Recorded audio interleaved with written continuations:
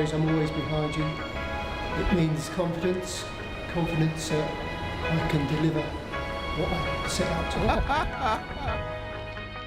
My goal is for my son to grow into the best version of himself. Friendship to me is so important. They make me feel calm, secure, supported, motivated, and they encourage me to be the best person I can possibly be. Having a team that supports you, commitment and hard work is the most important thing. My goals are giving them a safe space within their communities. Like the drummer to the bass player, no worries, I'm always behind you. No worries, I'm always behind you.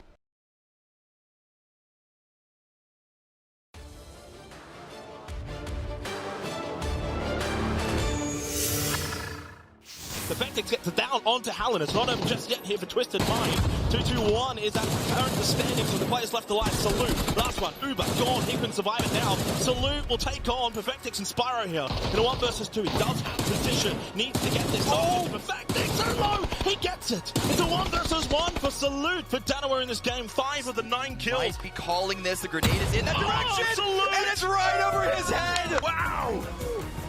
Kobe! Obviously losing Zip, yeah, not ideal, and one of many teams inside of Los Leones now to this game. Here comes Entropico through the... You've got to pay your tolls if you're he just cannot get by. Naylor goes down to the nade of DG98. He collected 2 of them, but to have... Oh, he's got no time to waste. He's going for the revive. He has to stick this, and I think, and get the revive successfully if they're to win this fight. Well, the grenade! Even temporarily. Yeah, really strong defensive Molotov. Oh, inside of the building, though. Example. Get caught, James. Oh, he's pushed things. Yeah, and they've got the best position, the best building as well, and they've got a crate just outside the back as well. Holding in the track, and it is an easy one for Lash K. All too easy from the back on the blue. They're going to be able to hold themselves. I think Tiama's in a little bit of trouble here because Overpeakers keep shooting in their direction. If they don't win this fight cleanly, they're going to have to push out while getting shot by Overpeakers and Begapart. It is only the duo of Begapart, but they are being quite annoying.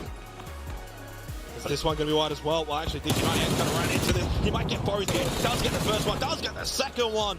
Chewy chews them both up, gets rid of Begapart. And at least stalls Tiama, but momentarily Spyro gets a knock on to 9. Oh, they're falling.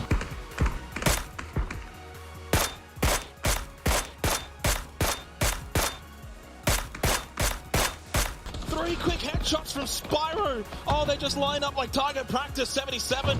He's just falling back to the tree and he can't make it away. Firmly entrenched themselves in the top 5. Cerberus has been taking this very, very slowly. Wait to see if Twisted Minds gives them an opportunity, but Twisted Minds are playing this. Maybe getting an angle here. Cerberus won't like, why are they in a vehicle? This is so risky. It hasn't quite worked out. Isaki needs to get the quick down in the response. Then does you peek over. Duckmire is very low. It won't take much, but he's got a player bomb. Isaki and Duckmire combine.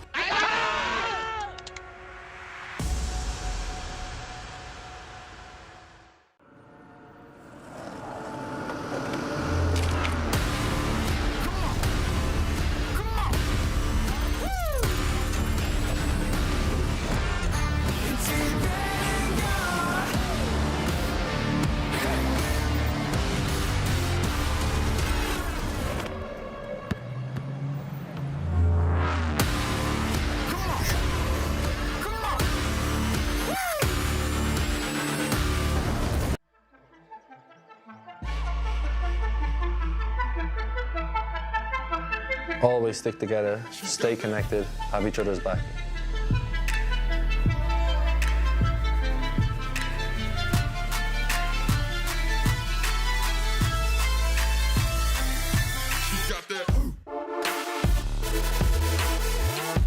We have the best stars, the best stadium.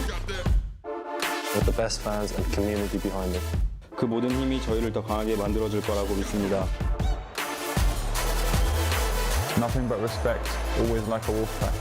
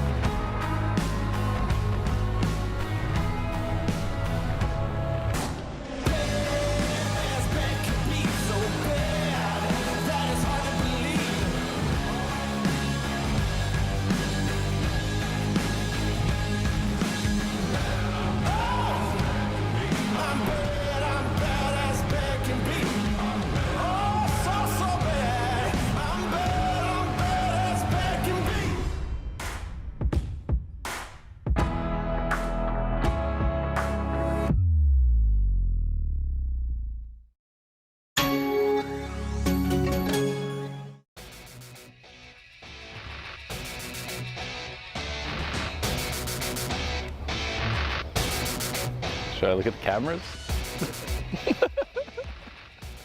Now that should be a free one that he can spot out. Singleton, though, he's going to be the one that gets them. And 3.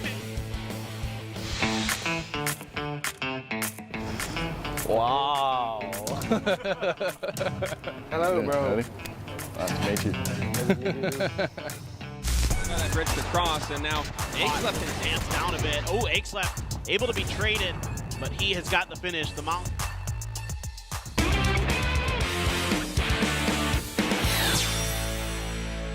Biggest rivals. I consider us to be friends. 因为他比较菜吧。 What did he say? I say you good. Really? Really? You're easy. No, I say you good. Liar, liar. Do you know your Twilight rankings? 哦，知道。 I think it was number 2. Towards the bus? Okay. Alright, let's go. Alright, let's go.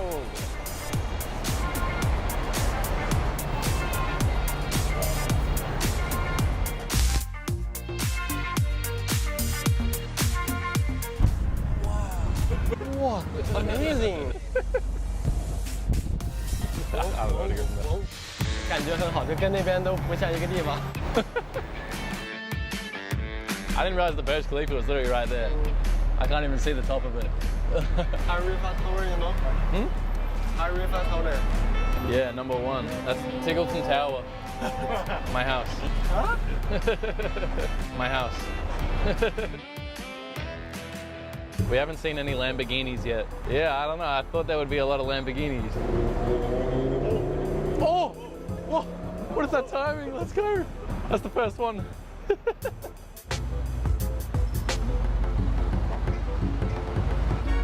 Yeah, who do you think wins in the hot job? Us or 17? Still a little bit of a work between Sonics and SGD. 我觉得可能实际秀又把他的蛋蛋贴在你的脸上了。 Hey, that's fair, that's fair. What about us versus SGD? SGD. Not exactly going to be punching out, but oh no! Oh, that's not a good...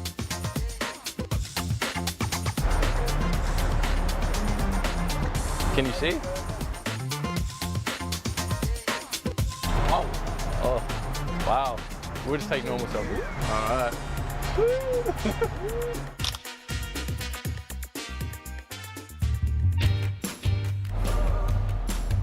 I can't get past how nice everything is here. Like, there's so much marble and like so much glass. Everything just looks so neat and futuristic and clean. 就感觉很高级的感觉。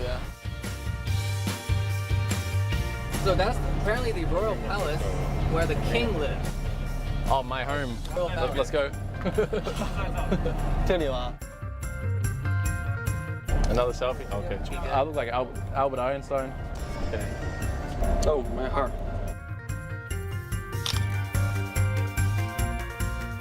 那这个，你对我有什么想法呢？有什么看法？ What I think about Airlift? I think he's the best player online. I think he still has to prove himself on LAN. 所以说就是因为这种原因，我们才会更喜欢就线下这种比赛嘛。 Do you think the Americas region is weak, and do you think Pero would win in PCS? 如果我们去了北美，应该现在是7连冠了。Easy. I don't think so.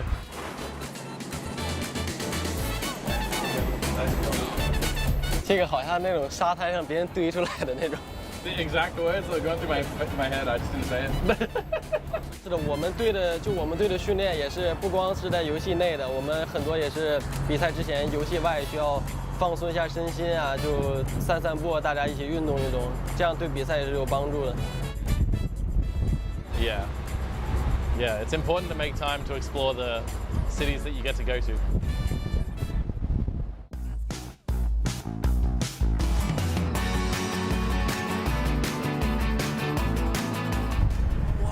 Wow, amazing!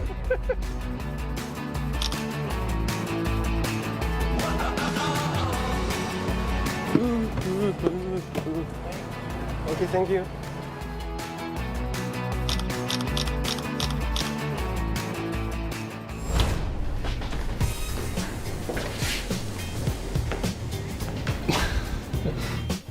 所以我们在这干嘛 You ready?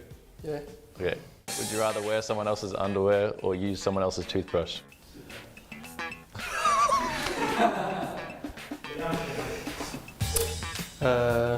这太难了，这个。那就牙刷。What? I go for the underwear. It doesn't take how long. You can just go. Which one do you think is harder, PGC or PCL? PCL 因为就是 PCL 就是我们自己在那打联赛打了这么久嘛，就感觉所有的队伍都就是比在国际比赛了解的更多，而且 PCL 的打法就是太过凶悍了，就是动不动就找你干这种。如果让你比赛里拿了第一，但是你没有任何奖金，但如果你是最后一名，但是会给你10亿的奖金，你会选哪个？ Last place every day, every time. I'm taking the money. What? Like what? I'll be celebrating my defeat on my super yacht. 要 take 所以你要用2倍镜还是6倍镜，就比较好一点。2x. 2? 2. Yeah. I don't like. I used to always play with the 8x and spray with that, and then the 6x and then the 4x, but I just don't do it anymore. I can't control it very well.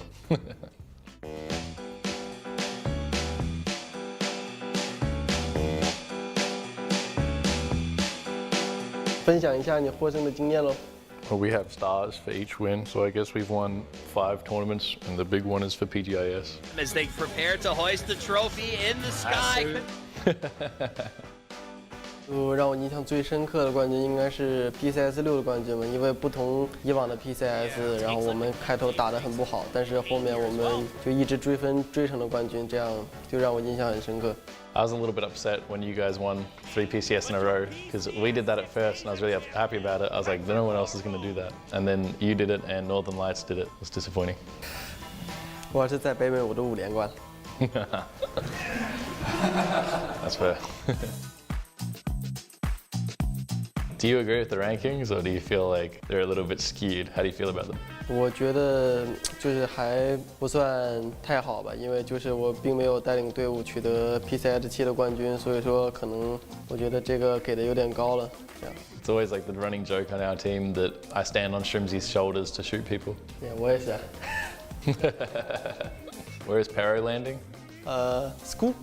Okay, we'll come school labs. SQ school labs. Oh, okay. Fighting. What are you trying to achieve at PGC? Like, what is your final goal? 一定要比上一次 PGC 要有进步，这样才可以。这样。I just want to play to the best of my ability. Like, last PGC I went home and I felt like I didn't do myself justice. Like, I know I'm good at the game and I didn't play nearly as well as I could have. So I just want to feel like I at least played my best. Good. Good, yeah. Thank you. 调整武器。Bye. Yeah. Good, bro. Bye.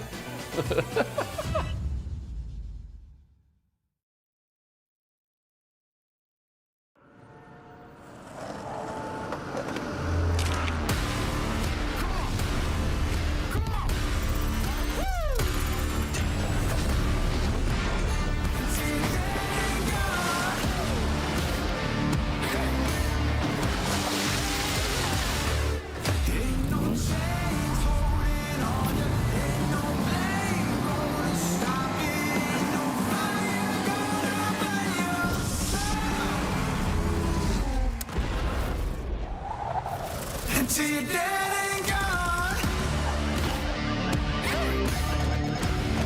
Until you're dead and gone.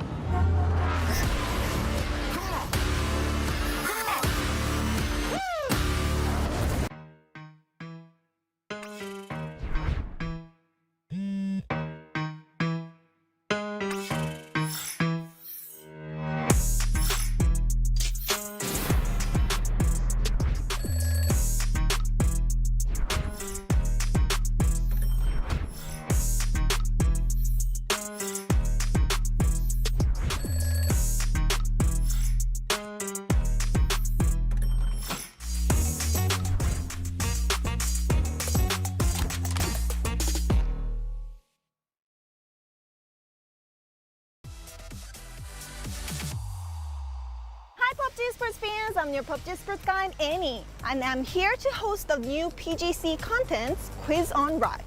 I'm here at Dubai Exhibition Center where PGC 2022 will take place, and I heard that all the players have now arrived in Dubai and having a media day shooting profile pictures and player videos. So today's content is called Quiz on Rug. I'm gonna walk around the Dubai Exhibition Center, bring some players on this Dubai rug, and have a short interview and quiz time. So let's move on and meet some players. Let's go!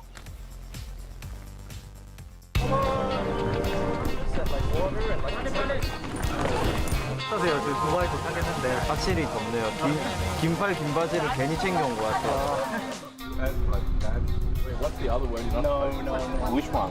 Yeah, I mean, all the players around the world, the best players are together right now. How do you guys feel? Best players. Best players. Superior. Why is he here then? Best players. So now I'm here inside the Dubai Exhibition Center, and this is the place where PGC 2022 will take place. I see some players around here, and let's see which players I can have some interview with.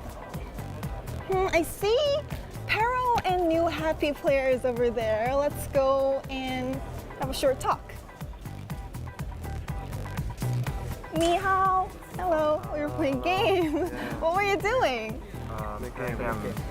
I want to have a short interview with you guys. Do you mind? Okay, let's go.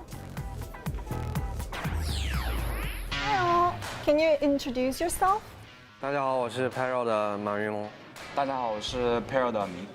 大家好，我是牛爱平的楠楠。 So this is your first time experiencing the offline LAN event. How do you feel? 是的，非常激动，心情肯定是十分开心的。然后毕竟第一次来线下打比赛，心情是非常开心的，打这种最高级别的赛事。 And did you have any players that you want to be like friend with from other regions or other teams?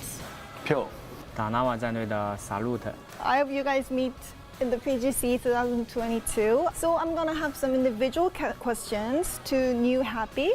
So New Happy was the PGC 2021 defending champions, and a lot of teams think that you might win the PGC 2022 too. Don't you feel any pressure, or what's your thoughts about this?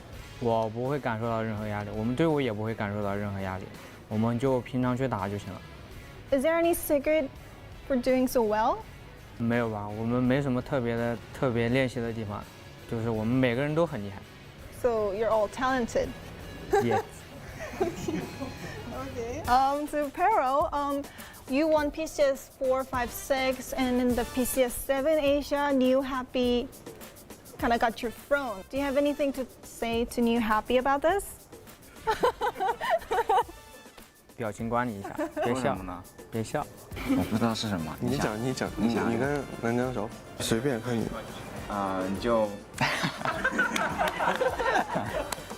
就你们 PCS 7从我们手上抢走的冠军，我们这次会拿回来。放心，我们打你们会下手很轻的。 Okay. Which team do you think is the strongest competitor in PGC 2022 then? New Happy. Yeah, New Happy. New Happy。我觉得也是我们。 Oh. What's your determination coming into PGC 2022? 我们的决心就是调整好状态，我们卫冕这次冠军。先进入决赛，然后决赛我们开始发力。 So you're free to step in this rug, but we're going to have the quiz time, and if you get it right, you can escape this rug. So there are 4 keywords: sound, image, and PGC Dubai. Can you pick one? PGC. PGC. Which team participated for the most consecutive PGC events? OK， 哪位？ Navi? 哪位？ Okay. You're right. Yes. Whoa. My Dubai. Dubai. Dubai, yeah. This is the world's biggest frame, Dubai frame. What's the height of this Dubai frame? 1000米。No. Down. Down. 500米。Down. 300米。 150米。 Yes. this. 我操！ Sound? Yeah. Okay.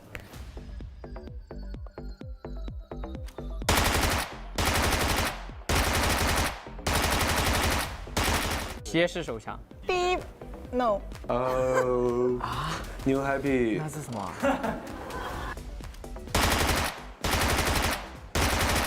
？PP19。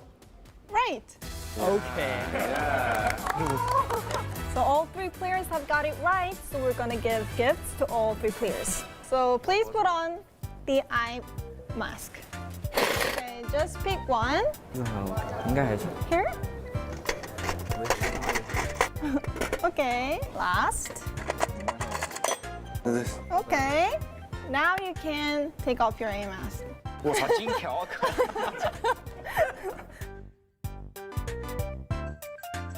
So I hope New Happy and Pero has a good result in PGC 2022. And let's PGC 2022, New Happy, Pero. 加油！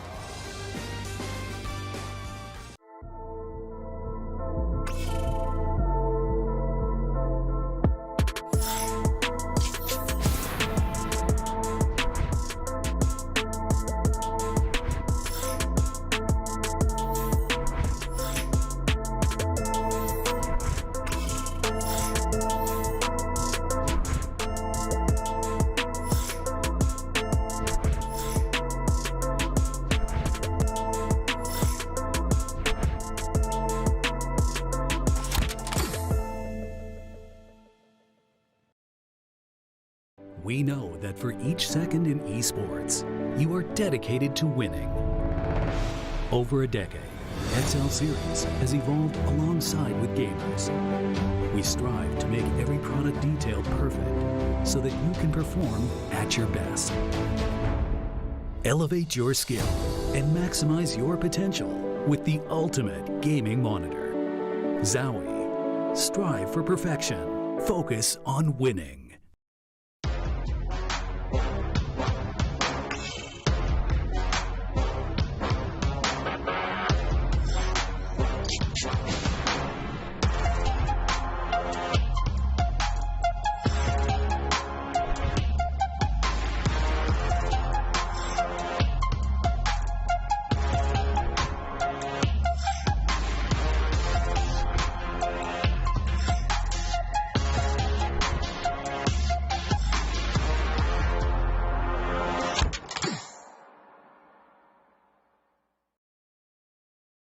Improvements to the folded shield, some spawn rate adjustments for vehicles, and a collaboration with one of the best footballers in the world.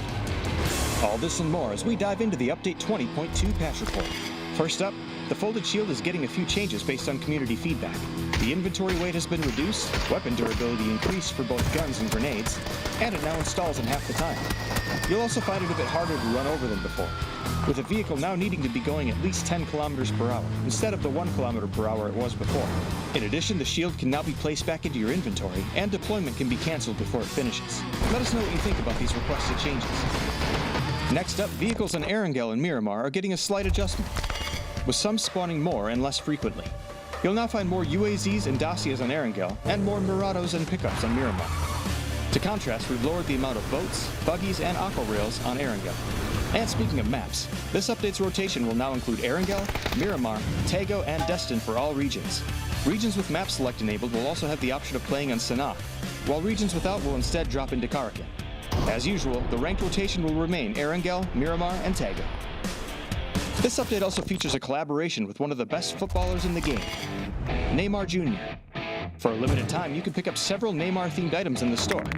Gear up and score big. There's also a reduction in the number of multi-care packages on Tago, some MMR adjustments for normal games, new workshop skins, and more. So be sure to check out the patch notes for full details. Update 20.2 is here, so fold up your shield, pack up the Dacia, and go catch a ball game. We'll see you on the battlegrounds.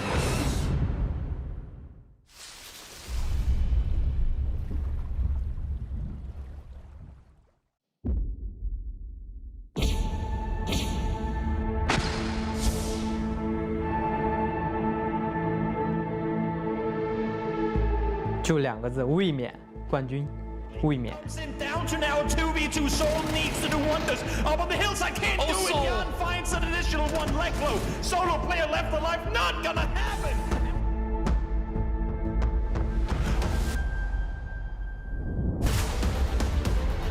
跟去年相比，因为去年可能自己打法上吧有点问题，然后后面开会调整的还可以改掉了很多毛病嘛，然后再加上我们现在打了1年了，默契比较好。 我觉得是我们比赛打了很多的，就积累起来的东西。 New Happy also cleaning up USG. 我会根据我们一整场比赛的信息，然后判断当时的地形，就是打完这波之后的收益，或者这波好不好打，然后我们进行这波战斗。因为周平是指挥嘛，然后我们大部分大局观还是听他的。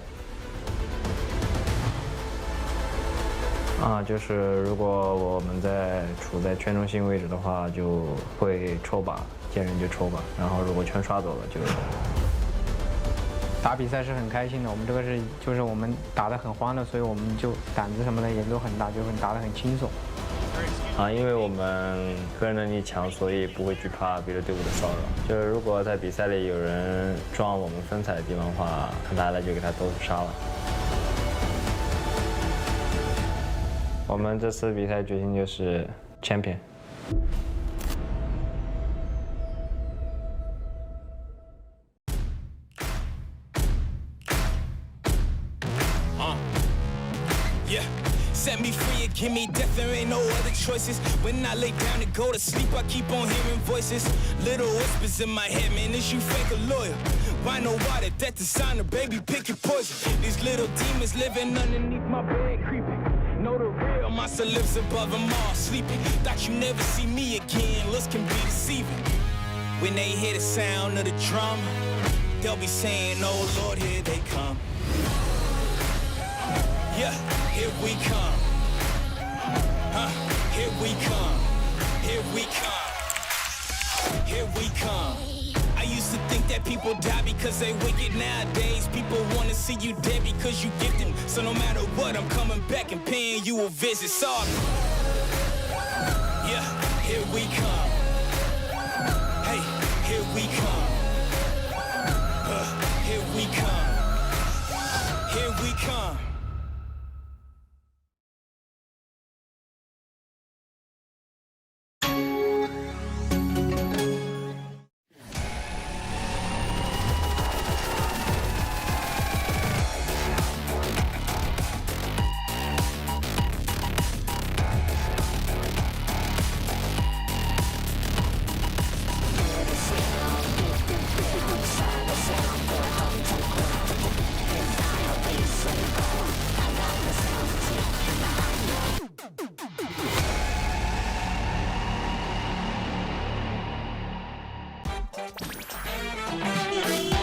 It is 3.9 liter.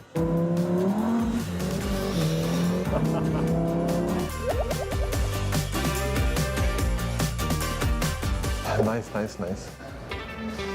It's like a couple of cameras. What a nice place, bro. Damn. Yeah, guys, let's sit here. You want to sit here? Yeah. I guess we're sitting here. I think it's this one. Got a nice view as well. Big park outside. Hey, boys, remember 2K19? The FaZe clan? The best team. Best team.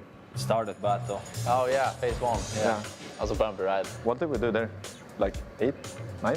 But after that, it's a wake-up call. Wake up call. Other than phase 1, 2019 was a really good year. Yeah, one phase 2, one phase 3. PGC was made from ups and downs. Yeah, it was a roller coaster. Yeah, and a it was half. the group stages and everything. Like we were doing. Like first we came off for the win streak of winning all of those tournaments first. And then we came to PGC.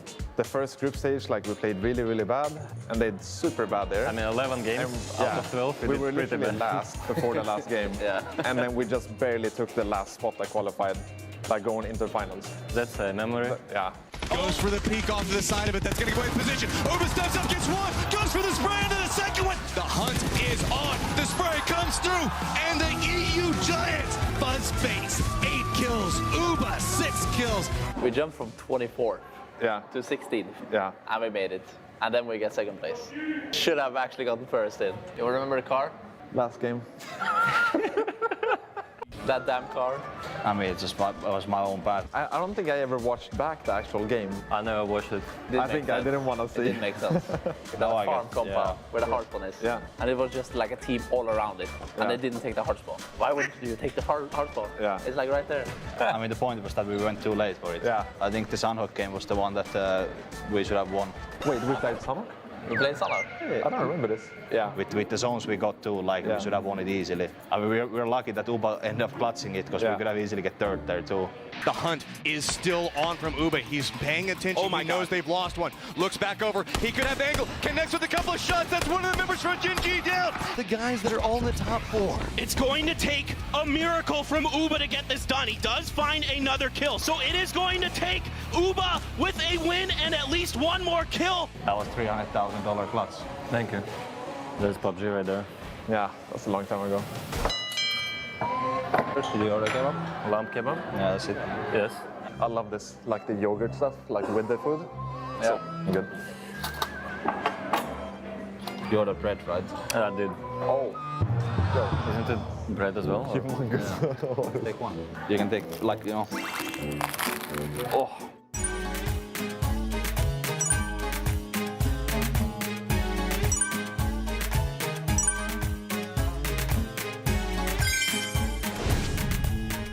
I think it's really good. You like the kebab? I like the kebab with the yogurt. What did you get, Max? Food is always good. You're welcome, Max. I'm just going to give you 2 choices and you just choose one. Oh, that's fine. As long as I'm driving, I don't mind the buggy. So if I'm driving, then I'll choose buggy. You should never be 2 guys on a buggy. So I'd rather take the US with a pop tire. I think you're more likely to both die in the US, but on a buggy, like one guy. Really? What do you think, Ansi? I go with the US. It's safer for both of us. You didn't say it's like 2 in the US. That's the whole point of it. Oh. Did you even listen? No.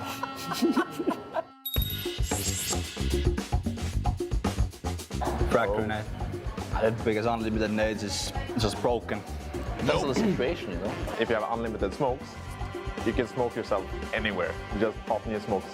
Yeah, but you can still die through the smokes. Yeah, but you have unlimited, makes it unlimited smokes. You have unlimited nades too. Yeah, but you can't rotate with nades. You're saying if you have unlimited smokes, you would make it on foot from Potsinki to Jasnaja. Ah, easy. Yeah, I could do it on foot. I'm just gonna come drive you over. I think you would have like 1 FPS driving into the smokes. I think nades is better. I think you guys are wrong. How does it feel to come back to PGC as a coach?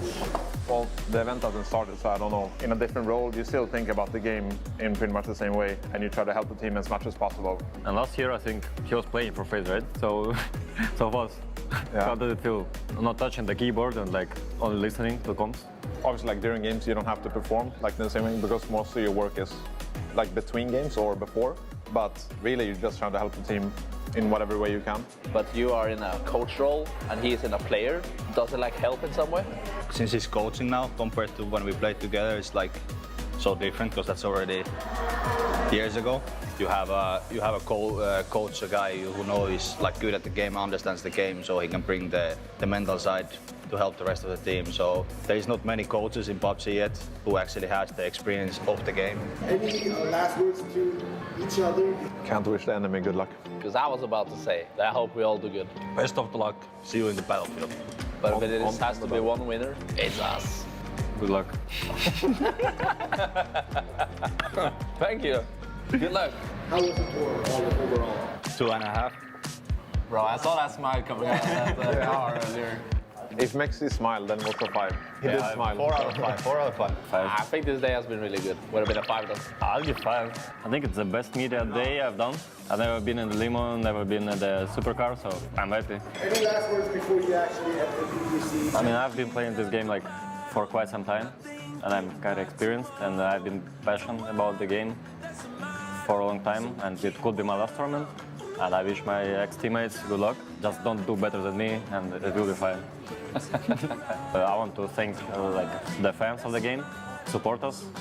So yeah, big shout out to them. Thanks for all the fans, for all the support and asking for content like this, so we can have days like this in Dubai. So thank you for all, and hopefully we do good in this tournament, even though it's the last tournament for overpeakers. But I wish all the best luck from my ex-teammates, and it's always fun to hang around with you boys, so good luck. Yeah, I just want to thank all the fans for cheering on us. It's been really nice hanging out with you guys today. Had a lovely time. Yeah, we had a super great day, and we're all excited to play in PGC now. Well, not me, but these 3 guys are going to play. Oh. So we're all super happy to compete again, and hope you guys tune in. Okay. Oh, throwback Sunday! Sunday! Throwback Sunday! Whoa!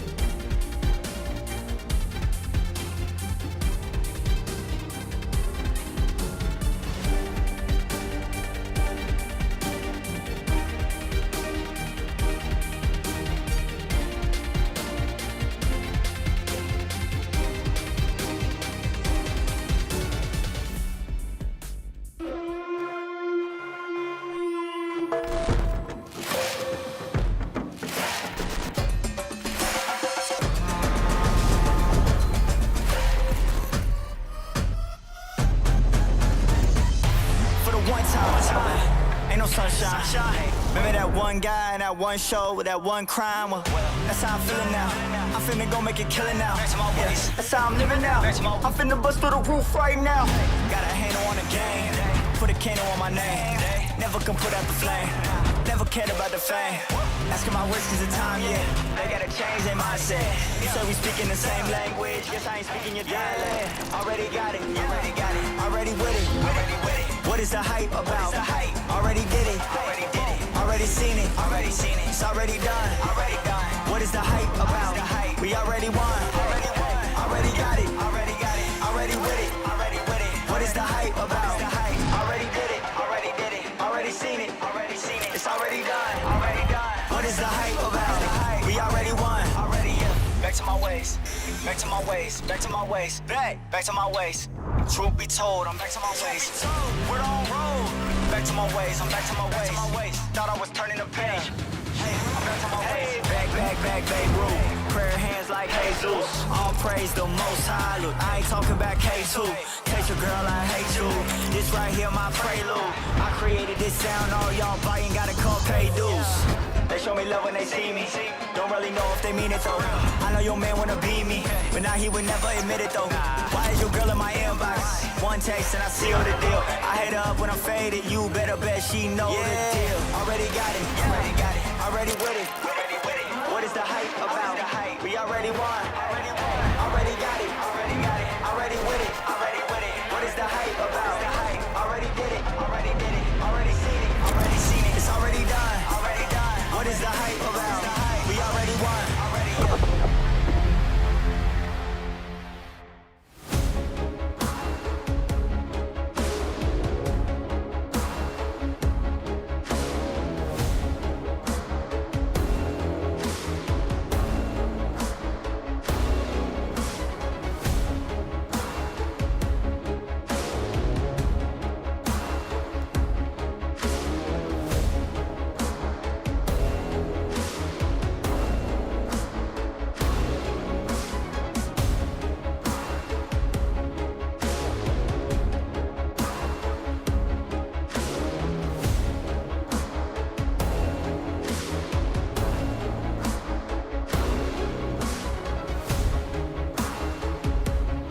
Yes, we're back. We have got ourselves at action on the way. You know that feeling when you want, you're really geared up to watch some games and they get ripped away from you?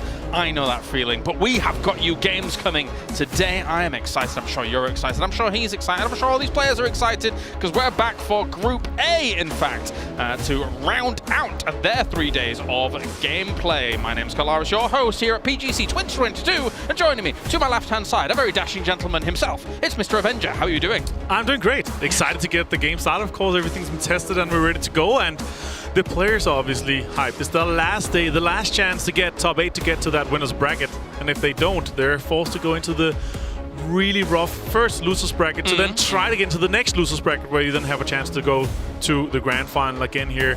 Some teams are already safe, looking pretty good. They could be having some fun with it. Yeah. And then there's other teams that are, you know, on the cusp or far away from the cusp. We'll see. We have the overview and the schedule. Now, interestingly, you know, sometimes we show these at the beginning of days and events and things like that, and I think to myself, yeah, we're showing them all the time. Yes, whatever, it's part of the course. People know what's going on. However, due to yesterday, because we did have a bit of a change, unfortunately, it makes a lot of sense why we're showing it here and getting you guys up to speed, because, of course, now Group B, who should have been playing yesterday, will actually also be playing on Monday as well for a back-to-back bonanza for Group B.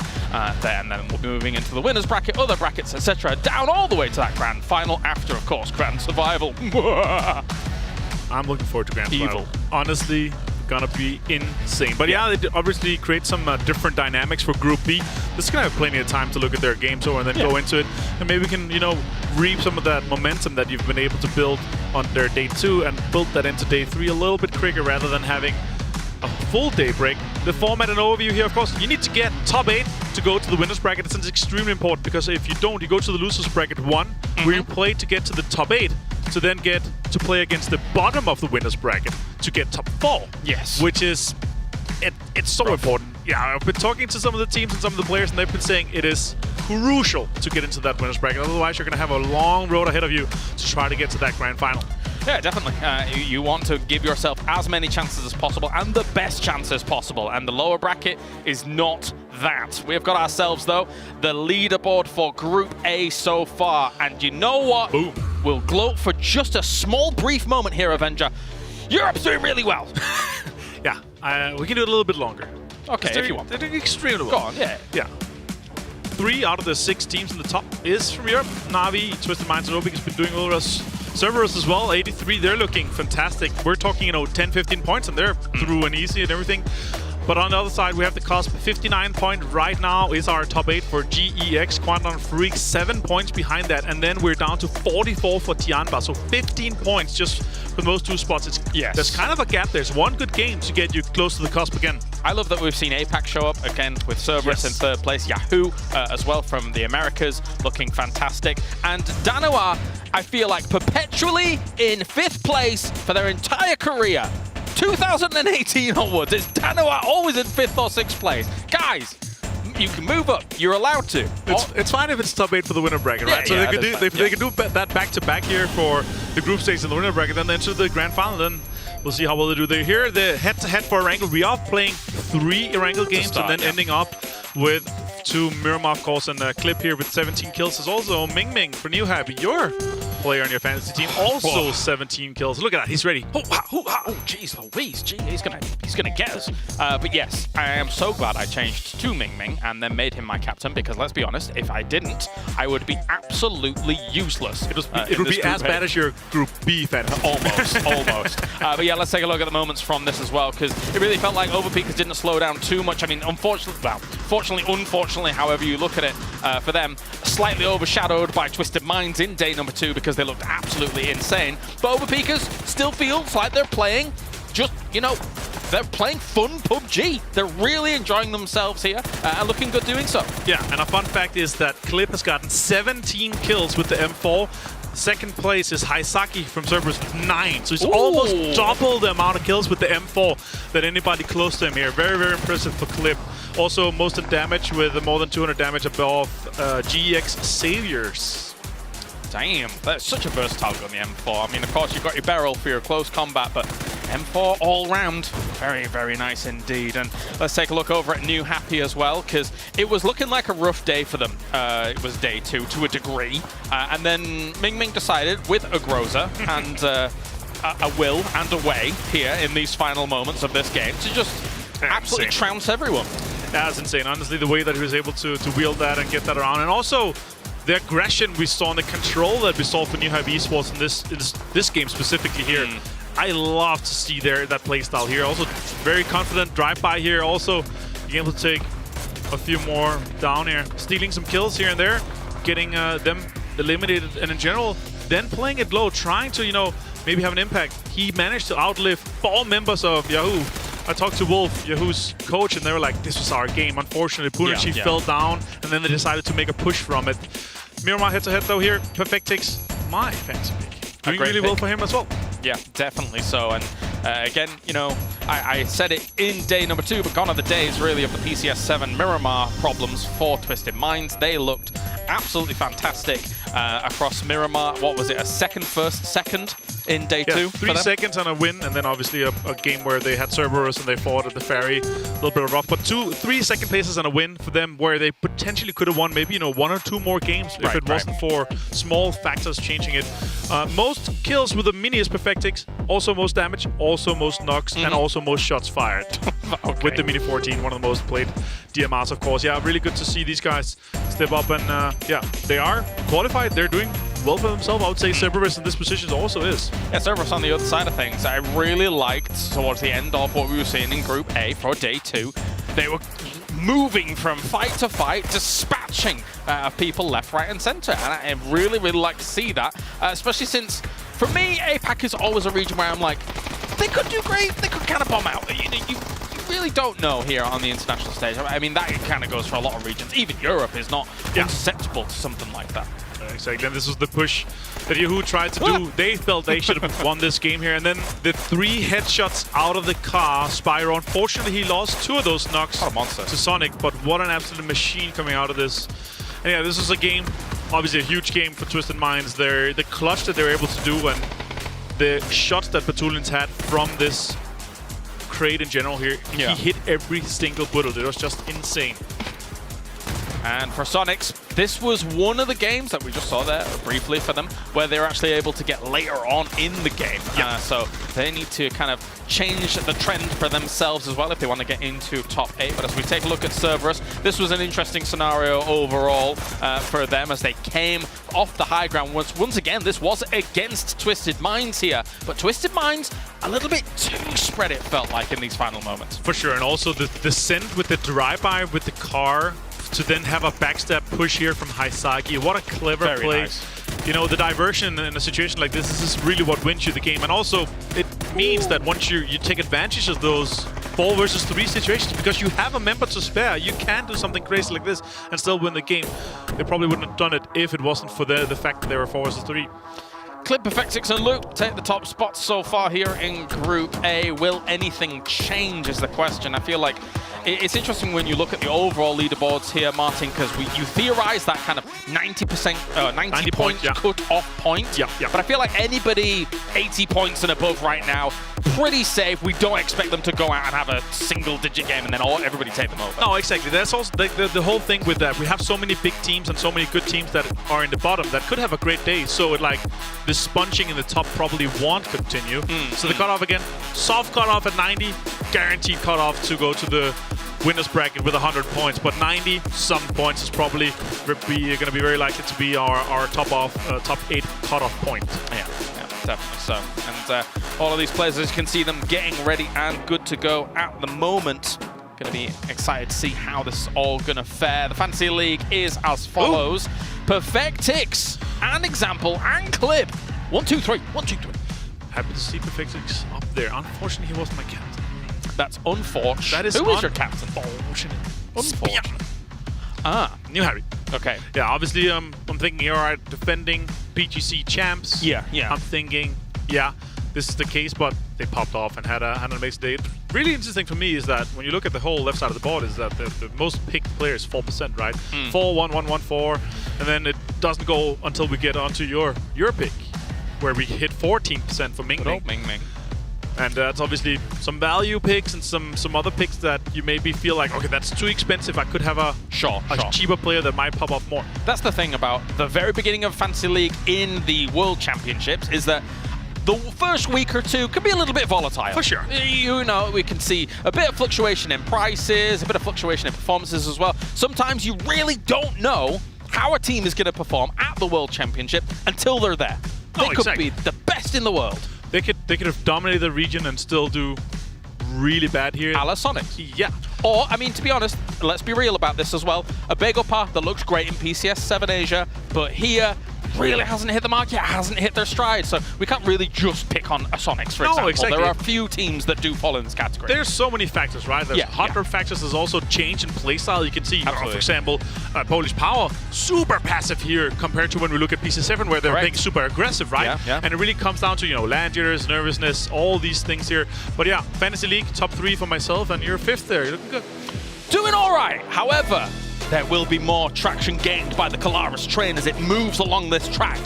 When we get into those next phases, I think it's fair to say. But of course, whilst PGC is going on here in Dubai as well, there are some pre-stage events that are going to be taking place in Dubai at various landmarks. Oh my days, I want to do that. That looks fantastic. Anyway, here is the Dubai Festival Mall, where the event zone is going to be today and tomorrow. Just like in PNC 2022, there are different PGC 2022 events happening at the location. These events at the Dubai Festival Mall are a good way to further and enjoy, PGC 2022, I think is fair to say. So that's exciting. That's a big crate. Yes. Not just one gun in there. There's 4 guns. There's the whole squad in there. The mega crate. The mega crate. Yeah, it's good stuff. It's good stuff. And also, between the 12th and 13th of November as well, there's going to be at La Mer, there's going to be some events going on as well. Is it a beach?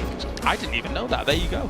It was French, so I was like, are we going over to France? What are we doing? A quick stroll over there? Quick stroll. Might take a little more while than a stroll, I suppose. But anyway, yes. So there's some exciting stuff going on. But also, you guys at home as well can be involved in loads of other stuff. Not only the fantasy team that's going on and your picks alongside all of that, but also we have the Pick'em Challenge that's going on in-game. You make sure to pick your potential team to win later on down the line if you so choose, as well as those regional head-to-heads that are going to be happening to Avenger. Yeah, there's going to be some brackets and everything that we're going into, so there's going to be different times that you can do it, so make sure you check that out in game, and also make sure you're going to be ready for potential coupon claiming in there. There's going to be some voting coupons available to you where you can vote on who you think is going to be the winner for PGC 2022. The deadline is further down the line, but some Giga Chats that we've been talking about have already picked their winner. Actually, a lot have been looking at have been saying, all right, it's not guaranteed they're going to the grand finals just yet, but we believe they're going to do it back to back. Reasonably though, 45% at the moment. Or is it 49%? 49%. Jeez Louise, my eyes are terrible. But I think that considering what we've seen so far, absolutely not that clean cut. When you've looked at how the groups have played out so far, yes, it's only the first stage. Yeah, somebody could be turning on later on, but definitely not that clean cut.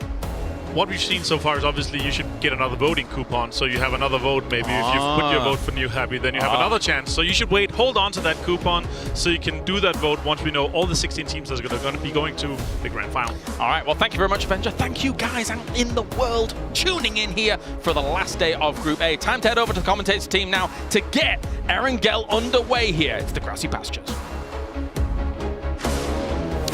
Yes, and it's the final 5 games for Group A to see who's going to be heading off to the winner's bracket. Cameron, of course, there's not too many spots available as well.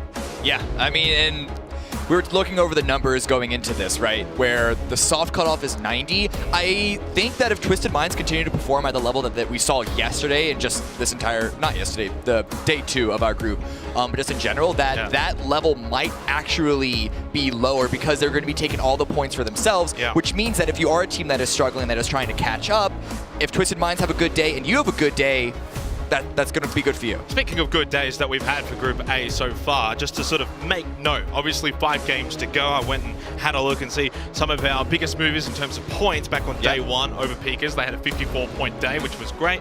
Of course, for day 2, though, it was all about Twisted Minds. They had a staggering 66 points. Along with them was Cerberus having 53 points as well. And where I'm going with this is for the teams that are towards the bottom of the standings, these are the kind of days they literally will need to have if they are to make top 8. Yeah, there's, what is that, 5 teams that are 35 or below, and so if we are going to look at that 90 as the soft cutoff, they're going to need to essentially match Twisted Minds Day 2 days ago, which is a huge feat. Very rough to think that for the teams that have been struggling so far to be able to match what Twisted Minds was able to do. For many of them, even just sort of doubling what they've already got through 10 games in 5 games feels like a really difficult feat. But I mean, obviously we're going to be talking about the fact that GEX, they're on that cutoff position at the moment. Right next to them is the Guangdong Freaks, and I've probably got my eyes on that little battle throughout the final 5 games. Yeah, that's definitely the biggest one that we are going to be looking at right now, just because of the gap. It's what, a 8-point cutoff between 9th and 10th place. So we're going to need to see a few of the different teams really step it up before we can introduce them to that bubble competition of the last group today. All right, no more waiting around. Let's get into the games. It's been some time, but we head into match 11 for Group A. We head to Erangel. We head to the final 5 games for this group. Who is going to the winner's bracket? I mean, it's pretty clear cut. Like, I'm pretty sure we're absolutely going to be seeing Twisted Minds over Peakers, Cerberus, Yoho looking really, really good, Danima as well. It's really those last 2 or 3 spots, all up for grabs. And this, oh boy. You want to talk about a good introduction to the day? This plane path is absolutely terrible. Very chaotic start for the day. Very southern plane path, as you're suggesting. And yeah, look, obviously you mentioned a couple of teams there. We touched on Guangdong Freaks and GEX. A surprising one. New Happy, 66 points. We probably feel they're going to need at least another 25, 30 points if they're going to be safe. And Na'Vi, about 68 points at the moment, still with a little bit of work to do. But I'm going to be honest, Cameron, the top 5 at the moment, they seem pretty safe to me. Dano in 5th, 72 points. Probably only need 20 points today. That's very achievable. So yeah, a lack of spots available. Very southern plane path to start today. And obviously that's going to force out the alternative drop for Danawa. They'll head down to Sosnovka Island. We'll have the 3 teams there. Freaks in military base, Bakerpo over towards Novo, and a big, big match coming our way. 5 more games for Group A. Yeah, with the alt drops, because of this really bad plane path, we might see some extra contests for vehicles. I'm looking at New Happy and Yoho. They're around just west of prison. And then maybe something could have come from Danawa KDF, but they don't seem to be dropping next to each other. And after that, it's all pretty out in the open. Though there is a little bit of... Ooh, okay, Tiamba Sonics, that's irrelevant at this point because that plane path going into this circle, this is absolutely disgusting. But already shots coming out from New Happy. Yeah, and Yahoo, of course, around that mansion shelter split. They'll be pretty happy with this current circle. They're one of a couple of teams, though, where I don't think are going to require a whole heap of luck to date. GEX, though, of course, with this circle, they'll be happy. Yeah, well, before we get into this, let's hear an interview from a player about the games previously.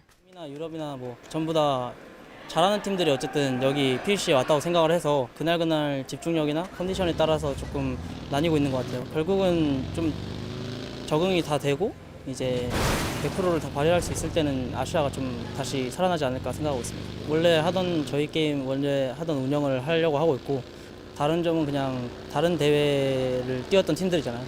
그래서 그 대회들을 다 돌려보면서 좀 팀마다의 이제 특징이나 성향들을 파악하고 그 성향에 맞춰서 조금 더 이제 생각을 하면서 게임하는 정도인 것 같습니다. 그냥 아직도 저한테 좀 많이 아쉽기도 하고 원래 하던 100%를 할 수 있도록 그 폼을 찾는 게 중요할 거라고 생각하고 있습니다. There's certainly value to what he's saying about our full form will come out in the grand finals. There is a huge section of the group stage that is just about figuring out what is the meta of this tournament going to be. You only have so many teams that you're familiar against playing against in the group with you. It's a lot of discovery to happen. However, you still need to actually make it to the grand finals. And it is the format that we have here does give you multiple options. But there's a point that if you're a team like Bakeopa, for example, from the Asian region, like you really got to step up now. You can't just take so much time trying to learn.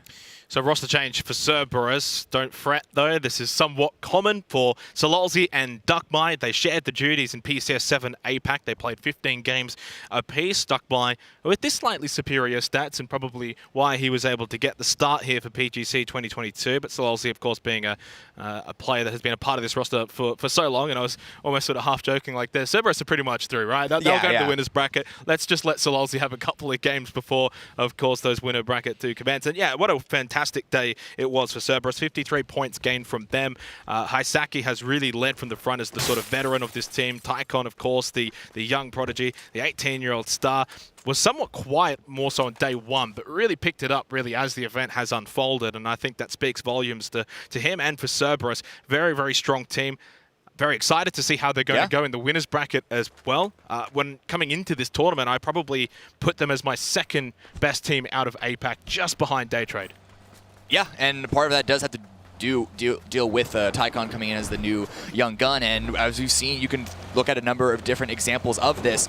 Star young players that perform well in their first introduction into their regional event don't always translate to the main stage, and while Tycon's performance hasn't been superstar level just yet, it is definitely a good introduction to PGC, and he is staying on my fantasy roster going forward.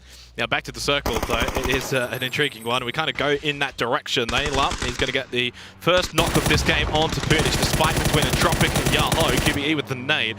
This might be, honestly, one of the rare moments we see Entropic taking a somewhat even flight, but there's still that late push in. Shimboy couldn't get the initial knock, has to fall away. SLR probably not going to do a whole lot there. Better off getting that reloaded in the Air416, does so. And Hybers going for the med kit. Man, that should have been a free knock for Shimboy, if I'm being honest. Granted, it is a 1-for-1 trade.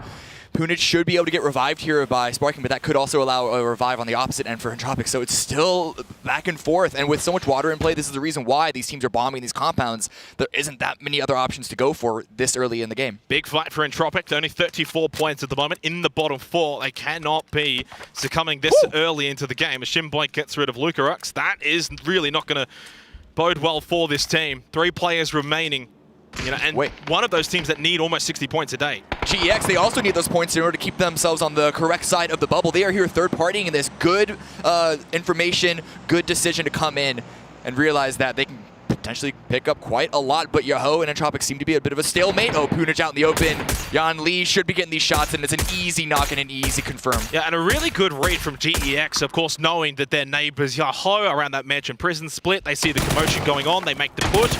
Ibis unable to get any shots to land there, and GEX knowing, of course, pushing out of Lipovka that their backside's rather clean and clear, so this is just a really well-calculated play from GEX. The problem at this point is that GEX need to start worrying about them being fourth party after all of this, because we're seeing a number of teams that are going to start to rotate in, or 6 minutes into the game, not everyone is inside the zone just yet. That's going to start to really tick down in terms of timing, so GEX might need to make the decision on when they're going to call this third party, when they're going to go and retreat to their own position of safety, but I mean, that's a bolt action out there already, it looks like, for Xenon. So one elimination for Yahoo, but one player also eliminated, losing Punich, unfortunately, as GEX had them covered on the back end of this compound. Obviously for GEX, though, I will say there's no other teams really close by, somewhat new happy in and around that mansion area, but not in the nearest vicinity to GEX. It did look like Begopod, despite being quite a distance away, had a line of sight onto GEX, which might have pressured them to then fall away, which they are doing. But that's not the only crash. We have Navi onto Overpeakers. Nade out, but Nade not needed. Maxi with a wonderful headshot onto Mel. As soon as James was ready to defend that Wizzy tower, he got a bit of help from his teammate. And Overpeakers are on the board. Unfortunate there for Navi to lose one this early in the game. Only 7 minutes has transpired. Naileup taken low. Still only, of course, a stalemate between these two teams. But it may just be coming to a head here. Shimboy running around that shotgun will feel confident. He knows where Ibis is. Still just looking for the one next opportunity, the one next knock. And if they don't know that GEX has backed off and how much they have... Oh! Hold that thought. QBE gets the knock on the Shinboy. He was holding that angle, or rather, he was holding the angle from range, and Ibis is now pushing on in. There was no other support here for Shin. Yeah, Shinboy's going to go down. Well played from Entropic, just slowly working their way through this situation. So you've lost Lucarix, but you've picked up a kill point, and maybe you can even get rid of Balefrost and Sparking. In the end, if they walk away with 3 kills here, 3 players alive, good compound, it's a big win in my book for Entropic. So there's a little bit more work to do, but there could be a ray of sunshine on the other side of it if they can get rid of Balefrost and Sparking. Picture in picture, Navi lose yet another to just a lone Haisaki hanging out, not even with the rest of the squad. So Navi are also falling apart. That was, yeah, I think earlier on in the game. That would do it. Tycon, though, does he understand that he's got Haven right above him? Well, the way he's positioning here, he is certainly aware, and he spots the head of Haven peeking through the blades of the grass. Haven will just fall away, and that's a smart play there for 22 Esports. They do not need to be forcing that, and Haven's played that well to just get away from that. Oh, dangerous headshot. Surviving for now. Oh, good nade. Really good nade, actually. Didn't get the knock, but it just almost. Ibis with another follow-up, it looked like.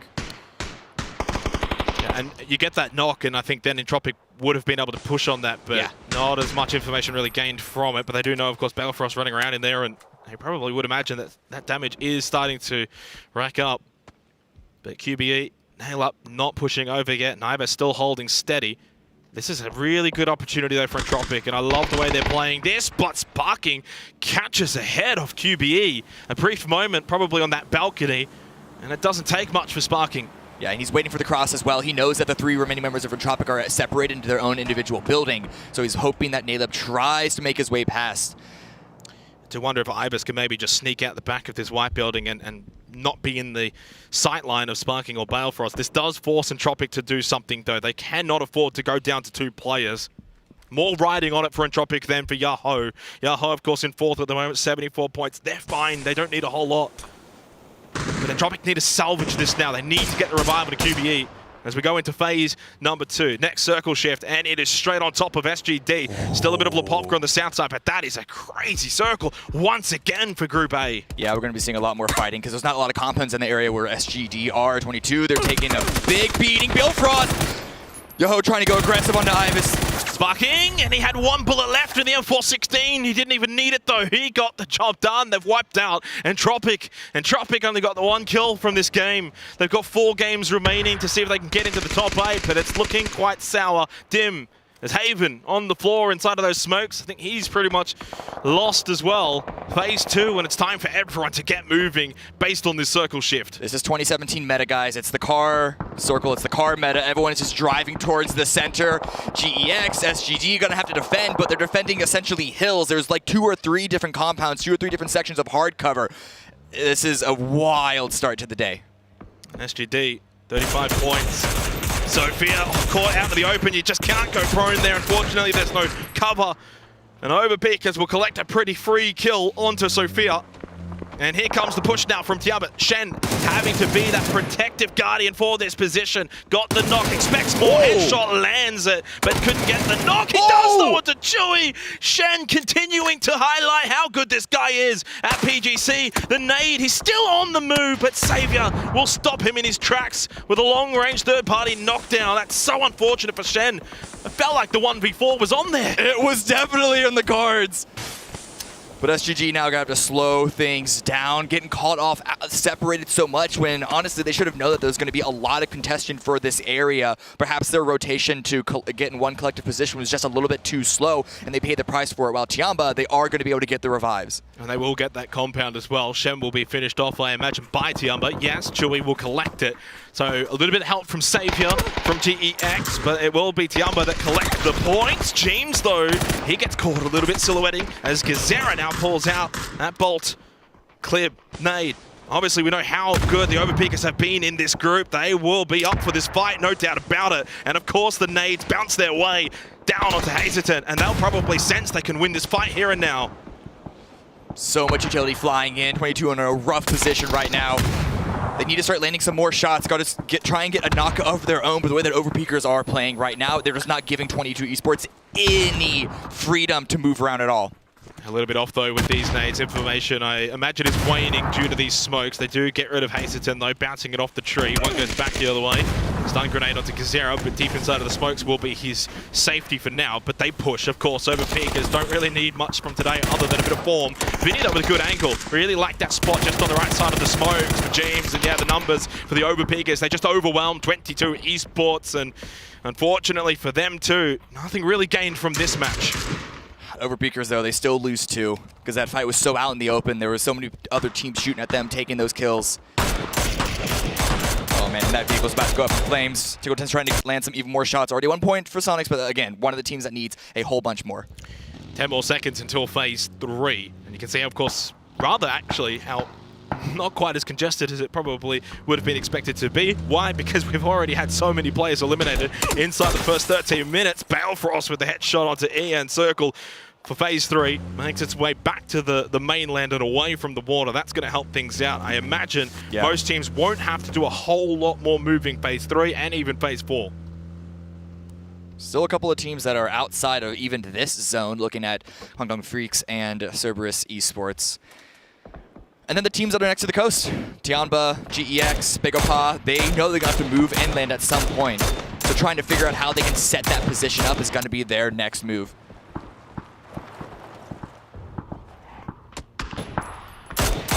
Just the duo for Yahoo, but you get inside of this shack and it's a pretty central position for phase 3. Don't think New Happy will be wanting to push out to clear out the duo in the shack. New Happy, of course, 67 points. They're on that bubble position in terms of being a gatekeeper, I guess, for this group. Problem is, Yahoo are essentially just waiting to die at some later point. They can't peek out and defend their position because they're going to be spotted by about 5 teams around them. And then when it gets to the late game, maybe they'll have a couple of placements, but then it's going to be easy enough for another team with their back closed behind them to then throw a grenade right in that zone. So we'll see if they can get any more points out of this round, but it's not looking super healthy. And as we have this sort of moment of an overview, looking at the map for myself, yeah, I mean, Guangdong Creeks made their way in south. They'll play edge. They don't really need to push forward from here. They could still get themselves a phase 4 southern shift, or at least maybe a southwestern shift. It's only really Cerberus at the moment that haven't found a position inside of the circle. Yeah. Now, even still, if need be, they can go into mansion for the time being. And obviously there's a lot of trees here, so there's still a lot of terrain and a lot of cover that they can play off. I don't really sense that they're going to be in too much of a difficult position, navigating it well as a trio. I mean, actually, if you look at the top 6 on the leaderboard, Cameron, there's only one team remaining that has all 4 players left. A very wounded lobby that we have at the moment. Punk gets a knock on a Tycon. That's not even one of the teams. Oh man, Cerberus, they were trying to get a little bit of a surround onto Twisted Minds, but they're on 5 find the other angle, and so I like the fact that Cerberus was trying to get a little bit of a surround, get a bit of a flank, find the information coming in on the edge, but just, again, the openness of this area. Well, they're going to continue, though. They're going to keep pushing this. They've got the intel onto Twisted Minds, and it's Himas that is going to make the push up. Sololzi will actually stay back at Mansion, so it is only Himas by himself, but he is getting some information from Sololzi. Of course, no revival will take place for Tycon. He is out, but I wouldn't speak so soon. If Himas gets a really aggressive, really effective strike here under Twisted Minds, the revive could actually come their way, but he's going to need to strike now. Good patience and good discipline from Himas. He catches Spyro off guard, and he does get that elimination. 2 kills for Cerberus. There's still a bit of time to get that revive onto Tycon. Like you were saying, if they can fall back, throw out some smokes, it's definitely possible. It does mean, though, Sololzi needs to make his way into the action. It is only Lu and Perfectix, and there is that southwestern hard shift as well. Buys both of these teams some time. Yeah, but already New Happy are also third-partying in onto this, so Twisted Minds might just need to wait it out, and they might be lacking the information that Tycon was not, because it was T5 that got the knock in the first place, so I think the revive is going to come through, but elsewhere on the map, the teams on the coast are going to have to start moving in. GEX already rotating through a bigger pod, trying to pick them off. New Happy not moving, they'll stay in their position, so that means at least for Twisted Minds, they could still have that 2 versus 3 against Cerberus later. Sparking finds a kill onto Vard. Yahoo doing an incredible job this game to just pick up points and kills, but GEX get eliminated even more so by Yahoo. So that's a big one though. With GEX gone, we do get a little bit more of an idea as to how things may track today. Just a 1-point gain, 60 points for them in 8th place. This is great for KDF. They have 4 up. The next gatekeeper from them entering the top 8 is gone. They are looking to have a good game right now. They're a good position on the edge as well. Not a super dominant position in the way that New Happy and Sonics are, but here's the fight in Narnia. Blue, only one left, and he cannot walled off this push from Cerberus. It was Nan from a distance from that compound of New Happy that also got a knock as well, and Cerberus will clean up. They'll also hold that position, and they'll still have the 3 players alive, doing a great job in just being able to survive, persevere, push through. Bagapa, no kills for them yet, but some information here from Pio. On to Tianba, who I think they can actually cause to have a really hard time pushing into this next circle from that kind of positioning. James having a little bit of fun. A hospital life for over Pekas, of course, 93 points. They can have a fun day. This is sort of the brutal part, what we're looking at now, of Begopa and Tianba, because whoever wins on that engagement, they're outside the zone. They're going to have to deal with exactly what James is dealing with right now, which is an open hill run down into the center, which are compounds that are already taken. James is trying to cause as much havoc as he can. He can kind of just play Kingmaker right now, figure out who he wants to deal damage to, pad his own stats, make his numbers look better so that he gets picked on next round of Fantasy. Just good practice as well, and to be in these kind of situations when maybe it might be a bit more life and death in the winner's bracket for them. So obviously we'll just sort of play it out, but for Na'Vi, they are not having as much fun because they want to collect as many points as they possibly can, just so they're not sweating towards the end of today. They are looking good, close to 70 points, but only the 2 players alive, and not much gained from this particular match. Vegapur, though, I just sense that this is going to be a battle between them and Tiamba. They're pushing on in, but Tiamba is actually taking more ground over onto Vegapur. It's like they want to go aggressive under the Korean team. Pio is watching, waiting for someone to peek over. Might have just spotted 7-7. He did, yeah. But 7-7's already on the move. Pio, though, does eventually get him. He falls for his efforts, though. So it's a 1-for-1 trade between Tiamba and Vegapur. And it may just be the spark to set this fight alight. Now the nades will go out. 9 with the great flank outside from the blue. Excellent movement. He's taking a lot of damage. He's going to go down. He might not get revived as well, but this is going to be Tiamba trying to retake control of the zone.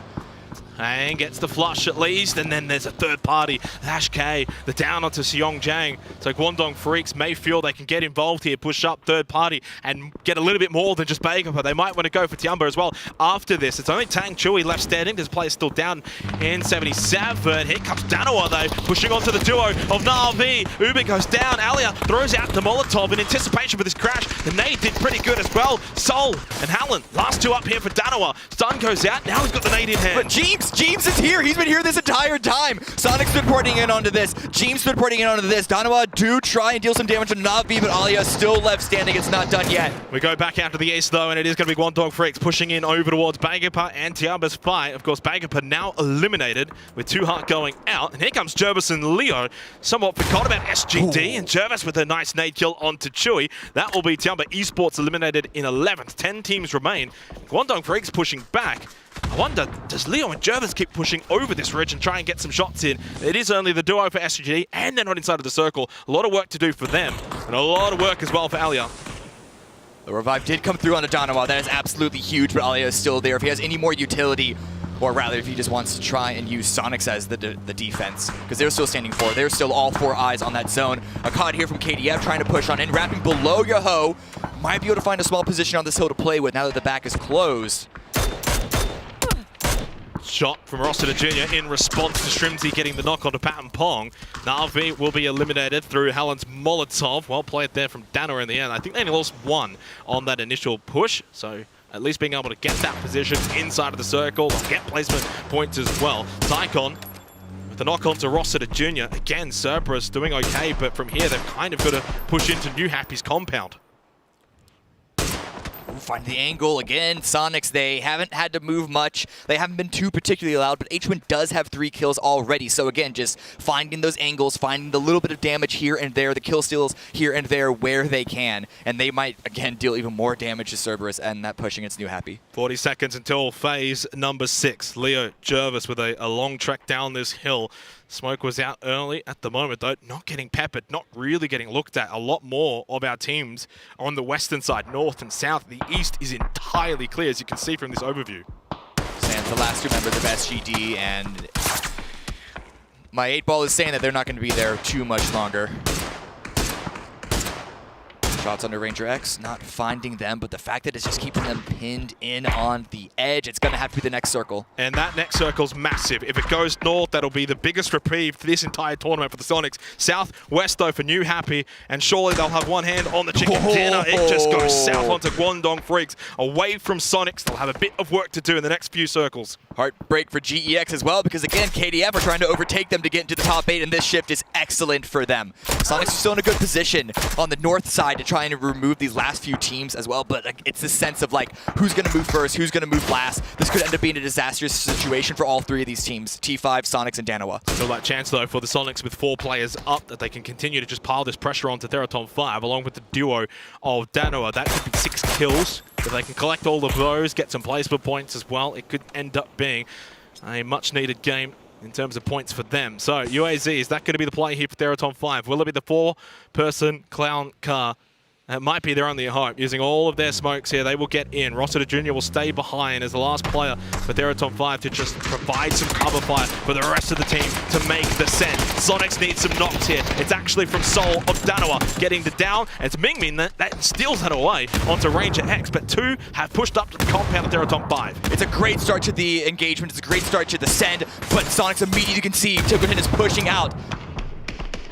It's actually Ming that's still dealing all the damage to Teraton 5. Yeah, they got a really good sightline on this one for New Happy. Rossiter Jr. still just trying to make his way away from these trees and push closer, but unfortunately not looking like he's going to get any sort of space to move. Sonic's not really collecting enough of the points here. Now they will. Shrimsy, Tingleton, they push out. Dano, of course, still playing behind that shack. Here comes the movement now. Alan, he sends it in. He gets up close and personal and inside of the building. Will the Sonics be aware of that? He can absolutely spoil the party here. Knocked down onto H-Wiz. He might just get a bit more, and he does. Sonics are capitulating. Helen, Danoa are teaching them a lesson in this compound, and Rossiter Jr. with a big-time nade onto Tingleton. It's all under Shrimsy, and he only just got revived. He has to take time to get that first aid kit off, and the blue is at their back, and the grenade is at his feet.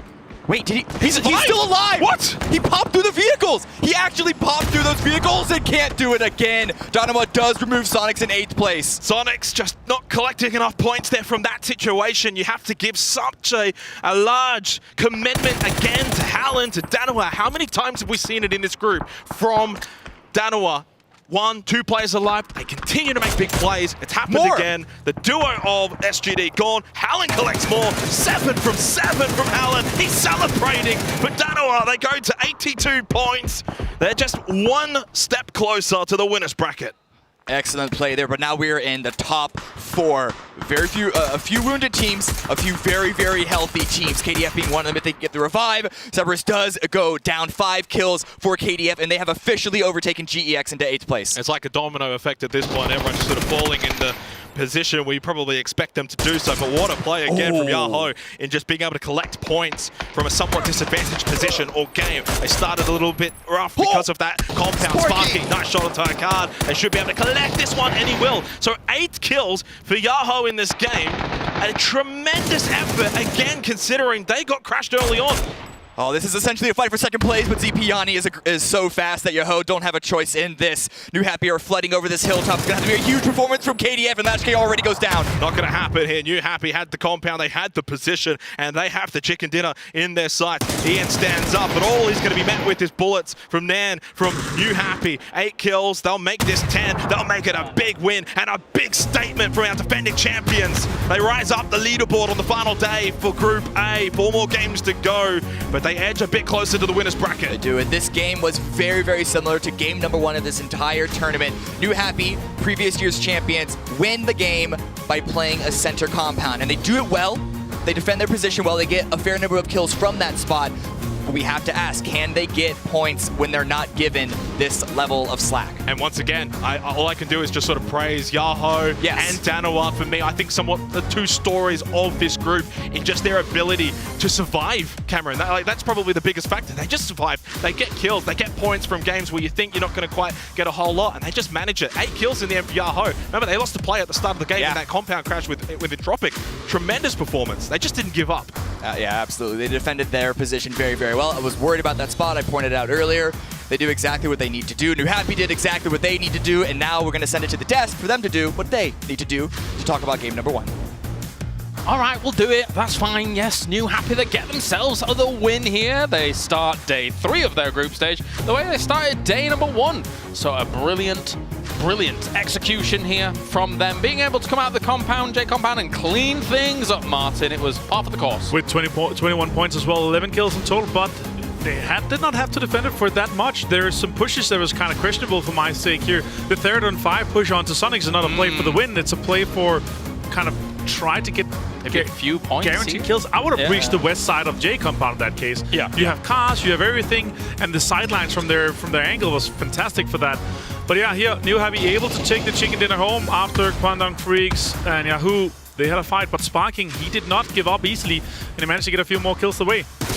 Yep, take a look at the highlights here from all of this. The final moments as well as New Happy flexes out and pushes for the win, cleaning things up very quickly with the amount of utility they had.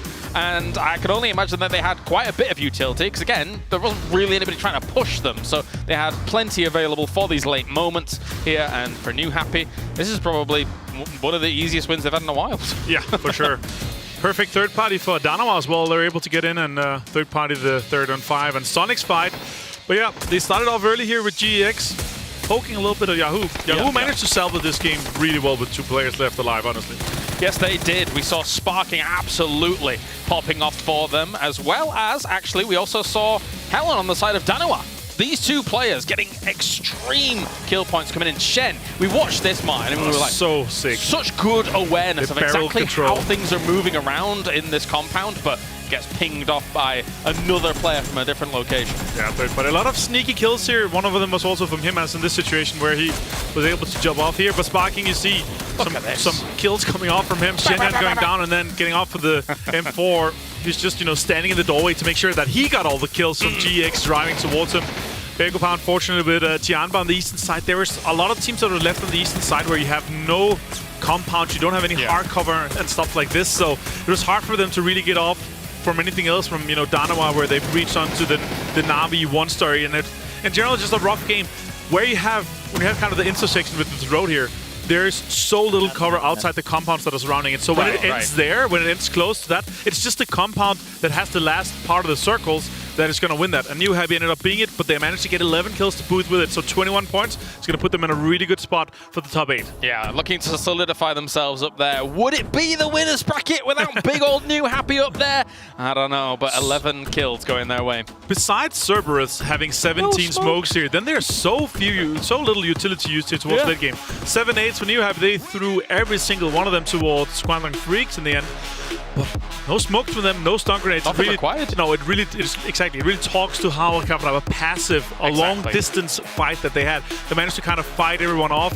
But here, this is the exact moment here where I'm talking about it here. Once you have this circle here, you still have the wall in circle 4 and 5. You can easily breach this compound here, and it's so strong for this circle once the compound that Sonics had went out. So I was really hoping to see 3rd and 5 go for that breach onto New Happy, because that's the play for the win. It's not a play for just a few more points, because they ended up not getting that many points either. They could have played for the win and potentially, you know, taking a few of the New Happy guys win, or take all of New Happy down and then won the game from there. Yeah, I think when you look at that scenario, the one team that I think makes the really smart play is Danawa to try and join that fight as it's happening. Helen sweeping on in and getting plenty of kills to be. Actually, I think Helen had 7, and that was all of Danawa's kills. All of Danawa's kills, just Helen's, and he managed to get a good amount of points and kills from that third party in that Sonics compound. So super well executed by him. Sonics gets 1 point from placement and 4 kills still. They had to defend it. Tickleton and Shrimpsy, they managed to go out there, but unfortunately Tickleton and Shrimpsy, they're going back, and then Tickleton saw a player, Shrimpsy ran straight into his line of fire. It's just super unfortunate in that case. That slows things down a lot. It does. 10-15 seconds with a rest and a first aid to pop off. Yeah, definitely so. Here's New Happy and how they are looking. I mean, the thing is that if that circle does go north, we were talking about it whilst watching the game, this could end up being Sonic's game.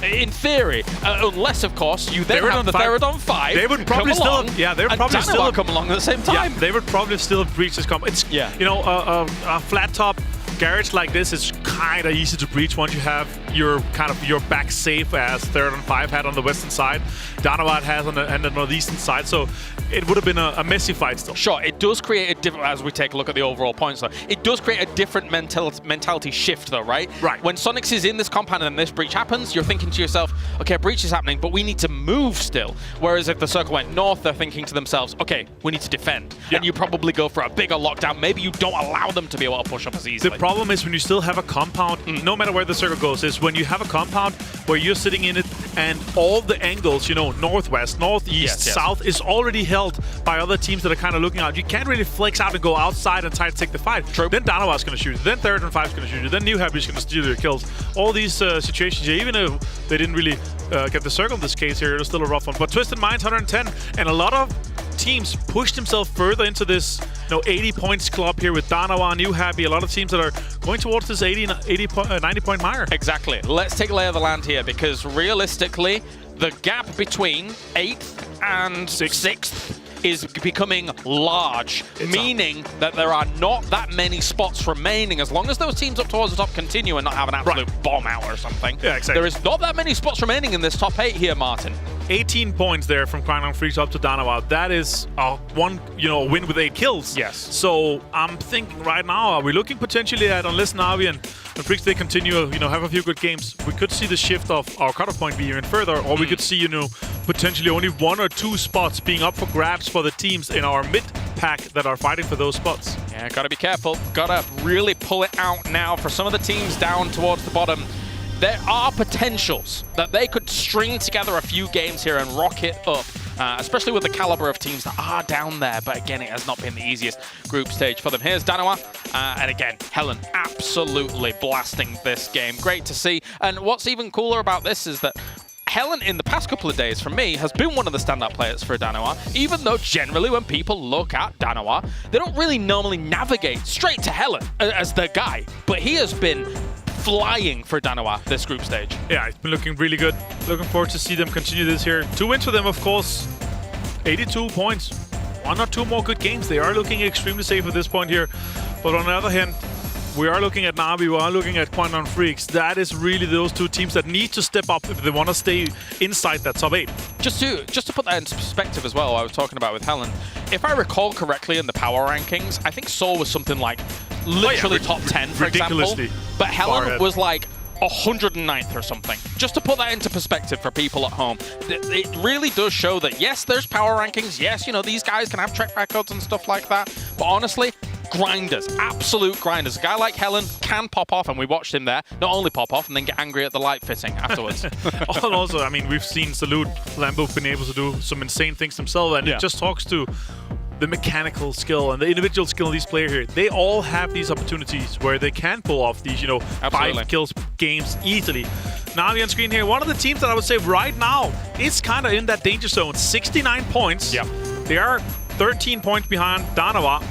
So that is really the time for them here. 4 more games to go. 2 more Angle, 2 more Miramar.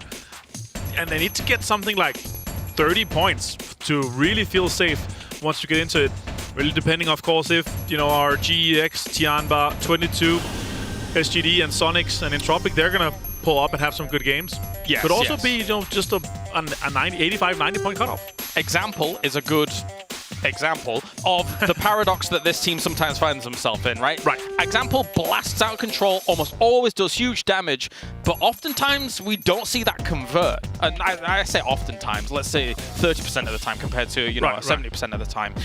So maybe just a slight shift here and there, and if we see Na'Vi get themselves into a good position where they can blast and really convert those into kills, and then we'll see them solidify themselves. But here's New Happy, the winner of our previous game, and you know what? Good old Ming Ming is saving my team.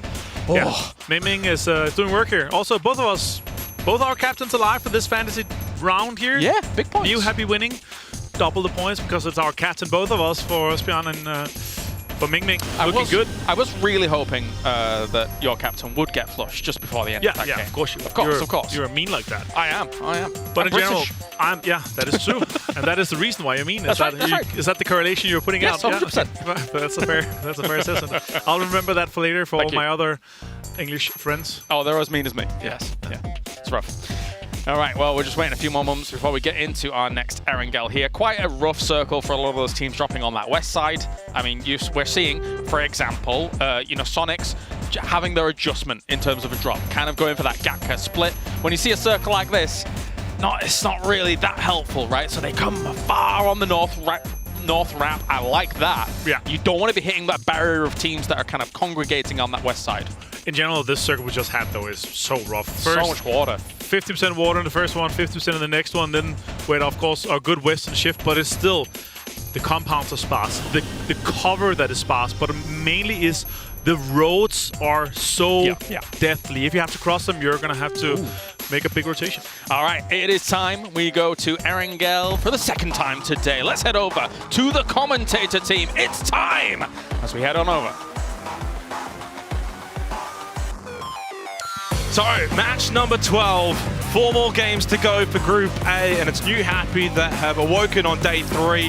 Massive result. It puts them in a position, Cameron, now where 87 points. They're basically 1 foot in the door in terms of winners bracket, and it does mean positions inside of our top 8 are starting to dwindle down. Yeah, and looking at New Happy specifically, so far in the group stage, they're a team that do significantly better on Erangel versus Miramar, so opening up in that way. We have 2 more Erangels to go. I expect to see them really have a nice, solid surge towards the top. Yeah, I would imagine probably sitting around 100 points or maybe just below that going into the Miramar games, where then they can probably just relax as we head into this match, though. Another interesting playing path. This one actually quite far out towards the eastern side.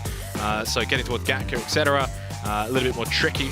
Drop down, get those vehicles, but still, it does suggest, once again, are we going to continue this trend that we've had in this group? Crazy circles, crazy playing paths. It's been a very common trend at this point. We got the crazy plane path.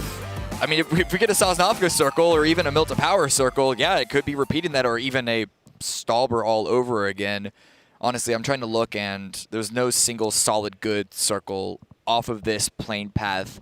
Even the most traditional one would be like Ayasnaya, but that would probably end in the field. This is looking like might be another rough game. Not as rough, potentially, but... Ooh, shots come out. Lou can't find the knock, but he's defending his position, and that's the important part. Well, Sparrow actually getting a knock on Sol, though, between two teams that, quite frankly, have probably already qualified for the winner's bracket, and we actually get somewhat of a similar circle to what we had in the last game. Back out to the east we go, and Twisted Minds are going for this one. They really want to just finish off this kill and maybe even get one more for their efforts onto Salute. They even sending Perfectix towards the back. Salute with a dinner plate in hand. I think that might be the first time I've seen that here at PGC. Bolt action kill as well. Efficiency with the weaponry, but more Dynamo members have rolled up. Twisted Minds going to have to try and leave, but they may have overcommitted here. Oh, Spyro. Oh, they're not even using a vehicle. The vehicle is lost. They parked it at the wrong angle. Do Dynamo continue to push on this, or do they also leave? Because again, we have to loot up. That is true. Not a whole lot of sense of urgency, though, for either of these two teams. I mean, Dynamo are kind of on that somewhat cut off of teams I think are probably through already. 82 points, 4 games to go. You would imagine they can find 8 to 10 points or so in the last 4 games. So I was just watching the replay there. Spyro hits a nutty bolt action, iron sight shot. But yeah, let's, if we have a moment to pull up circle number 1, because it's not the worst, but it's also, once again, not great. But before that, interview with Batulan. Of course, we feel great about it because it's kind of enough points to qualify for the next stage. So yeah, we are happy. In Group A, especially Overpickers and Navi, I didn't expect to see them so high in the leaderboard, but they're showing great results, and I'm happy with it because it's my own region. So yeah, just good job by them. There are no special teams that we don't want to see in the next stage. I feel like we can play against any teams. We just want to have very nice, interesting games, and I want to make viewers very happy with our performance. So for Petulans and Twisted Minds, they've been top 2 since the end of day 1, and obviously sitting very comfortably in that first place position. They will be heading to that winner's bracket, and they've been able to sleep quite comfortably knowing that they will be doing so, and they'll have a couple of days off to even just further tweak some things positively for a team that has utterly dominated. And going into said winner's bracket, I think will be, one of the favorites to claim one of those 8 slots to get into the grand finals. The way that they've been playing, yeah, that is definitely the case. Going to be the case for them. We did see briefly Yoho get a kill onto Maru GEX, a bit of revenge for the third party that GEX did the previous game, but doesn't look to be too much more action outside of that. But again, the circle, it's kind of sort of Milta Power, circle number 1. So a team like Yoho, a team like GEX, their drop spot's going to be already on that position. For Twisted Minds, they don't have too far to move, but because they're so close, they might want to start to get a move pretty quick so they don't get beat. And while we were having that interview or that chat with Petulans, we actually had Zen Nan go and get eliminated by Yahoo. Not really a surprise, GEX Yahoo, basically since the initial scrims have been sort of vying around that sort of position. Lipovka towards Mansion Prison split. This time, of course, does not bode well there for GEX. And I obviously should bring up the fact that they've dropped out of the top 8, Cameron, into 9th now, 4 points behind the Guangdong Freaks. So they've got to be careful with those kind of maneuvers in the last 4 games. I'm not too sure, obviously, what happened necessarily as we were watching Petulans, but they can't be affording to lose players early, and I think at this point in the group, they can't be fighting with Yoho. Yeah, one thing that should be noted, however, is that there is a pretty sizable fall-off between 9th and 10th place of 12 points. So, GX, they don't need to worry too much at the moment. Okay, I lied. They just lost Savior. They lost another. Wow. So you've lost top 8, and they've been in the top 8 for quite a vast majority of the first 10 matches that we played. And now you drop out. And now you lose 2 players. It is not looking pretty. They might just get fully... What? They've just been squad wiped. They're all gone. within 5.5 minutes for GEX, and so far to start day number 3 for Group A, I should say, GEX have just been in shambles. They've given up that top 8 position. They've only got 3 games remaining now to get back into said position, and it's honestly a really big moment here for Guangdong Freaks and even for Na'Vi. Na'Vi collecting those points, being one of the last kind of remaining gatekeepers on 72 points. Huge for them. Yeah, and the fact that they're out so early also means that they have nothing to do but to simmer in the depression. But Na'Vi, they can't wait too long because Overpeaker's also trying to reclaim their position here at the top of Lumber. Pretty much dead center of the next zone if you take out the water here. Could also swing far north to a similar area that we ended on the previous game. But right now, a lot of teams are going to be trying to vie for this high ground that's a lot easier to control. And we said this group was going to be rather top heavy. It's played out that way when you consider the top 8 we've got at the moment. So this is that replay of the last 2 members of GEX pushing into Example and Elliot for Na'Vi. They go up to 3 kills. They'll be very happy with the start to this game, getting rid of, one of their sort of more direct competitors in GEX in terms of points and closeness on the leaderboard, and picking up points for themselves. So that's a big, big moment for Na'Vi. But when you kind of look at those numbers, if the Guangdong Freaks and Na'Vi go and have a big game here, Cameron, I mean, with probably 3 games to go, I wouldn't even see really the top 8 changing. And that says a lot about this group and how top heavy it has been. Yeah, when you say top heavy, usually you're talking about like the top 3 positions, but here it is, it's like the top 6 spots that have soaking everything up, and that just shows the huge deficit that the bottom teams have yet to climb. But if we zoom out, as we can see the northern territory of the zone, I think I saw a couple of flares go out in the air, but the top 5 kills from the previous game, and it's sparking. Tied with Helen, naturally, at the top with 7 apiece. Yeah, no real surprise with that. Helen, Salute, both have been able to do big things for Danawa when they're solos or even duos at time, but obviously Sparking is a ridiculous amount of damage and a really big performance from him. And obviously Yaho, I think, have been very impressive so far here in this group. Same with Danawa. Obviously they've lost Soul this game, but 82 points. They are very, very close to being able to secure their position in the winner's bracket. As we look at some of the highlight moments to close out our previous match, while things are a little bit calm in our 12th match at the moment. And it was this push from Aeroton 5 onto the Sonics.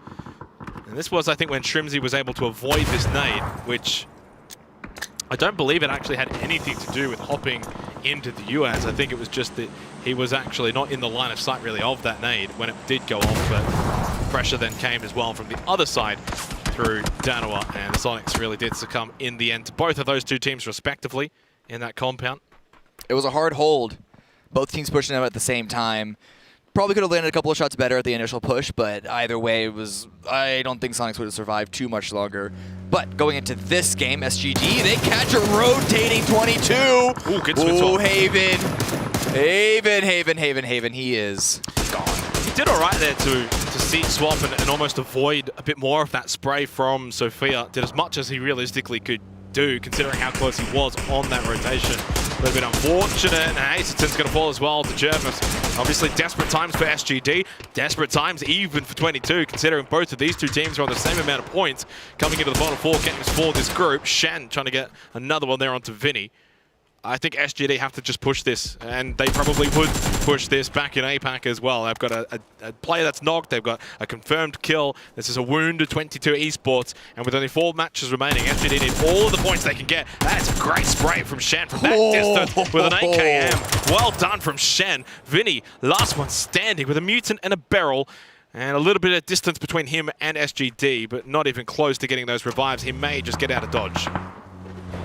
Just the fact that they weren't even going for that initial revive on Hazelton, who was down there. Like, they were just trying to retreat and leave all the bodies behind. Shows a bit of lack of confidence, but with the way that SGG are shooting, the way that 22 haven't seemed to be able to fight back seemingly at all, can't really blame them, but we'll see if Vinny can't survive much longer out of this as a solo. Fortunately, the circle once again does come back on the mainland relatively early, so not too much more to worry about anymore.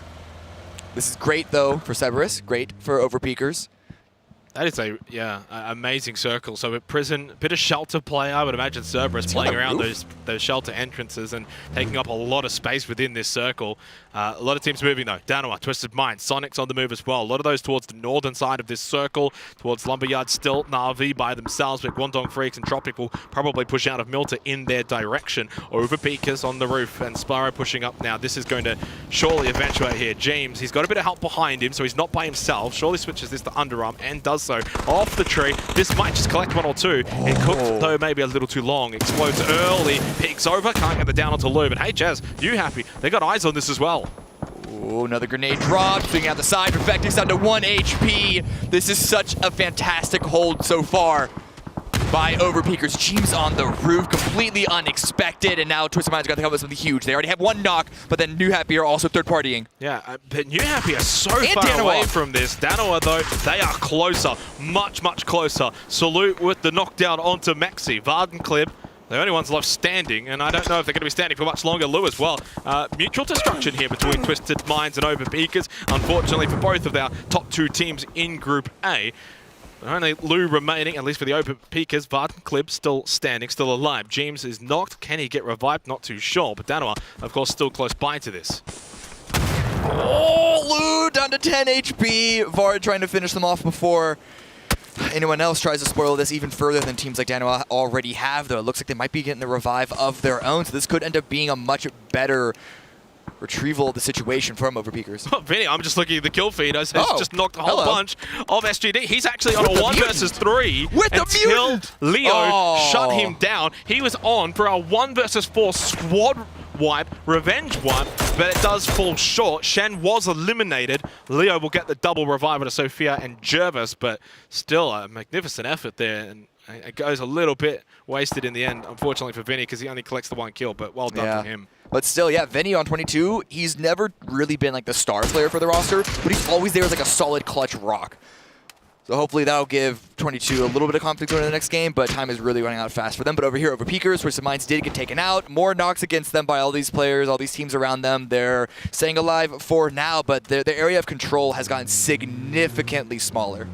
Bangapar on the rotation, just pushing out from that farm region of the circle. 40 seconds until phase number 3. Still a rather open western side, though. That shelter side, extremely open. SGD on the north side of farm, obviously just getting their revives here. So Bangapar pushing in on this side, actually pushing into essentially vacant territory.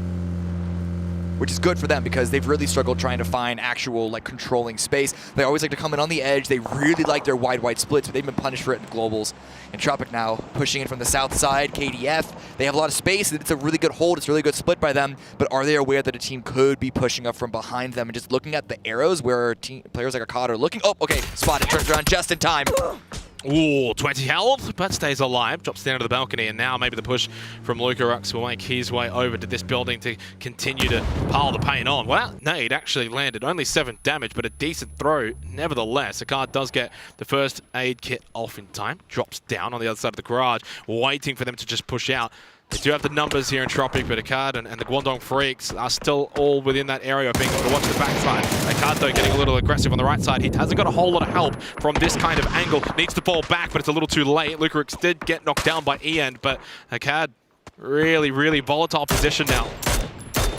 Great covering here by KDF teammates. Akkad knew how to play his angles, but unfortunately, despite it being a 1-for-1 knock, a 1-for-1 trade, it's not worthwhile to try and go and retrieve Akkad. Instead, the rest of KDF are going to leave that point. And that's going to be the first one for Entropic here, but now they're going to push up against Danoa. Yeah, this is a rough moment for the Guangdong Freaks. They have only just gotten into that 8th position. Hikari will be eliminated rather swiftly by Lambu, so only two players now remaining in Lash K and Ian. I will say, though, for the Guangdong Freaks, they too, somewhat similar to Danoa, have this sort of strength through this tournament where 1 or 2 players alive have still been able to go and collect some points. So don't count them out yet. Yeah. But yeah, down to just Lash K and Ian. Even regionally, for the most part, they will always come out with something. Bangapar found an open compound, and you will take that. Whether your style prefers edge or center, if it's an open free compound like this, you are going to take it. Sonics, however, they are on the edge, right up against Chiamba. Not a lot of positioning for them. It looks like they're mostly just paying attention for any potential backfill from the northeast. Yoho are in the territory, Tiamba in the territory, so it's not completely unfounded worry, but they're going to have to move, and they're in their vehicles to do just that.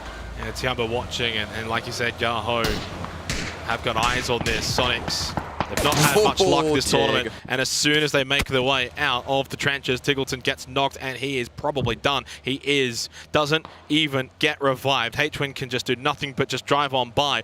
Is there going to be any more casualties here for the Sonics? This tournament just goes from bad to worse in every which way. Mime and Shrimsy, they've turned their way around. They're going straight on to Tiamba. One knocked by Tiamba, but 2 for Mime. 77 coming in late. Oh, he's just completely wiped them. I mean, seriously, Sonics just have not won a single fight, it seems, since match 1 of this group. And it's another game where they're just out early and another game where they're collecting really nothing from it. But it's not like Tiamba are coming out much healthier than this, especially because Yoho are third-partying on this situation. It's only 77 remaining. Yes, Tiamba outlasted the Sonics, but they're not going to outlast this unless 77 comes out with something absolutely ridiculous.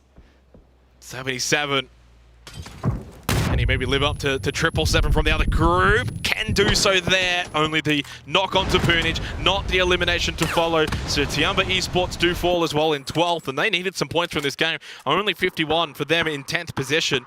13 points behind the Guangdong Freaks in 8th. They'll have 3 more games, though, to catch back up. On top of Shelter we go, and this can actually cause a lot of intriguing ways that this match can finish, Karam. Yeah. If teams elect to push into Shelter and go underground. Very rarely do you see a team elect to do it themselves, but it's not uncommon to see a team have that as like their backup, their plan B, plan C, etc. Severs have current control of that, but SGD driving on in. Looks like they're going to be taking one of the entrances. They're going to need to spend a little bit of their resources of time and utility to try and make sure that no one is down on the low ground. There's no one hiding in wait. And that means that they are going to lose a couple of their tires, at least right now. I mean, at this point, though, it's a matter of, do you just hold the entrance? You use those UAZs as a sort of fortification for that entrance. You hold one player up there while the other 2 kind of go scouting down in the tunnels. And it's going to be a tricky endgame. Whenever Shelter is involved, it adds a whole nother layer in terms of the dimensions. Phase 4 blue a whole on nother the way. level. Well, yeah, get it? Exactly. Like floor 1, floor. You get it. Yeah, I get it. Yo, now rotating. They actually left the Tiamba Sonic situation, went down south. They're now swinging all the way around. It looks like they're okay. They're not going into prison. They're just swinging up around it where Overpeakers have been hanging out in their tower. Actually, that's Clib in prison itself. So after all of that violence, after all of that action, they have a little bit of extra control. Yoho still figuring out where they need to go. I don't know if they're changing plans or trying to swing in from different angles, trying to see who's shooting at them for that information. Ooh, Jing spotted. He'll probably back himself in here, sparking off the back of that last game where I think he had 7 kills to his name. He gets the initial knockdown onto James. Good entry here for Yoho. Oh, just cleanup time. Of course, there wasn't really a whole lot the Overpeakers could do. An example helping out as well by getting the elimination onto Clib. 5 kills for Yoho, 92 points, and they are heading to the winners bracket. Cameron representing North America from Group A. They have been such a pleasure to watch, really, as an entire team. All 4 players have been outstanding and can't wait to see what they do in the winners bracket. Zone closing in, 45 seconds remain, and with that kill onto Clib, as you mentioned, from Na'Vi, they have a bit of control on the high ground here. No one's going to be backfilling them, but Danawa, the remaining members, are going to be close to their position, as well as, of course, Yoho. But Big Opa sneaking up, wrapping around from the low side. And Tropic, will they be aware of this? And Tropic have sort of backfilled where KDF left the space because they got taken out by Danawa. But it's all going to come to a head right now. Grenade comes out from PO. Will it land or today? Ibis is close. PO, I think, is aware of this, looking to maybe fall back down the hill, but high ground will go the way of Entropic if they elect to push over. Defensive nade here from PO, expecting the push from Ibis. So almost into phase number 5. I imagine this will just sort of continue on to Shelter at this point. That's the anticipation. Could still push over to Na'Vi. In fact, goes away from Shelter. Ooh. Goes up north. New Happy have just caught a phase 5 circle shift up to the north side. Not onto the compound though. Not onto Bunnings, but still, it's a good position for them. It is, and it's wide open out in the north there, so it's going to be basically a shooting range, but we got to figure out who's going to survive here from the south. Helen strikes, can't really land the shots, does get the knock on the Mel in the end, but how will Na'Vi respond? A big fight here for Na'Vi. They lose Mel. Can they get at least something back the other way onto Danawa in response? Haisaki close by as well for Cerberus. He'll be hearing this commotion, but Guangdong Freaks and Tropic not close enough to push on this. So Danawa gets a bit of time to continue to gain ground on Na'Vi, who are just going to continue to play the western end of prison. They're not looking to take this fight. They're falling away from it. Drops a smoke salute. Caught in between a couple of different teams. Danawa, it's difficult to figure out what their line is into the next zone. And it is going to be all running downhill, so Cerberus is going to be potentially at the ready, already taking some shots onto the high ground members of Danawa. Lambu finds a rock, but takes more bullets of his own. 34 players alive as we just cross over 20 minutes gone in what is our second match today for day 3. Our final day for Group A. Obviously a big moment here as well for Danawa and Na'Vi. This fight's pretty important because Na'Vi on 73 points. They need points from this game. So far, they've been able to collect 4 kills. Can they find much more success to put themselves closer to a top 8 position locked in for the winner's bracket? Bit of pressure now onto SGD. Jervis will get the revive onto Sophia. Revive is going to come in, as you mentioned. SGD, Cerberus now distracted on the backside, which is going to alleviate some pressure on Danawa. But the Freaks, Big Up Hot and Tropic, they are in breath's distance from each other. Really important shots there from Nail-Up, just to put the pressure and the damage into the Guangdong Freaks.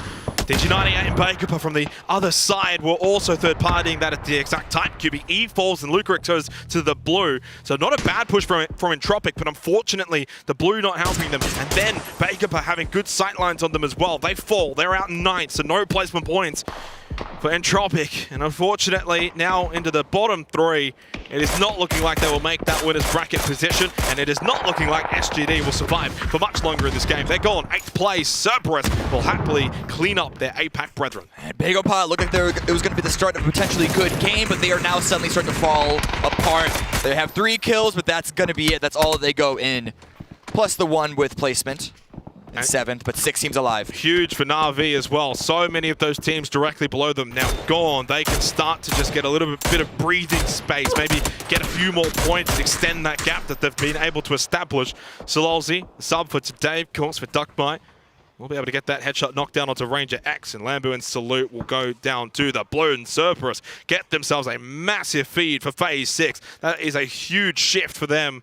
It is massive as well for Deraton 5, making essentially a bit of a last stand here. I don't think they're going to have much of a chance in making top 8, but they can redeem themselves a little bit if they finish strong today. Maybe just try and get off the bottom of the standings. Helen, last one up for Danawa, but we have seen this picture before. Blue is closing in, however. Na'Vi knows that he's there. Unsure about Cerberus. Crawling right now. If he gets eyes, he might just try and go for a kill. Quick flush. But now with that shift, New Happy, the open space that they now have to drive across. Can't be forgetting about Yaho. Ming Ming knocked down. That's Sparking, of course, and feeling so confident. So Ming Ming, though, will get eliminated. Sparking is able to collect that, even though he was getting shot at by a bunch of different players. Hallam will fall. Himash, the Grows are too strong after he just got the knock as well onto HS. Himash is just shooting up everyone. Only 2 players left there for New Happy remaining standing. They're now knocked as well, so falling to pieces for New Happy. 92 points, somewhat job done anyway for the winner's bracket, but it's not going to be a good game for them here. Just the 2 kills, and they weren't able to do a whole lot towards the end. Yaho falling as well. I mean, it is coming down to Cerberus. They're at top 5. Na'Vi out to the east. Can they get involved? Battlefrost with a good knockdown. The last one standing for Yaho. And again, they just find points from these disadvantaged positions. 7 kills. More points for Yaho. They're on 5. What can they do?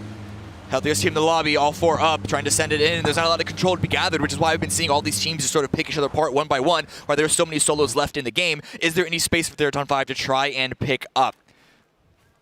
Only moving 2 forward. They're trying to clear the last few members. Shots towards Balefrost. Not landing, though. Bale is inside. He has a small little corner, a small little pocket to hang out in. And to think, with how crazy Twisted Minds have been in this group, Cameron, Cerberus are on the verge of maybe taking top spot. A staggering feat for the APAC representation. It is amazing, but still, when you take into account what Twisted Minds have been able to do, it just makes it all that much better. They're playing this well. 9 kills. They've had that shelter position, though, for quite some time, and And yet they've been able to survive for such a long time as well. Look for the last few stragglers are Cerberus. Ranger X now, eyes on the last member of New Happy. Well, and no matter how deep any of these teams go, the placement points are really going to start to ramp up now. So every kill just gets that much more valuable. And 3 solos, right? So yeah, it can go down to 2 teams remaining very, very quickly, depending on which solos do get spotted. Obviously, Balefrost behind the vehicle. Zipyan, it's interesting that it's all 3 solos out towards the east. And it's our 2 healthy teams in Cerberus and Teraton 5 that are holding the more western side of that previous Phase 6 circle. For Phase 7, though, they will go a little bit more central. A win here for Teraton 5 might just keep them in terms of a dark horse position of top 8 if the rest of the day is amazing for them. It's, as I said, sort of a last hurrah for them. 4 players alive. And on the verge of getting out of last position with this game. They are on the move. They go to the north side. With Billfrost cleared, the space is now empty. They just need to worry about Zapi, and Rossida Jr. drops him. 3rd place for Na'Vi. Yeah. But can't Uba get any more? Well, I mean, I think that's job done anyway from Uba and for Na'Vi. It's a massive game. 5 kills, top 3. They go to 79 points. Further separation from the likes of GEX and Tiamba. They will feel very confident going into the last 3 games. Actually, with that send, with this circle, Teraton 5 have better control of this map than Cerberus does. Cerberus are going to have to move out. Solozzi, though, with the flank, with the maneuver, not in a vehicle, so could potentially be completely undetected by T5. And he gets a quick knock, a quick flush, even 2 knocks of his own, more likely. Oh, grenade at the ready. He spots them. Spots both. Regardless of what happens from here, first podium finish for Teraton 5. They're out of the bottom spot as well. That now belongs to Begapa. But yeah, Sololsi has spotted Excrazit and Rossida Jr. Pampong and Ranger X are not close to these 2 at all. If they get knocked down, they're probably eliminated. Solozzi might have been spotted, but the shots do finally come out.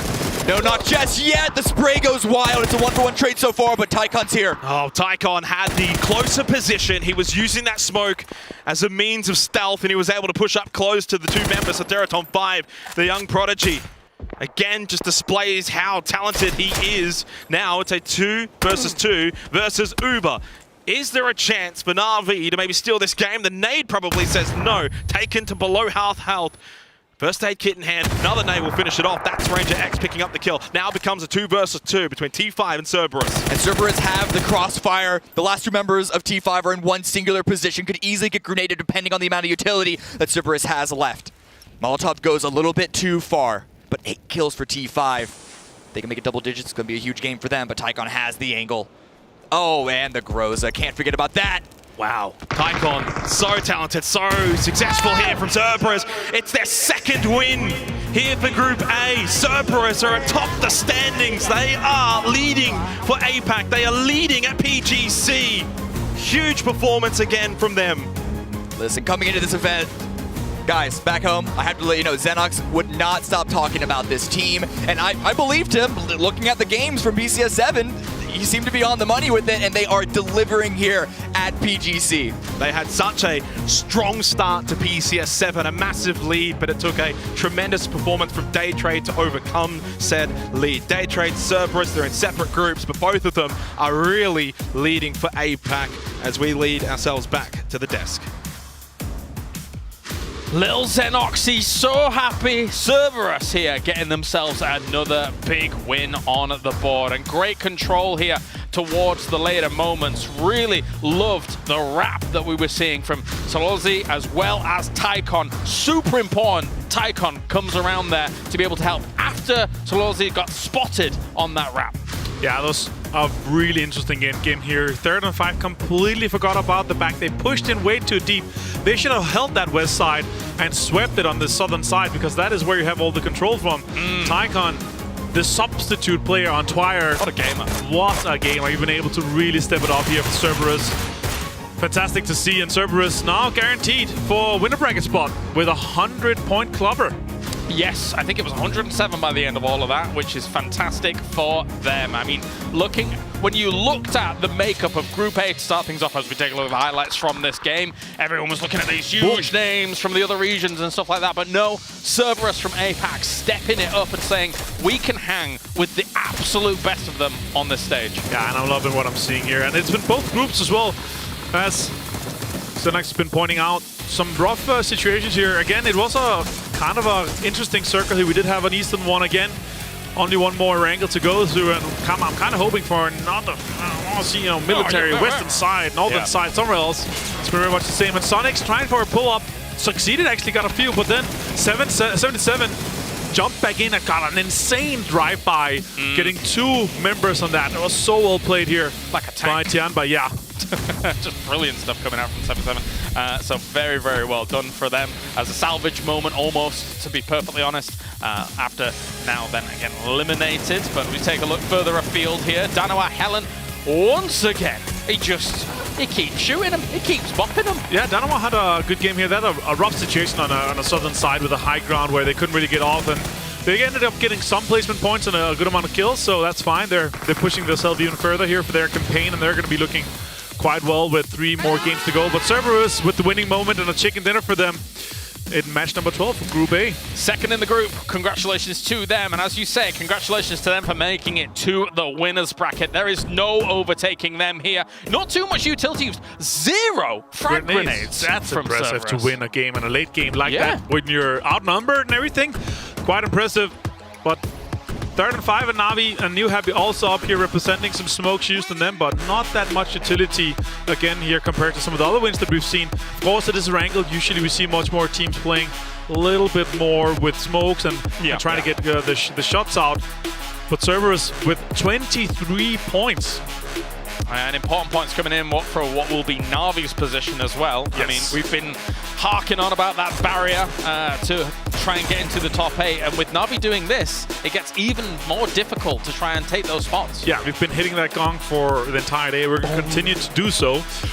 Of course, Guangdong is currently on that 8th spot, but Na'Vi with this 3rd place, that's 5 points. The kills they managed to get as well, it's a scary part, especially with 3 games to go. This year, the Solalsi where you're talking about, they push and then Tygon to come in 3rd party, that he managed to get both of those kills that were separated from the other guys. And that's what I'm saying. Like, they had 2 guys on that northwestern side that was playing for the anchor position, but they were not aware and they were not focused on what their job was to make sure nobody came in and swept them from that southeastern side. Actually, to talk about the small micro choices there as well, you were mentioning whilst we were watching that game, difficult to hit that with a 3 times barrel. Yeah, insane, spray. insane. I was, of course, it's like, should I be using my DMR at that point, or should I be using my AR? It's just that mid-range. Yeah, and if it's a barrel, you don't want to have the red dot on that range. It's just too far. So we went for the 3x. I liked it.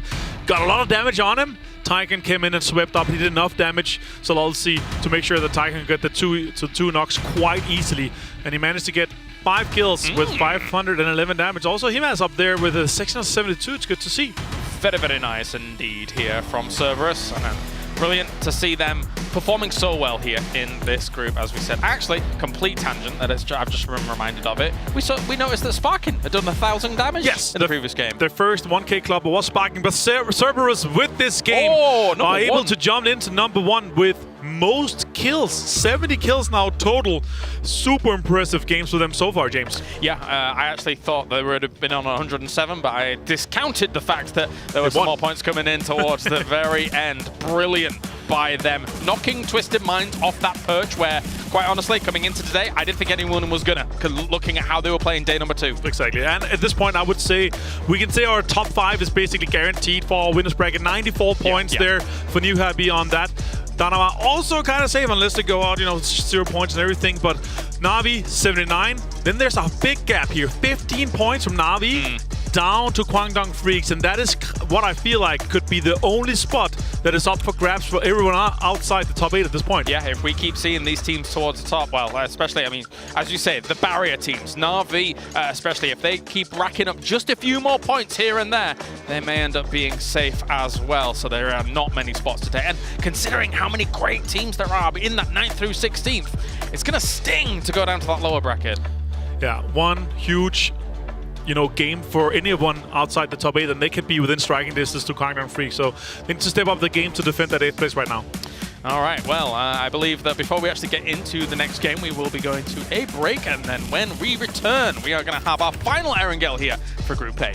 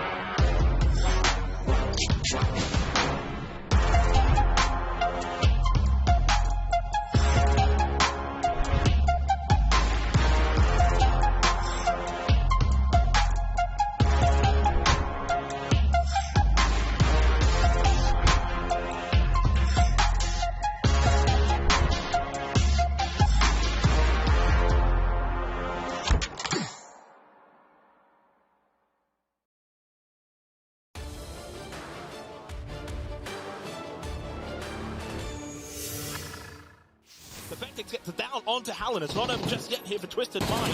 2-2-1 is at current the standings of the players left alive. Salute. Last one. Uber gone. He can survive it now. Salute will take on Perfectix and Spyro here. In a 1 versus 2, he does have position. Needs to get this. Oh, Perfectix so low. He gets it. It's a 1 versus 1 for Salute for Danaware in this game. 5 of the 9 kills. Might be calling this. The grenade is in that direction. Salute. And it's right over his head. Wow.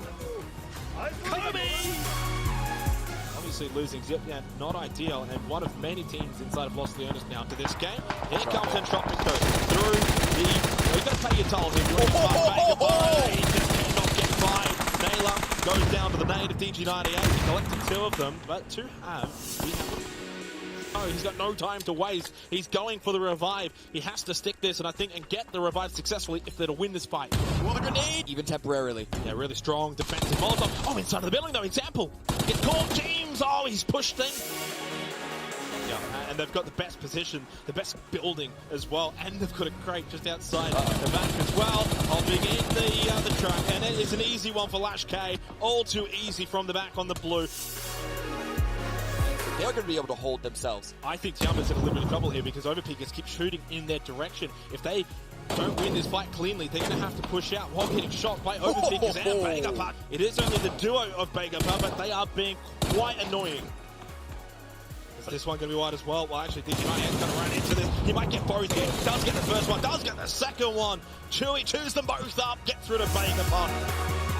And it stalls Tiama, but momentarily Spyro gets a knock onto 9. Oh, they're falling.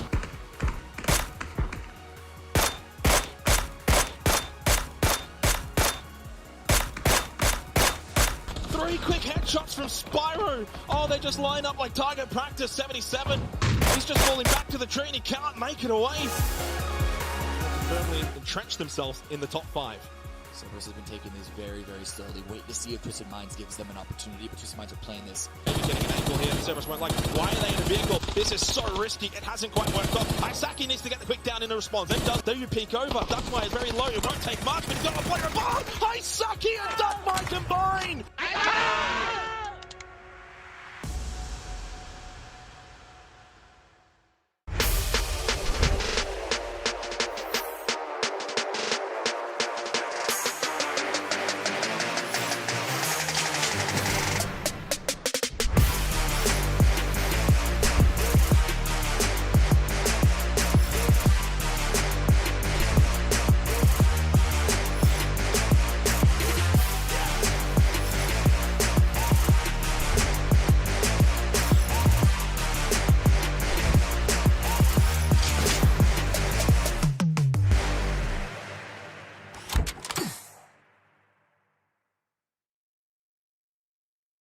Improvements to the folded shield, some spawn rate adjustments for vehicles, and a collaboration with one of the best footballers in the world.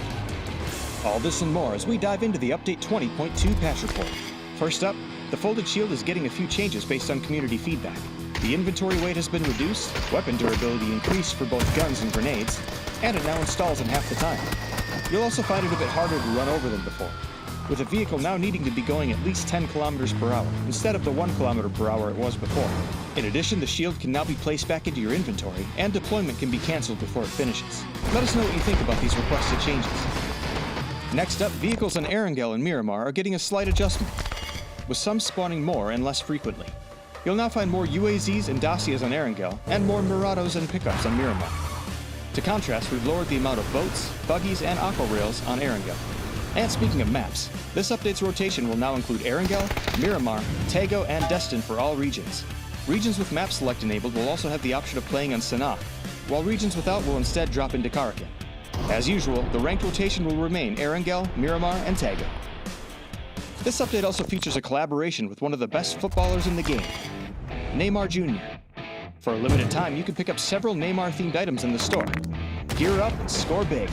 There's also a reduction in the number of multi-care packages on Tago, some MMR adjustments for normal games, new workshop skins, and more. So be sure to check out the patch notes for full details. Update 20.2 is here, so fold up your shield, pack up the Dacia, and go catch a ball game. We'll see you on the battlegrounds.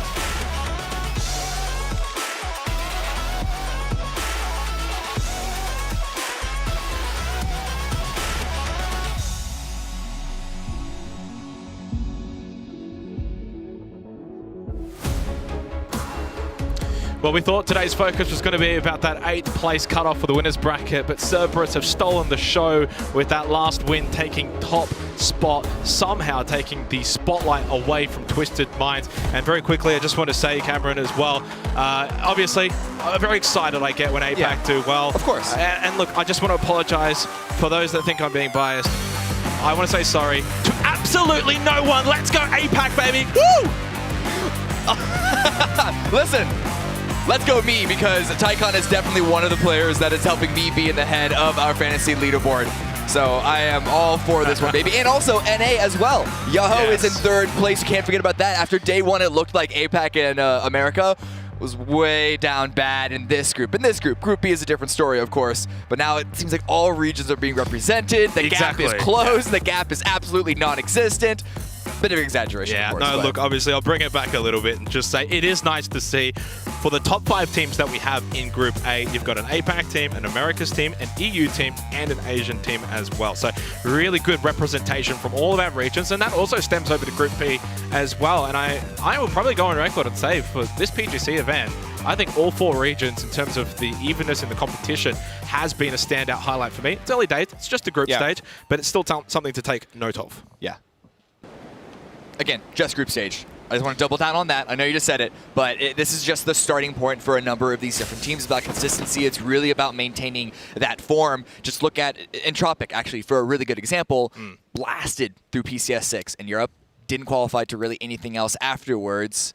And they were a big question mark coming into this. And, well, I mean, them being in 15th place, it could have gone either way. So in Battlegrounds, it's all about consistency. So can a team like Cerberus be consistent? What is consistent is the Erangel circles today have been absolutely rancid. Today? I feel like all 3 days. It's been worse today than anything else.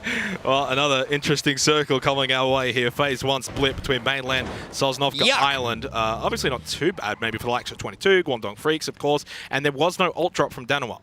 This is actually great for 22 because then they won't have to rotate and get shot in their rotation. Oh, yeah, true. They can get to pretty much where they want to go. Where would you favor this at the moment? To me, mainland still. Yes. Yeah. It's not enough for any team to go to Sosnovka, but for Begapa and Guangdong Freaks, might as well stay, but there's a fight immediately. Savior, though, does have the advantage there. M4. Didn't you just say 22 is going to have 4 players alive and they're not going to be... Oh, no, Cameron, what have you done to your homeland? Unfortunately for Gazera, he does get eliminated. Savior, big points there for GEX, sort of bringing it back to them in the topic around that 8th position. They need a lot of points. Guangdong Freaks didn't get much from the previous match, and as we go back to the previous match, it's just not going to be good news here. If you're a Sonics fan, look away. Well, it's not great for Champa as well because this initial swing by Mime was ridiculous. He's actually able to get the first 2 knocks. Sure, his teammate right behind him and Trimsy does get down, but a good point grab. Just unfortunately, 7-7 does swing in from behind as sort of the flank player by Tian, but he was the last one left. He didn't survive too much longer, so it was catch-22 really for both of the teams. PUBG Esports, 51 points. Still in contention. Right, we've got 3 games remaining, this being included as to one of them, so definitely a team to keep an eye on, as we have an eye towards the kills from match number 12. Tycon, can you believe they still had him listed as a sub? We tried to warn everyone from APAC. We said this guy fragged out in PCS 7 APAC, and there are a lot of people that did the homework. He still got picked by a good, I think, 12-13% of people. He's not going to be listed as a sub next. He will be costing you a lot of money, and I would still stay to stick with him. He's just getting better as the tournament goes on. Yeah. One of those players that, for the 10K being in the sub, more than worth it, but still now, definitely should still be in consideration because we've seen him on the world stage now. We've seen him on the global stage. We don't really have that question so much anymore. Can he continue to play at the level? We'll see. But it's definitely not one of those sort of outside chances. I want to give you this moment here, Cameron. I've had my APAC time. Sparking, baby! Yahoo, baby! This squad is... This is also a squad that didn't make it into PCS 7. And talking to their coach in Wolf, he was saying that it was probably a good thing because this is a group of very young players. And you know young players, they have that fire in them. They're constantly wanting to play. And so the coach was saying that it was actually a good thing that they probably missed the event because they could slow down, they could have a healthier relationship into it, and they're looking amazing here. Sonics, though, can't say the same. They are caught between a number of different teams. And this compound, for some reason, Sonics has been hit by multiple teams in this compound at the same time many games before in previous events. I'm just going to say I'm befuddled. What has gone wrong with the Sonics? This is not the first time at an international event, though, where this has happened, Cameron, and there are some concerning questions that will be asked, of course, for a team that, you know, now will not make the winners bracket. They have to run the gauntlet, losers bracket 1 into losers bracket 2, and so forth. They are not going to be happy with how things have transpired at this tournament. HWin does get a knock onto Lambu, should be able to get this kill, and does so. Ooh, Helen's trying to drive up with Salute in the back seat. Oh, Tiggleton, he should have had that. There was 3 in the vehicle. He didn't get a single knock. It's all onto HWin, who's had a good performance considering today. But can he get any more? Getting shot from another team. Danawa also forcing him off. Some long faces there for the Sonics on the right-hand side. It is going to be another last place finish. It is going to be another disappointing game from North America's #1. Right now, they're playing like North America's #0. They have not been able to fire a shot. Can't count HWin out just yet. And the pressure from GEX has slowed Danawa down just a little bit. They're going to want to take care of HWin at some point. But it's about how can they find that angle, how can they find that hole. But there's actually a fight in the picture-in-picture as well between SGD and Twisted Minds. That's not too far from this. So a lot of contention happening around not even the center of the circle. This is just the center of the hills to the north of the Strait. Utility running scarce now for HWin. Nate brings him to about half HP. Helen's got another one to throw his way. Oh, just survived and just timed that first aid kit really nicely. In fact, to mitigate that damage freely. Pops the stim. 3 still below him, though. And Danawa really highlighting how the Asian regions, you know, play this. They go slow. But this is the problem. They are running out of utility, and this is still Circle 1. HWin, whether he survives this or not, is really going to be handicapping Danawa's chances of going much further into this round, just because we know how powerful utility can be. Well, they're starting to throw those stun grenades out, and that's probably going to be the green light now for Danawa to start making their way up the stairs. As you said, running out of that utility such as those nades. Helen watching a good angle here. Stun. Someone will have to throw a stun, and then someone has to push at the same time. Danawa are really playing this, really scared, but they're honestly timing this on the 2. Is it going to be 3? No! Sums up the tournament for the Sonics, even when there was a spark, a moment for HWin, and he did honestly as good as he could do. They still go out and last. They still walk away with just 1 point. Looking at the map, there is no one here that's going to be taking this advantage of this.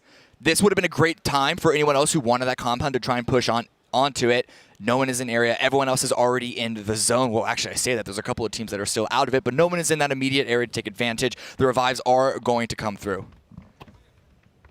2.5 minutes until phase #2. What have we got here from Danawa? So this was earlier on, about 3.5 minutes ago, sliding their way towards the Sonics compound. And Sololzi gets eliminated by Melt. That's Cerberus losing a player early. And a big handy point for Na'Vi. That tips them over to 80 points now. Cameron, that's probably about 10, 15 points now away from that cutoff for Na'Vi. They're just edging closer. I think we might need to reconsider where the cutoff is going to be. Because when we talk about soft 90, hard 100 in terms of the cutoff for 8th place that's assuming that there are teams that are skyrocketing ahead. And right now, Twisted Minds haven't gotten too much done today past their, triple digit start. Cerberus did overtake them, but right now, 8th place is 64 points. So that gap, that line might actually be very close. We're going to have 3 games left. It's going to be lower. Yep. Yeah, it could very well be, depending on how, of course, Guangdong Freaks sort of play from here, along with those directly below them in GEX, Tiamba. For reference, in the last game, KDF got no points. So it does sort of then bring down that cutoff line. It gives a little bit of hope for the teams that are not in the top 8 just yet. They can still manage their way in, but it's getting to the territory now where teams basically need to have 20-point kind of games if they're going to achieve it. Big up right now. One of the teams that landed on Sosnovka aren't moving, and they're actually holding the eastern bridge just to see if anyone else wants to take a cheeky little rotate down. And, spoiler, there is one, but that's Entropic, who are actually on a boat, who are landing on the south coast. So Entropic are overthinking Begorpa. I feel like Bego has probably escaped some level of criticism. They're at the bottom, 36 points from the 12 matches played prior to this. Nalop gets run over. Obviously, I think the reason for that is considering the circumstances of Bego, essentially PO and friends, but they haven't really been able to show the strengths that they showed in PCS 7 Asia. As Haisaki gets eliminated, I think Cerberus are still celebrating from the last game. Yeah, it would be one thing if these were people who were quote-unquote retired, but they're playing, so they're not really retired. But like that's aside the point. The fact that they got 3rd place, PCS 7 Asia looked really good doing it. So yeah, it shows that there are a number of teams that aren't exactly performing up to the level that we expected of them. Petrichor Road in Group B is definitely another one. 17 as well. It's just very dramatic when we have Big Apa in Group A in 16th, and then Sonics in 13th, who were hardly able to climb even when they left the hot drop. But phase number 2, again, at least phase number 2 has been kind of leaving water. Yeah, very kind phase number 2. We expected this to probably head back to the mainland, and it has done so, and it's done so really early on, which makes things a lot easier for everyone else. Now, for Yahoo, as they're getting pushed on here at the wrong time after that teammate run over. Punich is down as well from Kalib, sparking up into the UAZ momentarily, I think maybe to hide and avoid this onslaught. It's oncoming as Bale Frost hopping on top of the vet. And where are these knocks going to come from? Well, James and Kalib are actually down. It's coming from Twisted Minds.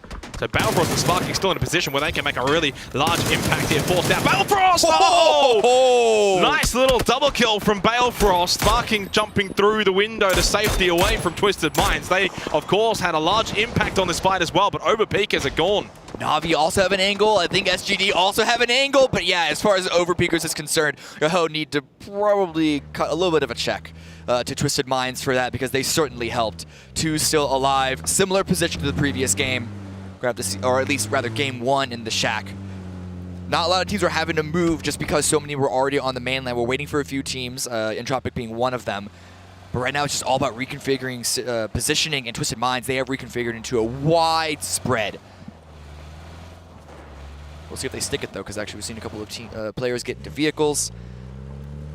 It'll be a very, very ambitious to try and hold as big of a sort of box split that they have.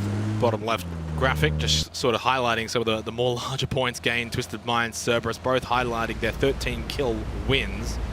Should also mention that Cerberus had a 16 kill 3rd place finish at one point as well. And Tropic trying to make their way onto the boat, and will be able to do so. And they got the 4 players alive as well, and they all hop on in for a free rotation, a long rotation in the blue though, but it is only phase 2, 90 seconds till phase 3. They'll be waiting a while though. We'll see how this turns out. I don't mind that they're taking this, just because they kind of gambled on the position going to Sosnovka anyway. So they're caught off the back foot no matter what with this shift. So might as well take the ferry. It's going to be likely not checked too aggressively. We haven't seen a lot of ferry play at PGC or even in domestic play recently. It's been a bit ebb and flow in terms of, shall we call, the ferry meta. It's almost like rock, paper, scissors, like do you check it or not? Maybe they'll find the hole, maybe they'll find the gap, maybe you're just be completely unchecked. But it is definitely better than driving up in a boat that's going to be very, very thirsty for gas. And loud, not to mention. And slow as well in the blue. It's going to be a long trip for Entropic. We switch back over to New Happy. 94 points for them. Heading off to the winners bracket. Hasn't been all clean for them. I think it was midway through day 2. They were kind of floundering a little bit. But all it takes from them is just 1 or 2 big games, and they are capable of that even on the global stage. And it has been enough to get them into a position where they'll be heading off to the winners bracket. So 15 seconds now until phase 3. Ooh. Okay, Big Up rolling up. Spotted by Twisted Minds. Perfected with the first opening shots. Can't quite get the knock though. This means that Big Up have a clear opportunity to try and respond. I think Entropic's not going to make it, by the way, as IFS goes down to the blue. I think they're all going to perish on that boat. So phase 3, it's a massive 2-2 split for Tiamba. How are they going to play off of this? And I think you're getting the idea that obviously seeing that the bottom 2 in vehicles, they will group up. 2 rotating out in the middle of the field right now, trying to drive by into Na'Vi. Taking a bit of damage in return. Tiamba, though, they're actually setting up in a solid position just a little bit to the west here. They could take advantage of these rotations.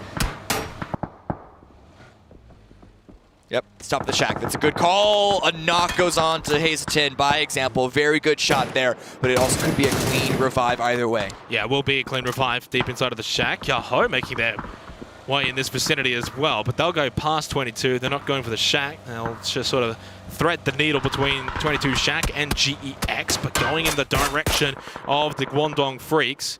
Yahoo have made their way into their own Shack here as well. So Shack play, by and large, successful from both 22 Esports and Yahoo. Obviously sparking a battle for us just a duo, but how many times have we seen Yahoo in this kind of position and they still walk away with another, say, 5 or 6 kills from this kind of position? I mean, only once today, but that's still enough for me to be confident in their survival right now. Murray finding an ankle onto Haven. Yeah, they do have the front of that Shack in their sight line from the forest north of Berry Pier. Push though from Bagapa now onto T5. Pat Long having the nade in hand. Now brings out the barrel. Low on health, but really doesn't have the time or the space to go and get healing. It's DG98 that does get that knockdown. Ranger X to the building close by. Tichi finding the one onto Exquisite as well. Some really good entry play from DG98 for Bagapa as they look to get off the bottom of the standings and will do so. Fantastic roll-up by Bagapa. T5, they had a strong compound, but their hold was a little lackluster. Bagapa find the exact angle they need to approach in order to crack this can wide open. It's all under Ranger X. Multiple Molotovs trying to limit the angles that Bagapa can push from, but that grenade looks spot on. He gets a knock before he goes down, but that's not going to be confirmed. And Bagapa are able to remain up as 4. Triple kill for DG98 from that engagement, and Tropic have somehow made it to Ferry Pier alive despite the knock onto Ibis earlier. They must be low on meds as well. Nail up only 2 first aid kits remaining. Stims are up, 35 seconds till phase 4. They've still got a bit of running to do. And guess what? They'll be running straight into the Guangdong Freaks. So for Tropic, this long trip may still come to an unfortunate end. SGD with eyes on Na'Vi. And these are the kind of fights, though, with now so little games remaining for this group. You get a knock onto the likes of Na'Vi or the Freaks, you have to push, you have to try and wipe them. You've got no other option. Doesn't matter if you finish 16th or 9th, Cameron, you need to get into the top 8 to go to the winner's bracket. 5 seconds left. SGD found themselves a good position here. And the shift is going to maintain itself on the field. So which means that 22 and Yahoo can stay alive for now, but how long until they get crashed by yet another team? Na'Vi are already on the move. They're not gatekeeping the edge. They want to try and find the center. What's that center going to look like, though? Are they going straight through both of these Shacks of Yahoo and 22? Nade is going to be sent out actually from Yahoo in anticipation of a crash, but they find an open Shack. The third Shack has been now solidified for Na'Vi. They will take it. They can fortify it with the vehicles. They can get inside. No one close by to them either, so safe from any nades, from any pushes for the time being. A really nice send from Na'Vi. Where is anyone else going to go? There are very few limited hills on the extremities, which are possible to play, but we're going to see a number of teams have to fight over it. Twisted Minds going in SGD, this is going to be one of those fights. There's already a knock and play for SGD onto Jervis. Sophia with a second return. Well, in the kind of day we've had so far where players have not been able to get a knock or two on those encroaching teams on the compound, really big shots from Sophia. Needed to get the knock and did so. Spyro on 1 HP. Still alive. Sophia hasn't been able to deal with him, but the Molotov will surely do just that. Exactly what is needed. Well played from Sophia for SGD. Really solid defense from this rampaging Twisted Minds. Leo now coming to help out. That nade bouncing off the fence. They obviously still have to deal with Petulance. Jervis is getting revived. This means SGG can stay as a 4, but Lou has something to say about that. The grenade looks good. Is it far enough? It could be stalled. It goes too far, but at least gets the re-knock. And the shot's on to Shen, but Shen gets traded in return. Shen once again. And he can get the revive as well. So Twisted Minds might just get wiped here. Big nade from Petulance onto Sophia. This can actually force a 1 versus 1 at the compound. So at least for Petulance, still something to fight for here. He has to deal with Leo. Bagapa here in the commotion are actually pushing over towards Shen and Jervis. Petulance, though, in the blue at the moment. That's phase 4 as well, so it is going to be doing some decent damage. Leo wants to obviously make the cross, go for the revive. Will do so. Shen, though, and Jervis still have to deal with a 4-player Bagapa pushing on them in the hills, and Leo wants to make his way out and try and help them. I love this aggressive move by BGP, trying to find the space, trying to find the area, but I think that's a Cerberus there on the southeast that also are interested in this fight. Tulin still in the blue, has an angle, trying to deal some damage if he can find the shots. It's only a duo Cerberus though, so they're not really going to go for the hard engage unless they can sense that they can sort of pick the scraps of this fight. Jervis needs to get it down to Xiongjiang, doesn't find it. Smoke, of course, obscuring his vision. It's Icon though, yeah, indeed, they will just go for it anyway. Why not? Cerberus can do what they want at this point. PO does get knocked down by Jervis, but with Shen's elimination and Jervis being knocked down, SGD are eliminated. 4 kills for Bagapa, but they now find themselves in an awful position up north in the blue. The carry, is it going to be enough? The smokes are out, the shot's still firing though. Oh, it's going to be very, very tight. And yeah, it's going to be Yan Li, actually, GEX with the angle. I think there are a couple of different teams firing from multiple directions. MS is also keeping up the pressure. I hate to say it though, but that circle shift right onto Na'Vi and the Guangdong Freaks does suggest with 2 games to play after this, if they cash in from this circle shift to the southwest, we may not have any positions available when we head over to Miramar if they can, of course, capitalize. Still no points gained from the Freaks this game. Na'Vi just the 2. Of course, Na'Vi in a much better position, as Petulans does go down to 2 heart for Bagapa. GEX is one of those teams that needs to try and close that gap onto 8th place, and they need to try now with the shift away from them. Dynamo also sending it in. But again, the shacks have all been taken unless there's a secret hidden one that completely forgot about. Uba with the lineup, with the spray. Mel is able to drop 1. They want to confirm these points. Yep.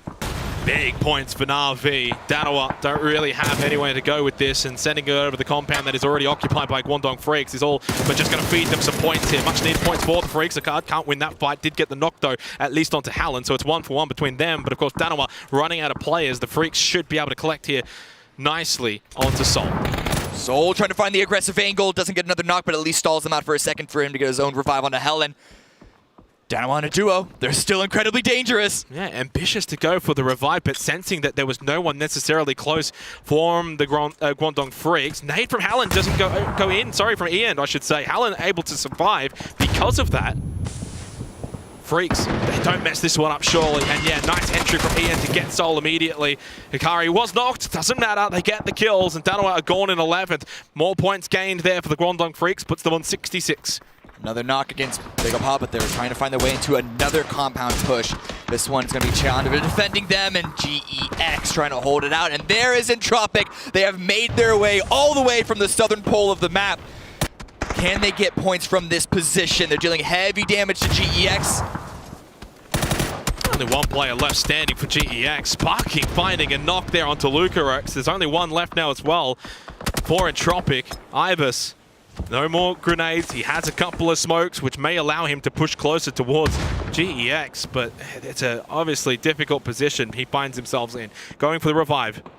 But obviously, no revive taking place for GEX. SSR has not moved an inch. It's really SSR's only play right now. Entropic did a good job with the revive, but oh, Yaho has the angle. And that's why he can't move. SSR understanding that if he gets up and moves and goes for those revives, Yaho will just shoot him in the back.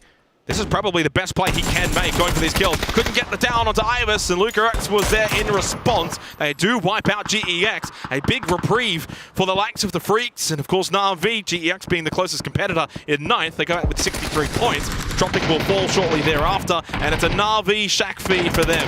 Oh, another shift goes onto the field.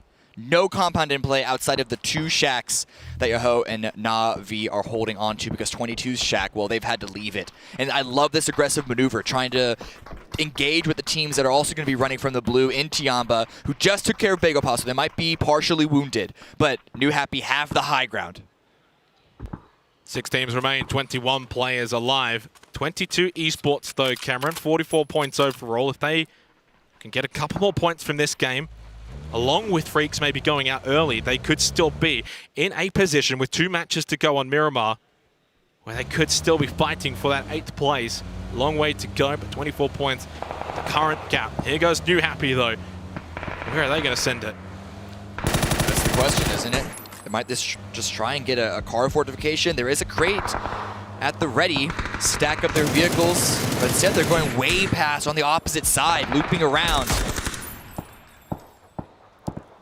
It's trying to go. They're trying to make distance between them and KDF, trying to alleviate some pressure. And so even though their car forts, quote unquote, forts are very liberal use of that term, But it's about having open space because they know there's a bunch of other teams like 22 and Tiamba and KDF. They also have to come in from that west side. If they can get the revive onto Non, then we can have a continual conversation on how much power they're going to have. Well, they're going to go for it. Smokes are out. Bing Bing going for the revive onto Non. There's a minute and a half remains until phase 7. The Freaks obviously seeing and shooting at what's just happened, understanding that they need to make a somewhat similar rotation. But with Hikari in such a good position, he can put all of that pressure on Na'Vi so that they can't force their way out of the shack to then shoot at the Freaks. This is a really successful push from the Guangdong Freaks. Ooh, Lash K, he wants the crate and he's focused on Na'Vi, but Tiamba still be able to swing onto the left side and find the angle. If they can get a second vehicle here, make a bit of a V formation, looking at a COD or EN to perhaps roll up behind him, then this could be a much more better position here. But it's all just on a thread. Survival in a field. Yeah, and the revive has been successful though onto Nan. So for New Happy, they got the 3 players up. They could still play spoiler to the Guangdong Freaks. They're in the vehicle once again. Where are they going? They were in a pretty decent spot.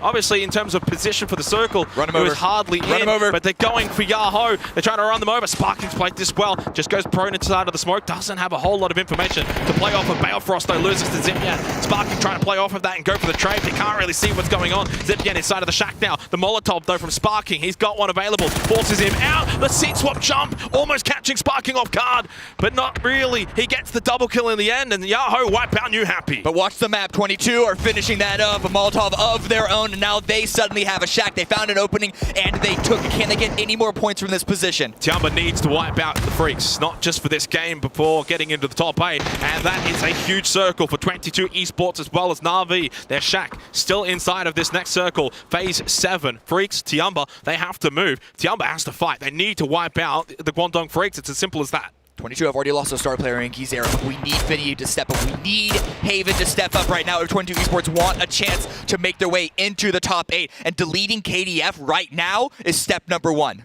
Na'Vi are collecting points this game, though. They are accomplishing their own mission. Up to 90 points now. 7 kills. They'll get the placement points as well. Still 4 players up. A win here. All but would solidify their place in the winner's bracket. Now they start to push out. Throw these nades, see what they can gather in terms of intel. Tang at the bail, still 4 up for Tiamba. And it's a knock from Uber onto a card. And that will make pretty much everyone alive in this lobby right now. Very happy to see the Freaks go out next. Continual shooting, continual shots. All these teams, they still need to crush forward. Which means that 22 might be able to have a lot of angles, but it's a lot of people are going to be fighting each other at the same time. Who's going to pick up the kills where? That's the big question. Everyone has an opportunity here to have a big game, but there's going to be a lot of these kills that are going to be stolen, I guarantee it. Oh, this is really risky from Hikari. So he wants to save the smokes. He has 2 available, but sensing that shots are not going onto a card, he saves those 2 smokes. Will that have something to say later on as Chewy finds the knock onto Uber? This might just be the chance for Tiamba to push forward and push onto the shack. Tang taken low. It's the down onto Chewy as well from EN. Guangdong Freaks still have eyes on this location. So Tiamba sensing that after they got those knocks onto Na'Vi, they could push onto it, but the Freaks still had good angles. And this is a bit of a trifecta of a fight going on. 22 are just hanging in the background. You can tell 22 are trying to look and find the angles. They're not able to find it just yet. So much smoke in play, so much of these small of ridges as the field will give. It's just enough to make this fight somewhat isolated. Now KDF still dealing heavy damage to Fiamba. Na'Vi got the revives. They still have 4 up, but it's all 4 in a single shack. Lash K eliminated. Tang is down, so it's just Chewy and 9 for Tiamba. 4 kills for them. Card gone as well as Lash K. Ian, though, with the knockdown onto Example. Still 2 up for the Freaks, and they're able to just fire away freely. Down. Can be converted into an elimination, and very, very valuable points now for the Freaks to collect here. Hailbale gone, Chewy prone, inside of the grass. Mel and Alia still alive for Na'Vi as Uber gets flushed by Haven. This is big for 22 Esports, collecting very valuable points for themselves. Ian knocked down, but that's Tiamba gone in 4th. More placement points now, obviously, for the Guangdong Freaks. They need to wipe out the Freaks before Na'Vi. I know it's some interesting maths that have to be done very quickly on the fly for 22, but that has to be the way they do it. But more than anything else, they need the win. That is step number 1. And so they haven't overextended to try and pick up these kills. They've extended their position there on the east side, which is going to help alleviate the damage from the shift going more towards Na'Vi. Akari's last one up, and Akari is making a stand. He gets 2 knocks already. 22 have to push onto this while Mal and Alia are knocked down. Example has to go for the revive and do so right now. 22 start running as fast as you possibly can. The nades are out from Hazerton. They smell blood in the water. They know that they can find this win and find potentially an avenue into the top 8. That's a big step forward for 22 Esports. With 2 matches remaining, Cameron, they're still alive. Yes, but just enough, and they need to continue to work. But the way that they were able to control their nerves, control their spacing, they've made the end of that game work. Well, Na'Vi also made that game work for themselves too. Huge points gained for them. They edge closer to being able to secure themselves a place in the top 8. The Guangdong Freaks didn't really do too badly, I would say, but they do still leave themselves somewhat vulnerable to the likes of 22, even still to the likes of GEX. Yeah, we're gonna have to do the math sometime off screen. I'm not doing it right now. That bubble is gonna be very interesting going into the last 2 games of Miramar. Before that, back to the desk. That's right, 22 Esports, a brilliant win here in the fields. I love it, you know, when Xenox gets really excited about things, he starts going, 22 Esports! He's really angry. He's ravenous for a good game, he is. And we've got ourselves quite the game indeed. 22, Sparking already today looked fantastic, and then they come into this final Erangel looking even more splendid in the field here to be able to shut down the Na'Vi shed. Yeah, honestly, here in this situation, you know, Haven, the amount of control that they're able to have and the way that they third parties as well. Unfortunate for Sparking with Yahoo, like he went down, got third party in this case here with 22, but he had a great game. He managed to stand off and get off the shack, but 22, they took that shack, held it down, and then had a fantastic push onto both Jianba. They stayed on the back for a very long time, held onto their nades. They had 4-some nades on just one of the players. Atrin, unfortunately, wasn't able to get this last one. Soul went down to just 11 HP. Yeah. Nice try, though, for Atrin in this case. But in general, a field-ending game like this one here, super rough. More third-party and crazy stuff happening here. When you're already safe, you see Twisted Minds, you see Overbreakers, you see these guys just absolutely going mental in some of these situations here. Yeah, they're having so much fun. They definitely are here.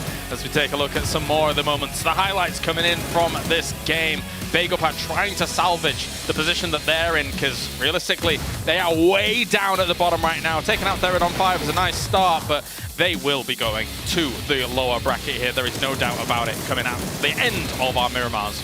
Unless they went back-to-back with 15 kills. Yeah, I suppose, yeah. I think there's still a chance, but it's looking unlikely that they will be going here. Sparking able to close it out. The quick swapperoo here for Spian, in this case, almost worked out. He got 1 more point.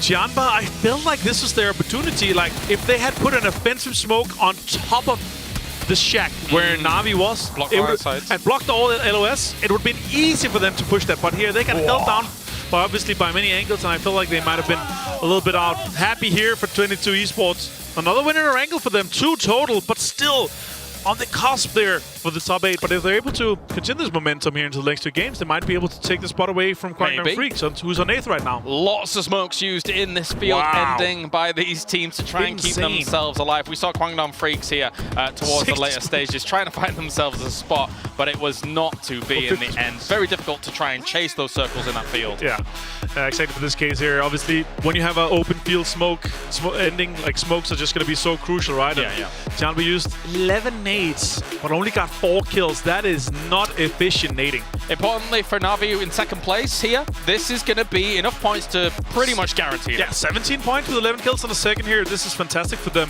But Guangdong Freaks getting a 3rd with the kills as well. That is pushing that 8th place even further up, and it's looking scary for the teams chasing.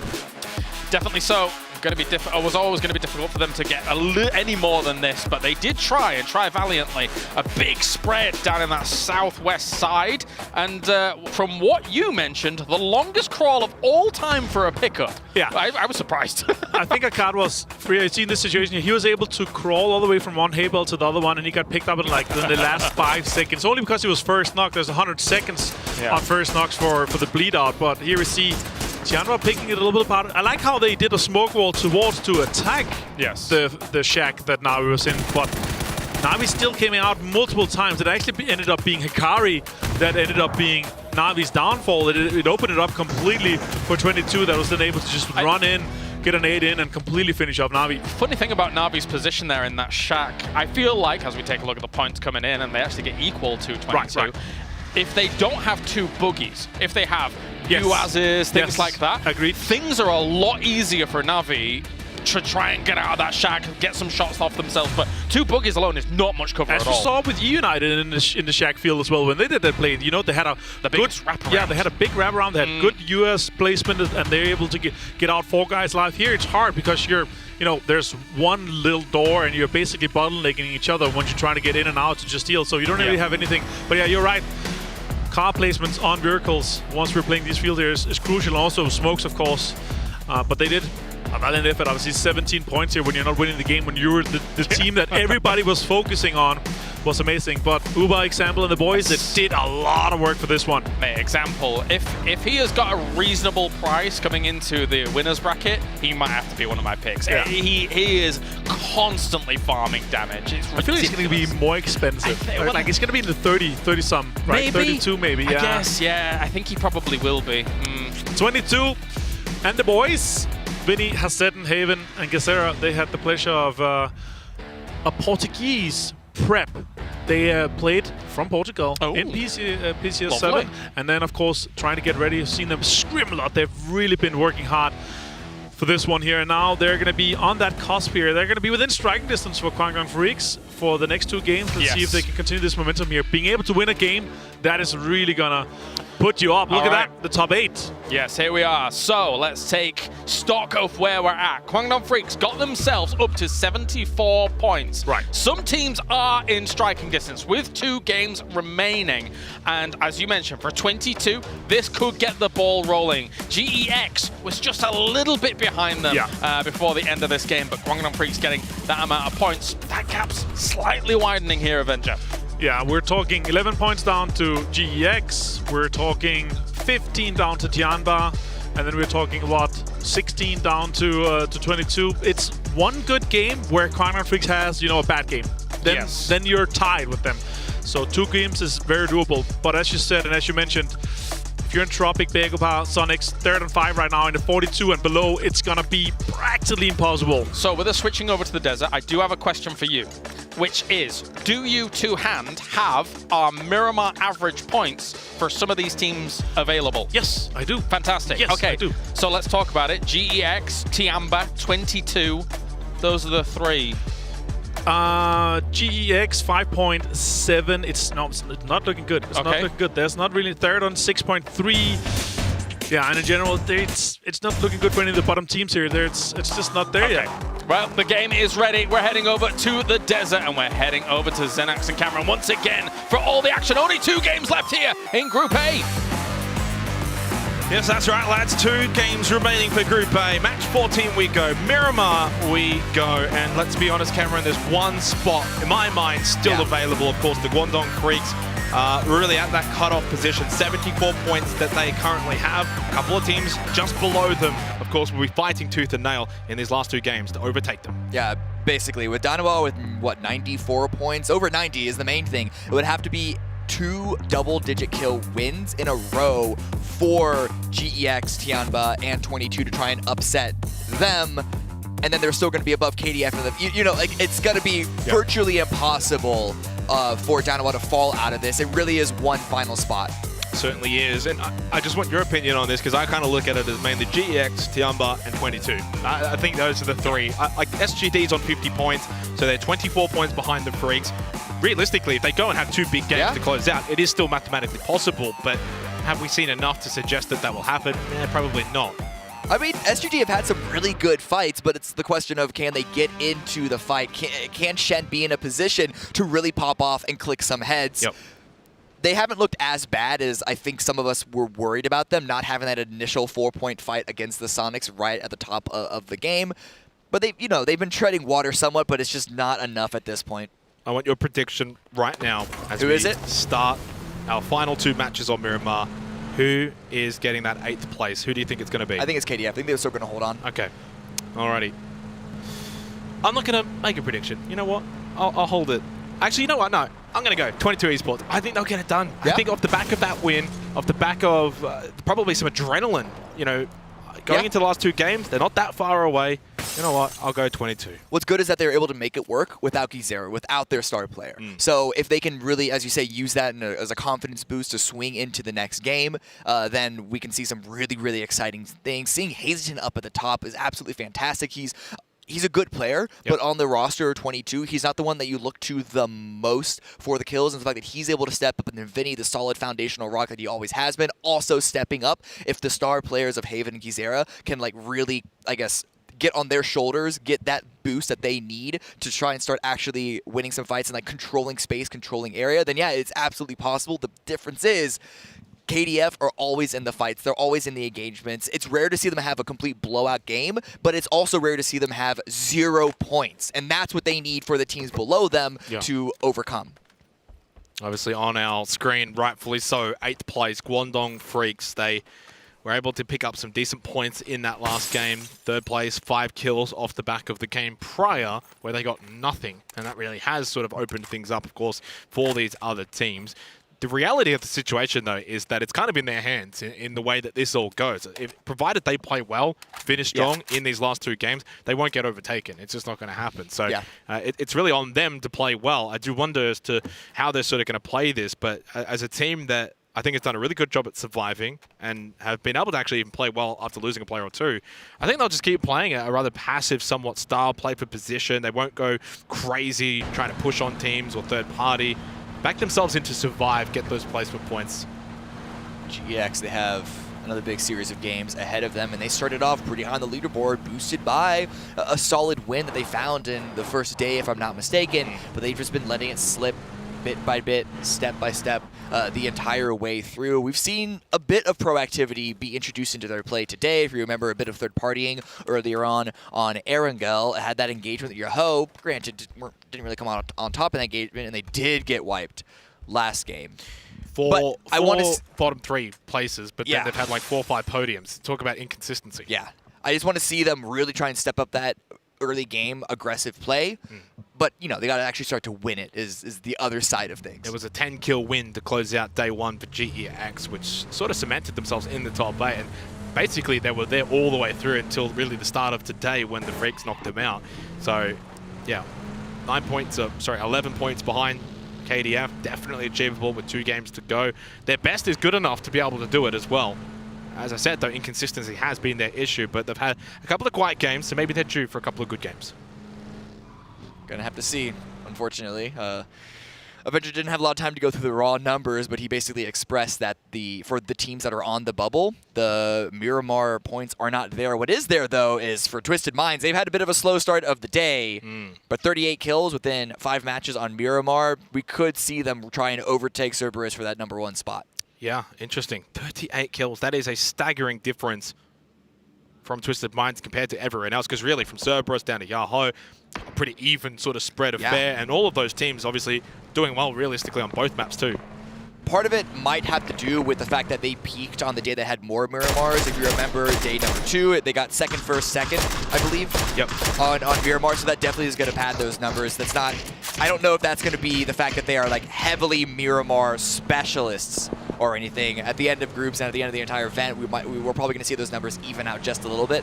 But either way, it does show that there are no slouches on Miramar, like a few other teams you could look at in this group are. 27 kills in 3 matches of Miramar was what they were able to do on day 2, and obviously from there they picked up 11 through the other games as well. So really sort of highlighting the strength of being able to find those kills on this map for Twisted Minds. Should preface that obviously there is nothing that you gain for finishing first in this lobby. For anyone potentially not aware, it is a top 8 kind of scenario, of course, to get into the winner's bracket. Finishing first would be nice, but it is obviously not going to get you anything. What's important, though, is that this is teams continuing to practice for the rest of the tournament. So for a team like Twisted Minds, like you could tell they, despite being perfectly safe, when we saw their cameras, when they went out early in the first couple of rounds here on Erangel, they were not happy about it because they know that they need to continue to perform at the highest level if they want to do well when we go towards the winner bracket, when we go to the grand finals, assuming they're able to qualify, which, you know, considering their form this entire week, they're probably going to qualify, but they want to make sure that they maintain their level. But oh boy! Massive roadblock at Minas Generalis here by SGD. Shen knocked down. That's Lou. Not a bad shot, but unfortunately 2 down now for Twisted Mind. So all the killing we're talking about from them, it's not quite coming to fruition here. Sophia's managing to stay alive, and here comes the Sonic kill onto Yan Lee. Savior can't get much there with the DBS, so a double kill here for the Sonics, and a rare sight to see them successfully win a fight at the compound. It's been, unfortunately, too long between drinks for them, Cameron, but good signs, I guess, that maybe they can still turn the entire tournament around. Perfectix needs to land some shots here to keep Sophia from spoiling. Oh, this rotation. Spyro might just go down. The revive is coming through on the side of SGD, but Haisaki wants to get involved. Cerberus Esports rotated north through La Bendita to try and get involved in this fight. Well, as soon as Perfectix gets in the pickup truck, they do release those shots, but not able to land until just then. Half health is Perfectix, gets away. That's one, but yes, Perfectix did break away. SGD is just there on the north side, though. So it looks like that kill per map ratio on Miramar is probably going to drop just a little bit for Twisted Minds. Maybe plummet. I mean, not that much. The sample size is big enough that it's not going to completely drop away, but not going to be as good as it was, shall we say. So 2 more minutes until phase 2. Of course, a reminder, this is the penultimate game for this particular group. Group B will be playing over the next 2 days, and they've got a lot of games still to get through. And of course, though, for the winners here, they will get to sort of sit back and watch and see who they're going to be taking on in that winners bracket. As the Freaks will be on our screens, I imagine, for quite some time in this game, over towards the more northern side, just close by to Al-Azhar. No one necessarily too close in terms of surrounding them, although 22 being one of the closer teams. That's the kind of fight that kind of needs to take place, if I'm going to be honest. Yeah, this at this stage in the competition and get top 8, we might see some targeted attacks, but this is definitely a targeted push here. Sonics know they have the man advantage up against GEX. They want to finish what they started. GEX have just not been able to have the day they needed to remain inside of the top 8, to get back into the top 8. It is again falling apart. SSR, Zednan defending, shotgun in hand, Mime to open the door, doesn't even do so. Oh, from above, not a bad shot from SSR. Shrimsy sit down, the Molotov though will force him down. SSR will fall to Tigleton. Only Zenyan left, and I don't think the Mini's going to be the best weaponry in that situation. Double kill for Tigleton, 4 kills for the Sonics. So GEX continue to flounder on the final day. They started today in the top 8, Cameron, but I think they're going to finish the day in the bottom 8.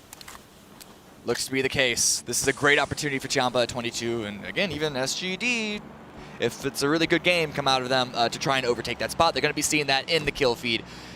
Here's a replay real quick of that initial push by the Sonics. It's another drive-by. If you remember, at least in Americas, Sonics was a team that kind of ushered in the era of the drive-by meta that we saw for so long. And while that being the focus has tapered off just a little bit, we've seen today that through their struggles, they've had some good moments, at least in that aspect still. But let's see where phase number 2 goes.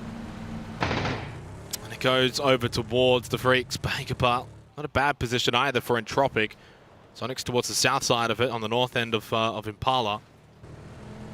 But a pretty good circle for Guangdong Freaks. They'll be pretty happy with this one. Tank getting pushed on and grasped by Bankerpart. A little bit of a moment there on the PO, and does get the down onto Too Hard as well. The 2 down for Bankerpart pretty quickly. Make that 3. With Tang finding the kill onto Seong Jang. It's only DG98 left. He's flashed as well. They're both flashed. So Tang will lose that fight. Flushed as well. This is a mess for both of these two teams.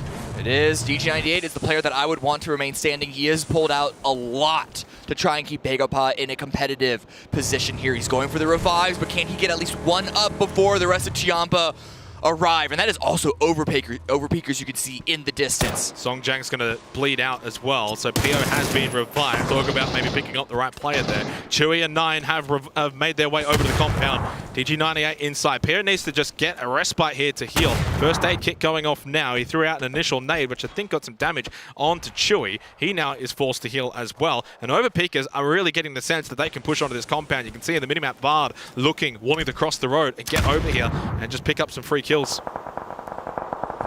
Dropping a grenade, expecting a push by Pio, or from Pio is expecting a push by Chiamba.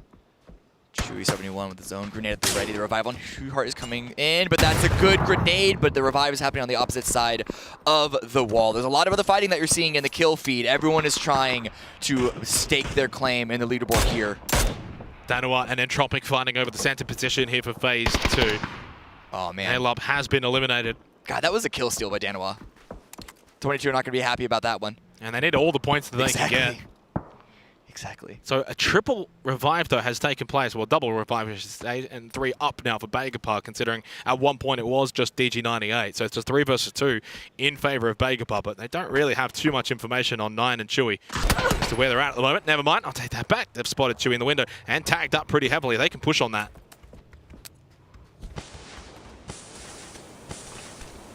Smoke's out, ready for the push, but 9 is at the ready. Waiting for somebody to get in front of his crosshair. The push isn't coming through. Yeah, I mean, to be fair, didn't really want to take full advantage of just some damage being done. A knock, I think, would have been a whole different story. And they don't really know where 9 is. And they don't really have to move. This is kind of center of the circle. They're not really going to be getting control at this point, but that's already been lost. That's already been foregone. So really it's all safety. And yeah, the shots are finally coming in from overpeakers. Bagapar may have actually found that information just previously, which is also could be stalling their push on Tiamba. So right now, safety is obviously the #1 option. There's no real opportunity, it seems, for them to go and wipe out Tiamba just yet. Tiamba 14 points away from that 8th place position.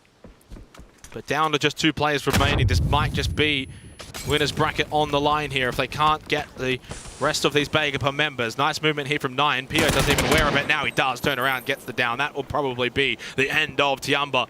And that may just be the end of their chances of making the winner's bracket. Only Chewy left at 1 versus 3. As we're moments away from phase #3 as well. And it's not quite going to be a shift onto this compound. Danawa will be happy. Same with Entropic. Na'Vi as well. Junkyard completely open and for the taking. For this fight that we're still looking on the east side, this is really good for overpeakers because they know that everyone's going to be wounded here. They wait for the push to get Chewy taken out, and then they wrap in behind Bagapar, take control of this position, and have that as their main line going into the center of the circle. Grenades coming out, though. They still need to get rid of Chewy. He doesn't look out the window. He's trying to sneak behind them, but too much utility. He gets the knock first one. He'll get the second one. There's a chance. Oh, he brings out the sword off! Oh, there was a moment there for a highlight reel from Chewy. But the push, the timing from overpeakers, perfection. Pio, knock onto Clip, and he too gets the kill with the sword-off shotgun. So Clip will go down. I think overpeakers will feel slightly aggrieved that they lost a player there, considering it was only Pio left, but still an intriguing turn of events there. But Tiamba, GEX, both eliminated. That's good for KDF. Yeah, actually. That means that 22 is really the only team that's in contention right now to try and take over their spot. And 22, they have a good spread, they have good positioning, but I think KDF's spot is even better, especially because they found this spot in the center of the zone. A little bit of low ground, not going to have too much control to stop a lot of teams from existing close around them. But they have 4 up. So they take the Junkyard position, or at least just on the outskirts of it. Really good for this kind of circle. And as I said before, I think for the Freaks, considering they got the 3 players alive, you really just want to be focusing on position. Really? And staying alive for the rest of this game. SGD, well, over to Punich as well, as Yahoo have lost a second member now, down to 2 players remaining for them. Go back to SGD. I want to see if that car stays alive. That's already smoking. It's getting peppered immediately. This is... I mean, if they didn't have any other options, I suppose... To be fair, they can ditch right here. So they're going to make it. They've done it. Okay. Can they get any further than this, though? That's the big question. There's a buggy just waiting for them as well. So SGD will survive, and I think they'll be pretty confident with this because they're inside of the circle. You've got a buggy, and honestly, you know, I don't know really where they can go from here.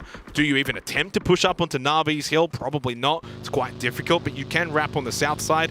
Having the intel that they have on the north side, they know it's going to be quite congested, especially for teams wanting to still push in towards Junkyard. They can wrap south if they've got a couple more vehicles. So Fia...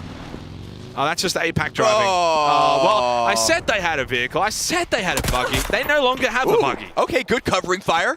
Forces Na'Vi away. Sophia has a little bit of a ridge. Can heal up, drop some smoke. So, have to use a little bit of utility, but it looks like that he's still... Oh, okay, never mind. No, I tried to complete mess. From the buggy flip to getting knocked. That is not ideal for SGD. And to considering they were still probably somewhat of a dark horse with 2 games to go, around that 20-point margin. That will probably be all she wrote. Hisaki knocked down by Ranger X. I think for Theraton 5, really, the remaining 2 games will be, can they get off the bottom of the standings? They did so momentarily before, but once again, back in 16th.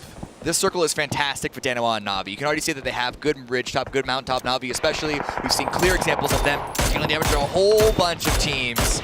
T5, SGD, as long as they don't keep control of their angles, similar with Danawa. Well, but a couple of teams are going to be pushing them. Yeah, Danawa's hill is being aggressed and pushed by Sonic, so they will be pushing him from behind them. Danawa will need to be ready and aware of that one. Sololzi shots from a distance. It's Taikon, though, that gets down onto Batulan, spotting Uber, and that headshot actually landing at the end. Theraton 5 continuing to push over towards the remaining players of Yahoo. Sparking going for the revive onto Shimboy in that little ditch. That nade from Rossiter Jr., if he does throw it, well, it may have actually been the end of Yahoo, but the revive is successful. Almost lost one, though, immediately. Rossiter trying to go aggressive. Yahoo very, very low, but one grenade is going to be it. He knows exactly where they are. They're trying to heal up in the smoke, and not even one knock. Sparky's trying to answer back. Doesn't get it. Rossiter holds strong. I don't know how Shimboy survived that one. Sparking pushed out, but he loses to Rossiter Jr. anyway. Shimboy, he just spots the head, but not enough to get the elimination. Pat Bong will do just that. Theraton 5 with 4 kills does put Entropic in last place. Good showing here for T5. Can they push any further? They're going to have to go into KDF territory.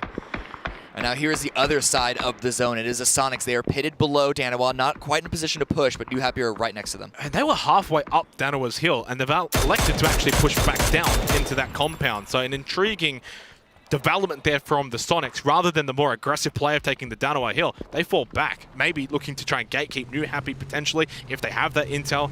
Otherwise, they're on the really south end of that circle and will have to move at some point.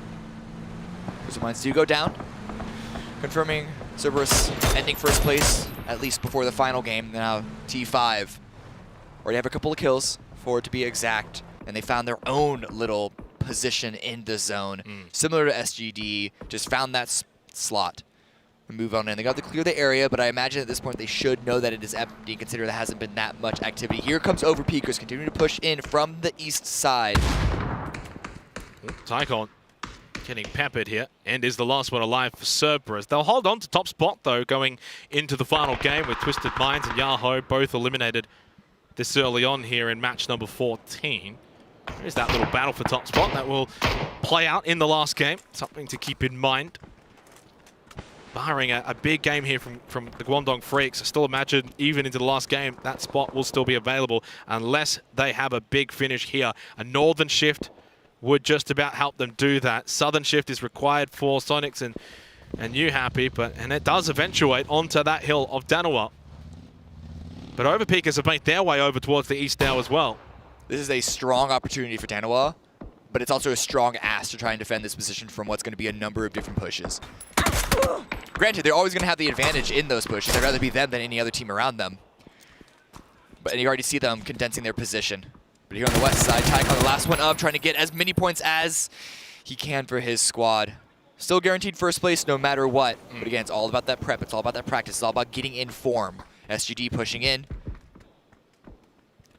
Yeah, and Taikon inadvertently helping SGD there, just taking a few eyes away from Na'Vi as they're looking to push in that direction. Here comes Theraton 5 too, so it's all APAC out west at the moment. Nice headshot from Lash K. Pong, though, does get behind that ridge, so no kills for Guangdong Freaks unless they look to push out. Taikon survived, but not for much longer. It's Uber that finishes him off. So Cerberus out in 11th. 10 teams remaining now. Shin at the rock as Leo knocked down. Chen and Jervis, they are getting aggressed now by Theraton 5, who are feeling quite happy with this game and the way it's playing out so far. They are getting really aggressive. Shen throwing out that stun grenade. He's got Rossiter to his left side now. Shen is finally knocked down, but here come the Guangdong Freaks to clean up, looking to solidify top 8. They pick up 3 very valuable kills. Theraton 5 feeding the points over to the Freaks. 22 will see that in the kill feed camera and think, oh, geez. Yeah, they're not going to be happy about that. 22, they've been going for kills, they've been going for points, but they just haven't come their way. They're still in the game, though. They could still pull out something while we get towards the end here. But Jervis, the last one up for SGD. Spots Na'Vi ahead of him. Not spotted in return just yet, but you can tell that Na'Vi are paying attention. And there it is. Jervis does go down. KDF now. Control of the backfill. going to start paying more and more attention towards Na'Vi. EN spots 1. Despite that performance from Teraton 5, they reclaim that last place position going into the final game after this. EN knock onto Vinny. Will that have a big knock-on effect, though? And we'll get the flush immediately. So 22 Esports do get information onto the whereabouts of Guangdong Freaks. Cameron, it's at that point, match 14, you kind of almost just have to see if you can wipe them out. Otherwise, if the Freaks have a big one here, that will be all the chances gone for 22. In fact, it's probably already riding on the wall kind of time with the Freaks up to now 80 points, 5 kills from this game. That lead has well and truly extended. Problem is, they don't really have an opportunity to try and wipe KDF because Entropic are right below them. 22 and Entropic have been fighting each other, knocking each other this entire game, this entire round for the past 3 zones. And 22 have been able to slowly bounce themselves one piece at a time. But yeah, with that KDF pressure, they can't focus 100%, but then they can't, they're caught. Yeah, they're caught in the middle here. Entropic on the backside. KDF, if they push over the ridge, they can really just hammer home. That 22 are in no man's land as Hexaton goes down to Lucarux. This is really worst case scenario for 22 Esports. Despite that circle going up into their position, it's only Gazera and Haven left, and they are split. EN, of course, close by. But Hikari and Lash K really doing a good job of anchoring out far west, making sure Na'Vi can't wrap up north behind them. This is a really solid game for the Guangdong Freaks. Here comes Ming Ming onto the Sonics. Well, Bard had already got rid of Tiggleton H-Win. Sonics out in 8th. Of course, they'll be off to the losers bracket. Over Peekers basically just said their goodbyes because they're off to the winners bracket. And New Happy are just seeing what they can do here. Good opening here. Revive is coming through. I don't know if they're going to make their way spacing in time, but the grenades are flying on in. Mixie cannot heal just yet. Now that he's revived, he has to back away. Ooh, stun goes out a little bit late though. Mexi gets caught. Ming Ming is so clean up close. The micro play from Ming Ming is next level. Triple kill, triple wipe from Ming Ming. 6 kills for New Happy. Into the top 3 they go. This is the aggressive nature which makes New Happy one of the strongest teams in their region. It's exciting to see it come out now. It's 3rd place, upsetting Yoho, overtaking them, and they are on fire, ready for more fighting. We have a team from all 4 regions in the top 4. New Happy though. Well, I said Cerberus will go into the last game in first. That may not actually eventuate if New Happy continue to just clean up the lobby in this game. 21 points now, KDF in front of 22. And of course, that gap being just about the same with GEX and Tiamba going into the last game. KDF are probably just a handful of points away from securing it. Salute does get the down eventually onto Nan, but is actually getting helped out by example here for New Happy. They will be very happy themselves that Na'Vi have helped them out here. HS and Zipiani immediately going to check the corners, peek the angles, peek the ridges, because the fact that Na'Vi got the knock onto that Donawell player means that they know that they are not safe. The revive did come through, however. They're going to stay as 4, but look at this aggressive push by Entropic.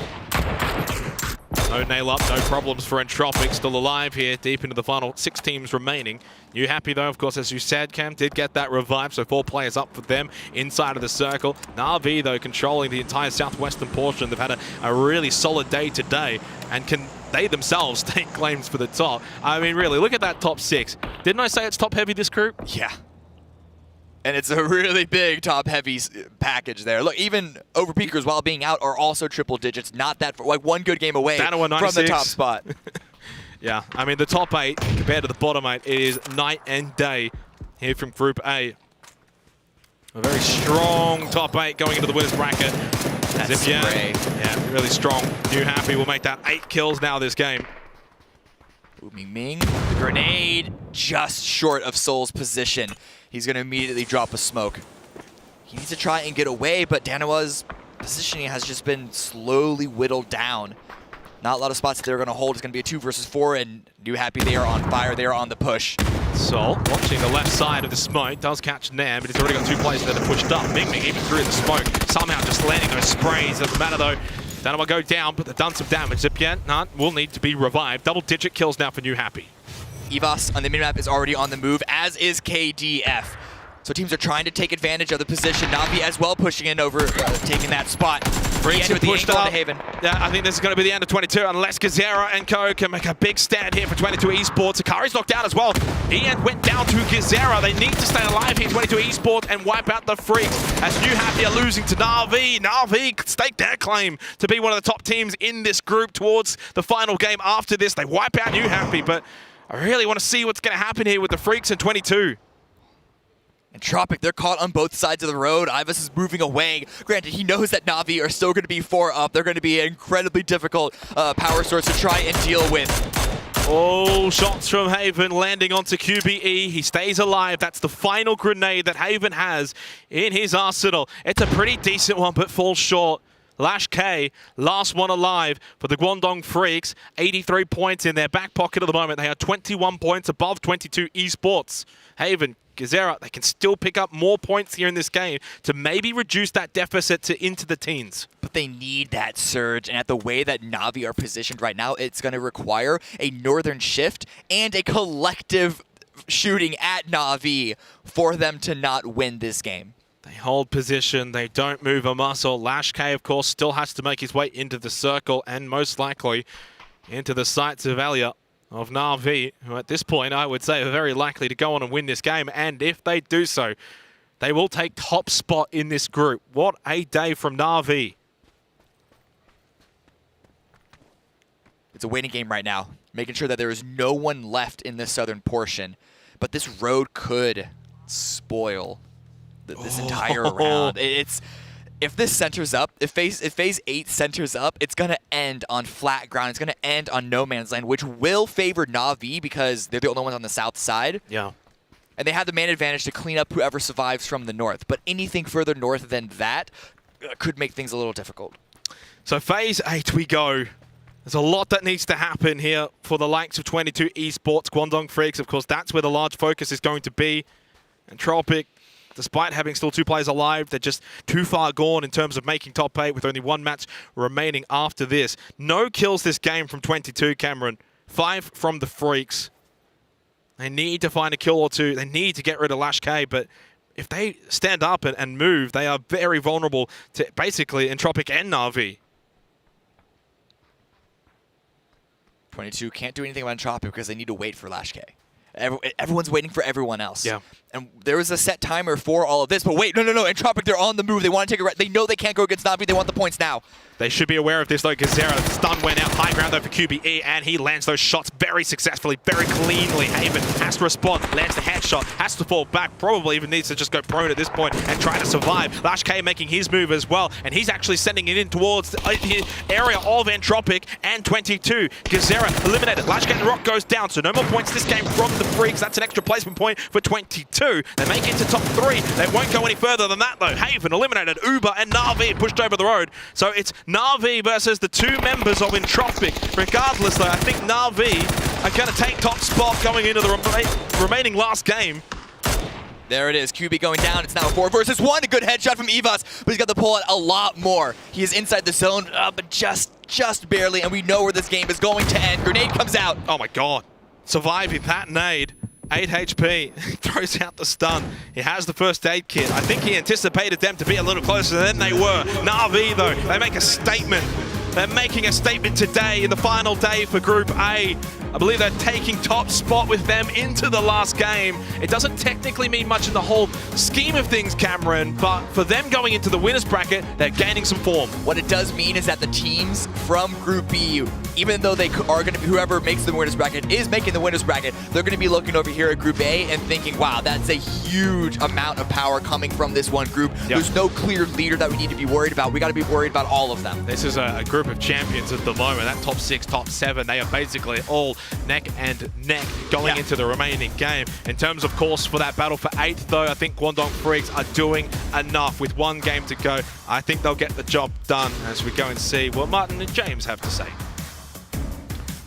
Na'Vi leaving PCS 7 in the dust. They did not perform there, but here on this stage, massive performances now, being able to join that elite pack at the top of Group A with a victory under their belt, dispatching of Entropic in the final moments. Yeah, a lot of teams being able to jump into the 100-point club here, securing their spot for the winner's bracket. Also, Entropic waking up a little bit. 6 kills, 2nd place, that's 12 in total. Good to see that they're also aggressive towards the end to secure those extra points that they're available. They knew that Na'Vi and the boys were probably going to just completely flush them out. In this case, here they end. Uber getting a 5th kill for that. I'm happy for that for my fantasy team. But in general, Na'Vi, a 23-point game, tying the most points in a single game here. A three-way tie, actually, for with Cerberus and Twisted Minds. True. Very important and kind of calm movement down in the bottom of this circle, because there were some big names to contend with, not least New Happy that was a bit on the warpath down towards the bottom. But the case for this game here has been third party onto third party, and the timing with the third party again here. You see, of course, Bagopark going out early, but then Overpeak is quickly going in, making sure PO does not getting into the races. And Flip unfortunately gets flushed, but he does get, Mexico does get him, and then, you know, they go down early on. We see Na'Vi with the third party onto New Happy. We saw New Happy with the third party onto Sonics and Overpeakers. There are so many well-timed third party situations, and I really love to see this aggression throughout the game. For New Happy here, pushing around eventually against Overpeak, because it really felt like, you know, as they're pursuing Sonics in the car, etc., feels like Sonics are the victims here. Like, all of these teams are looking at them as potential cannon fodder in some of these scenarios, and that's not where we should be here for Sonics. But it could have been any team. If New Happy sees a opening on a third party, they will third party it no matter what, because they know with aggression, if they're 4 guys up versus, you know, 2 or 3, or even 2 teams with 2 or 3 alive, they're going to have the upper hand. They're going to have the utility. They're going to be the team that is going to be coming in silent here. But Na'Vi, the winner of this penultimate game, to put it in your words. There you go. And they will be pleased with that one, putting it on the board once again. We have Na'Vi getting themselves the victory on Miramar, led by example, with him just absolutely cracking everybody. Top of kills, I think it was. Top of damage, I think it was, before this game. And I can only imagine he's still up there. Yeah, he's gonna be disgustingly expensive in the winner bracket. It's gonna be like 38,000 on Twitter or something like that. So the guys that are able to pick him up at this one is gonna be happy with that. He's been able to have an amazing performance so far. A low util game across the board, it looks like here. 22 trying to get themselves further on in with a few smokes here and there, salvage some points, but across everything, not much frags, not much mollies. I gotta give it to Quangnam Freaks though. A 2nd place, a 3rd place, and a 4th place in this game here. They had a 10th with no kills, but still their consistency today has potentially secured them a spot in the winner bracket as the 8th and last team in this group. And they are a team that should be, in theory, leading the Korean region. Yes, they should be up there. They should be on a top 4, but it's fine if they're, you know, falling into, or finding potentially finding the momentum just now here. That's fine. They're going to have plenty of time to get ready for the winners bracket, and then definitely expect them to see them there. But with Quantum Freaks, I feel like even on winners bracket, they should be in the top 8 even there. They should be. Going out and forth, of course, in this game.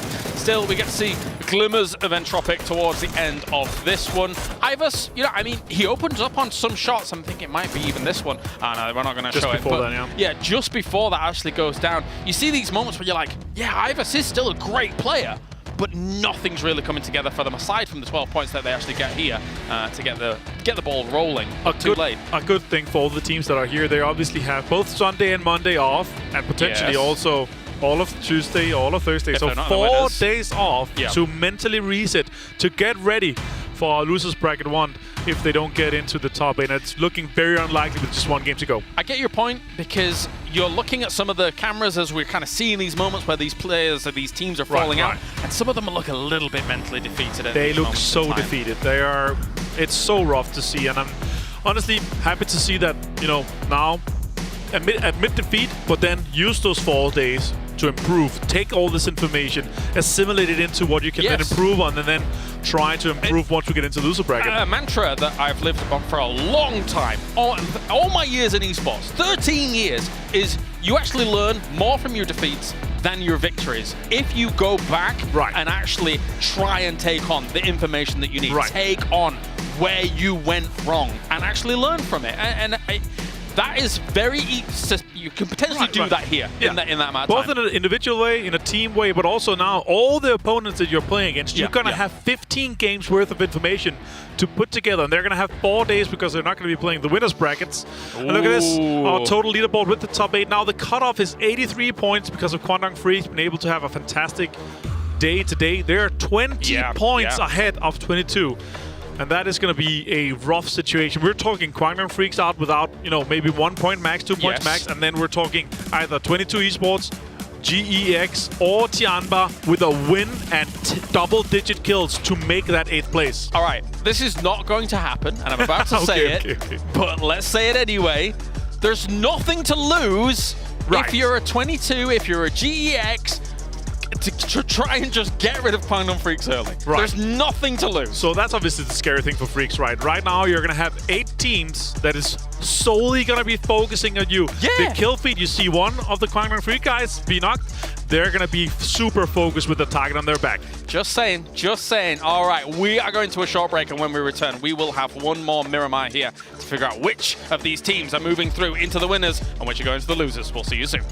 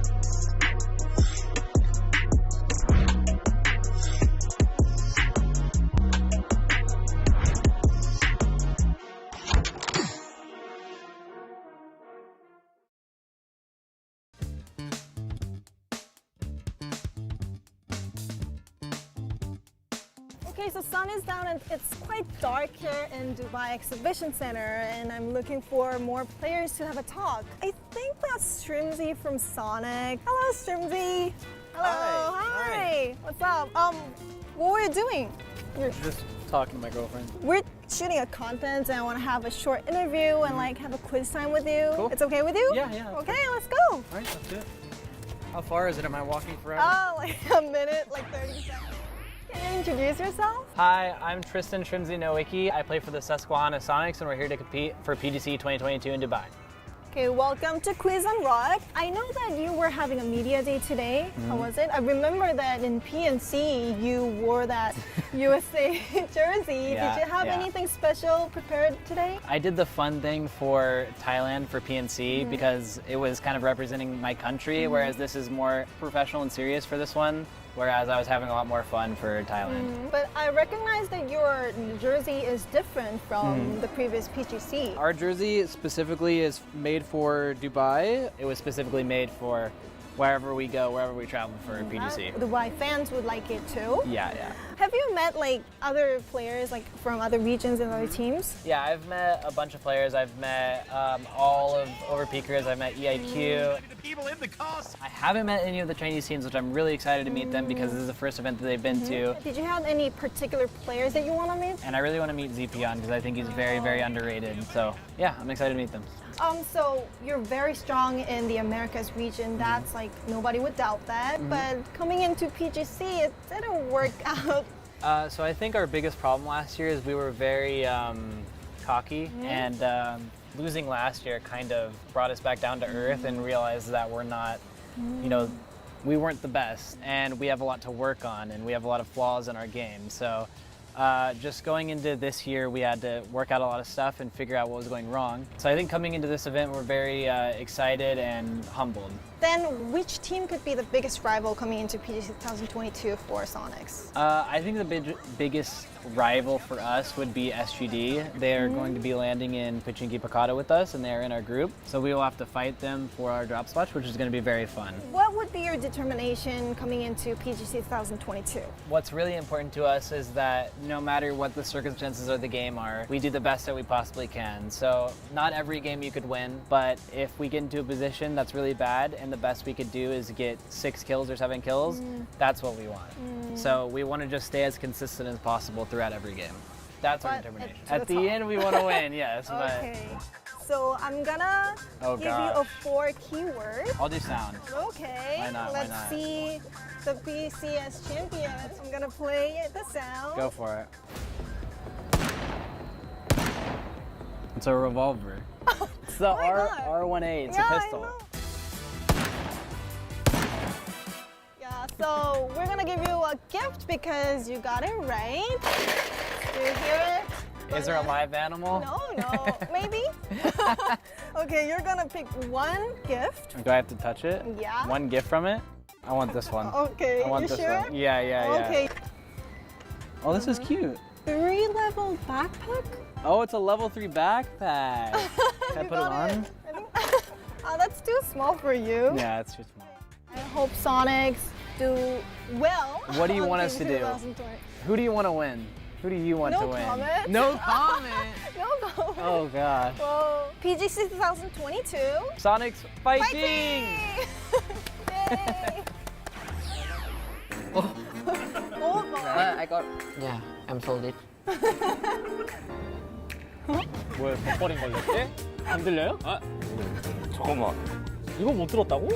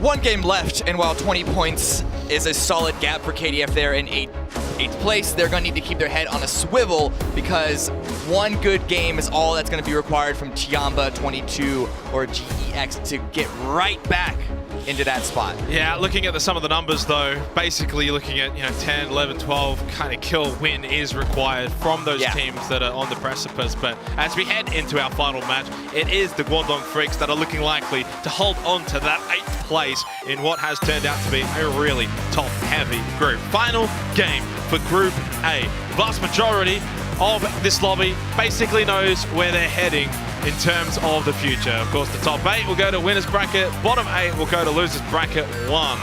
But we do still need one last game to all but confirm that final place. You just never know, Cameron. All it takes is an early Freaks elimination and a big game from the likes of either GEX or 22 Esports, and they could steal it at the death.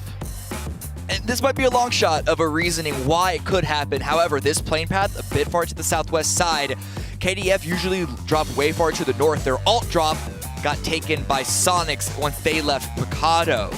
So if there's an opportunity for KDF to perhaps have a bit of a trip and fall at the finish line, it would be right now. They're dropping near Megapa, near T5, near Danawa. nothing's really happening just yet. And in fact, at the same time, if KDF do go out early, we are still going to need to see a solid, strong game by the 3 previously mentioned squads just on the precipice. Solid effort from Na'Vi today, Cameron. Yes. Absolutely. When you take into account they had 68 points coming into today, they were probably one of 3 teams that were still, you know, a gatekeeper. They were still in contention as to maybe do they get overtaken, and they made sure that they would not. And so much so, they have overtaken top spot. They've dethroned Cerberus. It's a very small gap. And in some ways, we've got ourselves an early engagement, and it goes the way of the Guangdong Freaks. EN survives, gets into the vehicle. Exquisite has to manage his way out of that situation. And for Vinny, he obviously just wants to get on this bike and says, leave me alone, Mel. You don't need the kills, Mel. You're in first place. Let me play the game. Let me have a chance. He gets on the bike. He gets away. To find an SKS and a scope so early on in the drop and to not land a single bullet. Yeah. It says everything about the SKS, doesn't it? If that was a mini. I know Toby's in the green room just squirming. Okay, actually, to be fair, that is accurate. The SKS could be a strong weapon, but it does need to be fully kitted out. And that it probably had 0 attachments at all. So, you know, very fair point, very fair point. But 22 are going to be shaking after that. This is a really good circle for them because it's right on their drop spot if they can, you know, get their foundation, get their feet under them. Kill top 5 from the previous match. Uba there at the top. Mel not far behind, but Ming, my captain. Another big game from New Happy. I will say, though, and it's not necessarily a concerning trend, but the inconsistency is a little bit there with New Happy. They'll have really big games, and boy, they're capable of that. Not every team here is, but then they can go quiet for little periods. That might not cut it in the winners bracket. But what's good is that their good game previously wasn't just them sitting in a compound and controlling given space very, very well. They went aggressive on multiple occasions and got a whole bunch of points off of it. And so finding the confidence that they can continue to do that in a global lobby should help New Happy get back to that level that we kind of expected them going into this tournament. So a little bit of a sort of side topic here. Top 5, who's going to finish first in the group? Ooh, that's a really, really good question. Well, Lou goes down. That might just help. I wasn't gonna. I mean, with the way they've been playing today, I wasn't gonna say Twisted Minds anyway. But yeah, that's absolutely not them. I would be excited to see New Happy really overtake that spot. It's less than 10 points away, so very, very possible.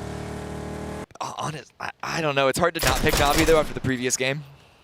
Ooh, a little bit of an engagement here between I was going to say Na'Vi, New Happy, and Haisaki. Na'Vi, the talk of the town at the moment today. Yeah, hard to look past Na'Vi the way they're playing today. Cerberus, of course, have looked really good.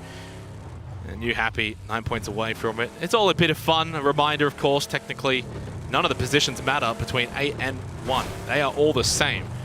They get you into the winners bracket, put you in with a really good shot of making the grand finals, and that's what it's all about. For those, again, maybe still confused by the format, you make winners bracket, you make top 8 in winners bracket, you go straight to grand finals. Yeah. For losers bracket 1, you're just fighting to get into losers bracket 2. You don't gain a whole lot from it. So bottom 8 in group stage is really not ideal, and it's a big, big factor for all of those teams in the bottom 8 here for Group A, and will be so as well for Group B. Yeah, so right now for the teams that have 0 chance of making it to the top 8, it's just about keeping their form up and getting that practice in. Like, Big Opal, we're seeing better things from them. Sonics, we're seeing some better ideas in some moments, so the execution is still flawed. And Tropic climbing up to 12th place is, I think, a really good advancement on today. Despite still only being in 54 points, but it's about trying to get into that form, reestablish yourself before you go into losers, because it gets very, very dire from there. There is one elimination in losers 1. There is. Who's going to be unlucky 32nd? So this was the replay between Lu and Shen. Of course, Lu getting eliminated. Just timing things. And Shen has been, well, a shining light for SGD this tournament was his sort of debut at this level. Of course, debuted at PCS 7 APAC and has continued on with good things. Hello, Exquisite will find the kill onto Lash K. Okay, there's one that goes against the Guangdong Freaks. Oh, but one that goes against 22 as Kizera does go down in the kill feed and on our screens as well. 22 won a game without Kizera, but it's still going to be a lot harder for them. Yeah. Obviously, GEX, Tiamba, basically neck and neck when it comes to being with 22 at 9, 10, and 11 on the position. So, you know, when we it's not just 22 versus KDF. You've got GEX, you've got Tiamba still technically in the conversation. The conversation being, though, basically double-digit win is required, and you need Guangdong Freaks getting nothing from this game. Oh, there's a chance there for Shen. He can't take it, though. Salute, so accurate. Finds the kill. Shen will get punished. That will be the end of his time in the group stage. And for SGD, they lose their star player. Yeah, why was he by himself? The rest of SGG are southeast of Pakadash. I don't know if Shen was trying to hold it by himself or just took way too long to loot, but now Sonic's rotating up in the middle of this position by the remaining members of SGG. They know that he's there, though. Grenades coming out. H was trying to go on the push. Got the pan shot there already. H-Twin pushing past Sophia. They're almost trading places. Nate goes out from Sophia. Might just give away his position at the tree, but it actually lands onto Mime. That might just force him back to heal, and will do just that. So H-Twin will continue moving forward. Bagapa, they're joining the party. What is going on right now? Hello, we've got SGD, Bagapa, Sonics in phase 1. In honestly, Cameron, not really a much-needed position to fight over for. You know how things can snowball out of your control in this game, and Leo trying to land some shots does eventually go down. But Sonics are involved in all angles here. Shoots you with the third-party knock. Jervis strikes, can't get the drop onto H-Win. A big silhouetting there from H-Win. He does go prone at a good site, and H just goes over. Very difficult to land those nades on top of these ridges. Jervis will push up. SGD's got nothing to lose. H-Win gets shot in the back by Zipyan. Jervis will steal it and confirm it. Yeah, New Happy getting involved as well from Lost Leonas. They got a good sight on theirs. Mime on 1 health point will beat Jervis and get on the other side of the ridge away from New Happy's sightlines, but Sophia pushing up to the tree doesn't get there in time for the trade. Sonics, the rest of Sonics are arriving right now, but they're coming in from the angle that is vulnerable to New Happy, and then, of course, Entropic versus Overpeakers. This is completely... This is a different side of the map entirely. This just feels like a glorified scrim for those inside of the top 8 at the moment. They're just doing whatever they please, having a bit of fun. Bottom 8 as well. But whether that's the case or not... Okay, hold on. Sophia with a nice spray down, can't confirm the kill before he gets dropped to PO, so SGD out in 16th place. But whether or not this is just teams, quote-unquote, giving up or not playing quite as seriously because the positions are more or less set, or if this is just a case of things getting out of control, whether they intended to or not, the fact remains that this is going to be fewer and fewer kills for the teams that need it, which is KDF, 22, GEX, and Tiamba. So they're probably not the most happy with all this going on in the kill feed. Well, Mime has an opportunity here to push over and get a kill or two. Tiggleton has started to make his way over. Mime opts for the nade and gets it to land onto Two Heart as well with a bit of damage from the M416. Tiggleton still not close, same with Shrimsy, but they are driving over. Mime tries to make a cross out in the open. No cover, no smokes, and he will go down rather abruptly as well. Bagapa in control of this hill, but here come the Guangdong Freaks. They're getting involved as well. What is going on here? Just to the northwest of Lost Leonas, Shrimsy is going to give Nan a very free kill, standing still.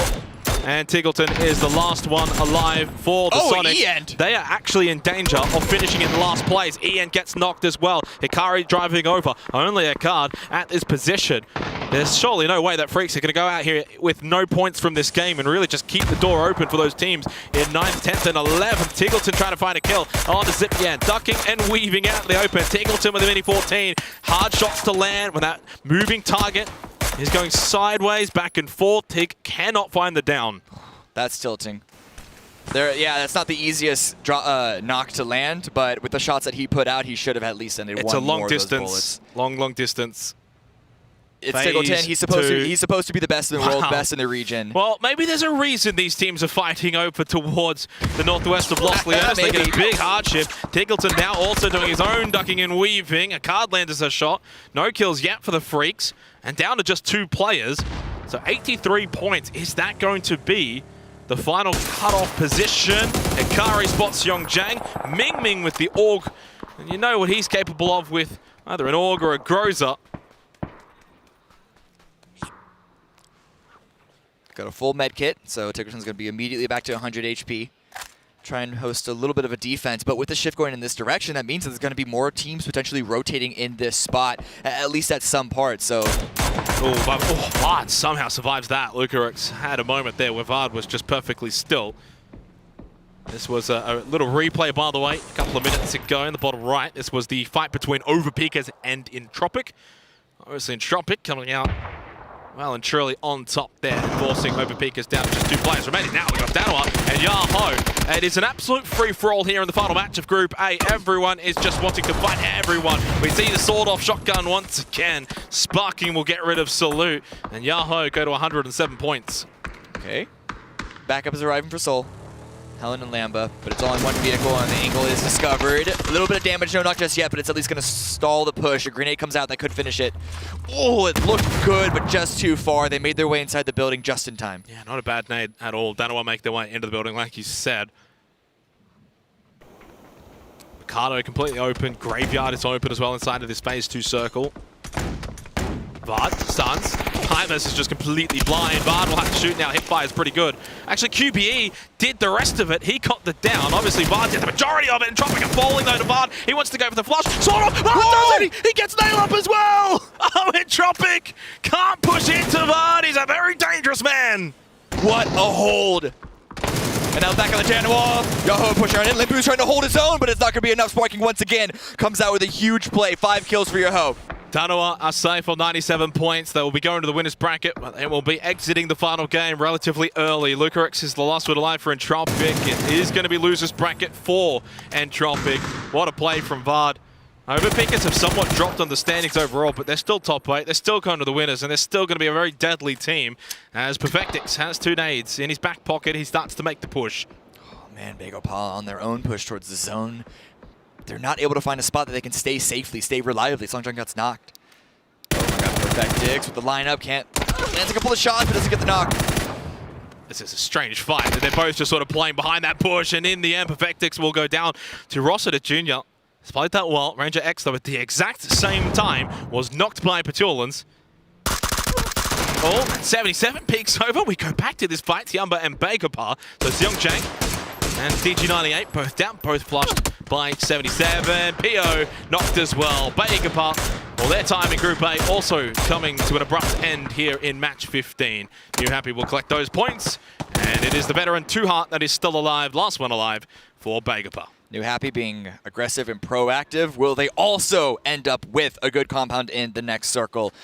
The shift that's about to happen in 1 second. Right now, it continues to go to Picado, or KDF are hiding. Only 2 remain, and it really is going to be New Happy's position, as well as this fight that we see between Twisted Minds and T5 over the strong spots in this next phase. T5 trying to get off the bottom of the standings, and I think they may just be able to do it. So they got 4 up against the duo of Twisted Minds. Petulans and Spyro. Definitely wouldn't count them out. These guys are quite nutty with it.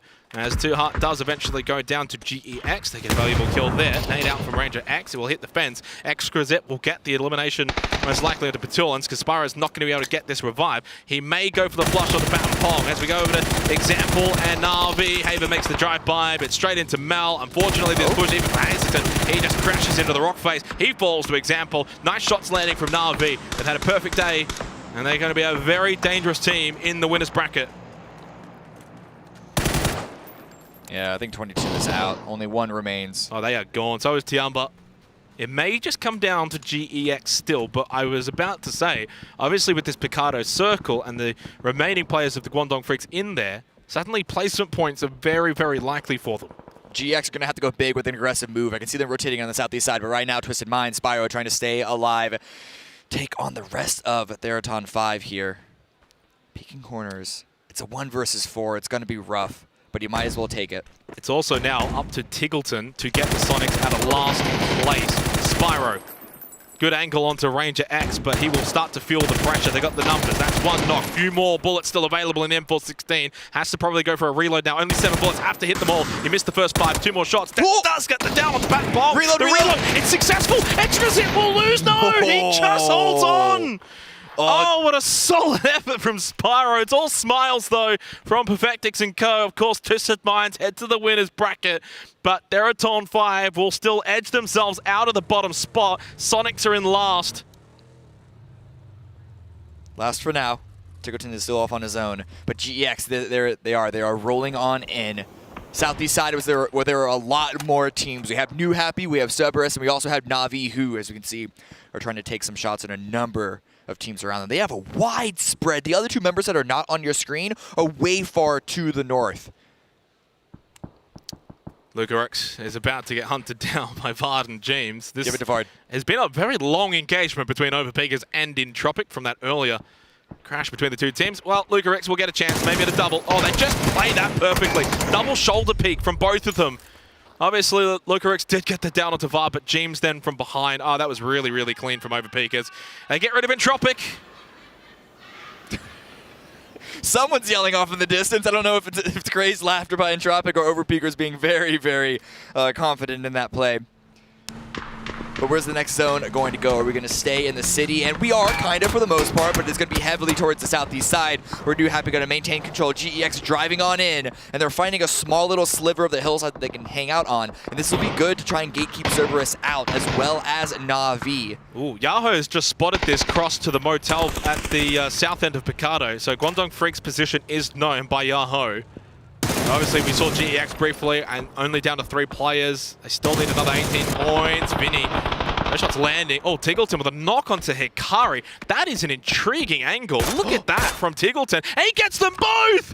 Oh, Tiggleton with the double from that kind of angle.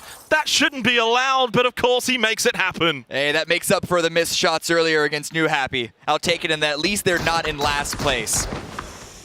Well, T5 back into 16th. We've got this little intriguing battle for the bottom of the standings. It's not a place you would like to be. But of course, as always, it falls onto the back of Tiggleton to help out the Sonics. Waisaki going aggressive on a GEX position. Him has already been knocked. He's going to get revived. But he's going to try and stake their claim to this position because they need to go in. They need to run from the circle, and they need to try and get there before Na'Vi collapse onto their position. Like this position here from Haisaki. It's something we see a lot from Cerberus, that sort of front man peek up. Doesn't get the initial down though, and that's actually going to be a big detriment. And not only that, but you're getting shot in the back by Na'Vi. Now, obviously for GEX, they can't necessarily just push over this ridge immediately. Now they're with a knock on the Tycon. So Cerberus in that battle for top spot with Na'Vi, it looks like that might be coming to an end here rather quickly because Na'Vi have got beautiful angles here. Sololzi makes the cross, he makes the push with Haisaki. They've got to win this fight quickly. Good down onto SSR, play to your left-hand side. Haisaki can't shoot them both at the same time as much as he really wanted to. Sololzi falls. So does now Himas at the back in the blue. I imagine he's not going to survive for much longer. The last bit of life for Cerberus, they are gone, wiped out. Big kills for GEX, but a big moment here because New Happy are about to wipe out GEX. It will all but solidify our top 8 for the winners bracket. Zednan Yan lead push up. Nice knock on a Zep Yan, but that nade from Nan also gets rid of Nan. There's Nans everywhere, but GEX are corn in 8. What? That will be it, surely. What? Tiggleton just wiped Varden James as well. He's going on a solo adventure for the Sonics. Unfortunately, he needs another 30 points. It's not going to happen, though. It's not going to happen, but that at the very least might make the other teams in the bottom 8 start to sweat. Sonics might just be waking up. We're going to have to see. It's Tiggleton that's waking up a little bit, and I think he's going to feel quite aggrieved with what's happened here in Group A. For everything that has transpired for the Sonics, I will agree. Going into that losers bracket, I would imagine they'll be out for blood. 77 right now, the last one up for Tiamba. There is a set goal. Never mind, doesn't matter. We have the top 8 set in stone. There are no Herculean efforts left to make. So all that's left is the battle for first and the battle for last. And we also head to Picado to finish that one off here for match 15 of Group A. Quick reminder, of course, 2 more days of Group B to follow immediately after this. It is non-stop action. And then after that, straight into the winners bracket. It is, it's all action every day here for PGC. Tigran is going to have a really rough cross. He's on a couple of set pieces to make his way at least inside the zone. But then to get further into Mercado, it's going to be a wide open run. So the most amount of points that I think Tig will be able to get is, yes, from this position, third-partying the teams from the east, New Happy and Na'Vi, making their way inside the city. Unless he gets a shift in his direction, making podium is probably going to be all that he has to ask for. Let's watch the replay. Oh, yes. We didn't get to see this, unfortunately, only from the kill feed. Nice shot into Hikari. And again, the trigger discipline to then wait for the player who's going to go in for the revive. And then, of course, we see this angle onto Overpeakers. Well, actually... Oh, okay, yeah. Oh, jeez. Oh. What's that one game that you send the little green people into space? I don't even know off the top of my head. You've put me on a spot there. Yeah, but I can't remember it either, but yeah, no, Tickerton's just playing that at this point. Okay, he's in a vehicle. He wants to try and send it. Well, he's on the south side by himself. New Happy, of course, was sort of just watching as Na'Vi made their rotation into Picardo. Example got caught and shot down by Exquisite, and it has now actually confirmed last place. It will be Pio and Bagapa. They are on 52 points. Of course, they can't get anything more from this. Wow. I mean, Pio and friends, unfortunately, not looking too strong from Group A heading into the losers bracket. Oh, the taking the solo sand into Mel and Na'Vi. Well, unfortunately for Tiggleton, his little run does come to an end, but he did enough as a solo to make sure that Sonics are not in last. He went out in a blaze of glory as well. That's how you want to see players leave. You don't want them just to hide and run from the blue and cross their fingers, make a play.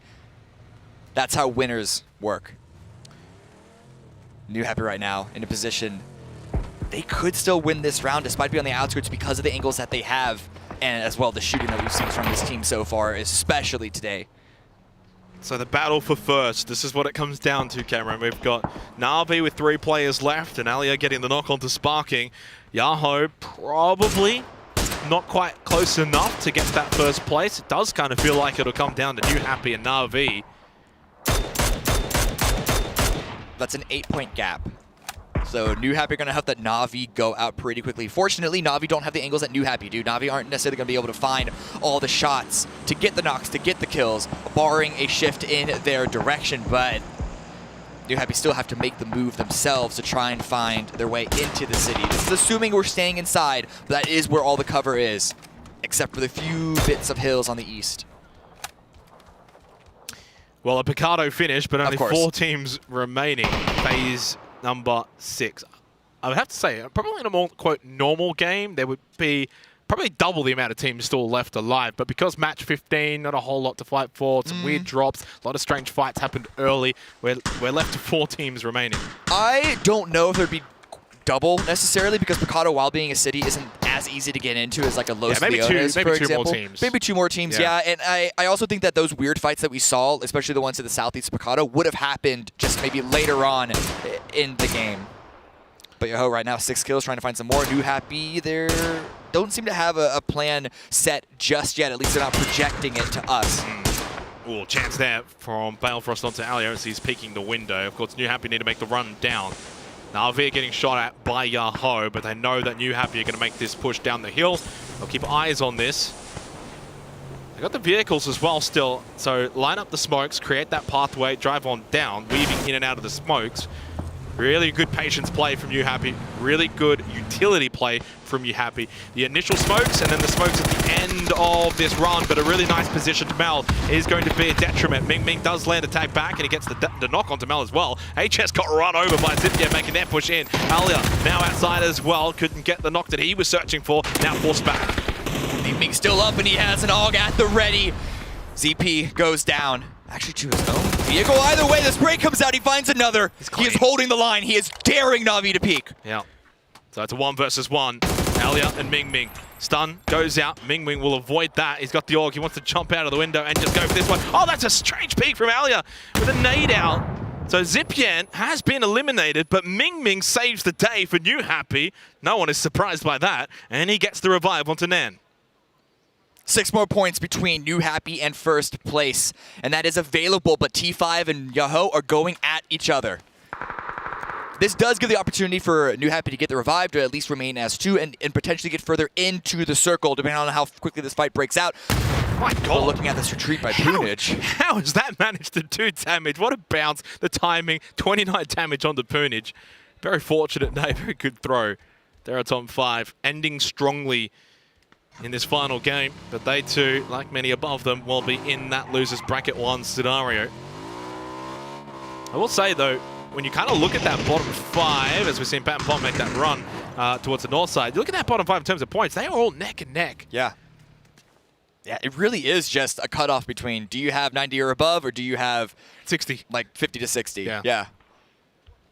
But not just Sonics, also looking at T5 and Strong. Yeah. And Tropic had a really good day considering their first 2 days of groups. There were a number of teams that are waking up going into the losers bracket, despite that being, of course, a harder run. But this shift, this makes New Happy's run a little easier, at least in this round. They're not going to have to move too far forward. They can kind of maintain control of this outside Picado position, perhaps move towards the north to the gas station. But at the very least, Yahoo are immediately taking center. So our final moments for Group A coming to a close here in Picado. New Happy still with 2 up. Very much can take that top place position, but I gotta say, if Yahoo have any sort of awareness of their duo's position at the motel, it will be a difficult run and cross to make. They'll have a little bit of loot as well from, obviously, the bodies of Na'Vi. They expended a lot of their smokes pushing down the hill into the motel. Okay, wait, I like this. New Happy, they're throwing a bunch of smokes. They don't want to just move bit by bit, piece by piece up to the next location. They want to go immediately dead center and try and take the casino away from Yahoo. Yahoo already have a few players there, but they're so distracted by T5 that it might be just enough open. Oh, but Ming got caught. He gets deterred. Yeah, I think he actually crashed into one of the crashed cars, but obviously, partner in crime has been able to make it across. Shinboy, he's got a player at his doorstep in there. Ming actually goes down to Pat Pong, and there goes New Happy. So Na'Vi will take top spot from Group A going into the winner's bracket. Whoa. Yahoo, if they get the full wipe on the T5 and the win, they could jump them. The spray comes out. Punich is able to find 2. Oh, it could actually happen. Double kill. Punich onto Ranger X and Exquisite. Pat Pong and Rossiter Jr. need to probably get a kill back the other way. Rossiter Jr. falls Shinboy's behind. Is he going for the pen kill? Throw that pen. Do it. Oh, they've completely wiped them. Is it going to be enough, though? For top spot, it doesn't really matter anyway. Yahoo's going to the winners bracket. Yes, it matters. Are you kidding? We need America's on top. It absolutely matters, Zen. Well, right now, with that win, regardless if it's 1, 2, 3, doesn't really matter. Yahoo, representing North America, are going to be a formidable opponent in that winners bracket. They played so well here in this group, especially when you take into account all those top teams we have around that top. They're in and amongst it, rightfully so. Yeah, oh man, the story of this group, I wouldn't have believed you if you showed me of this being the final leaderboard. Yahoo, despite being a good team, not making it to PCS 7 and coming out as not just the top team of their region, but potentially the top team in this group. Spectacular play. Certainly so. Obviously, commiserations for those in the bottom 8, but for the top 8, it's all celebrations. They're off to the winner's bracket, and we're off to the desk.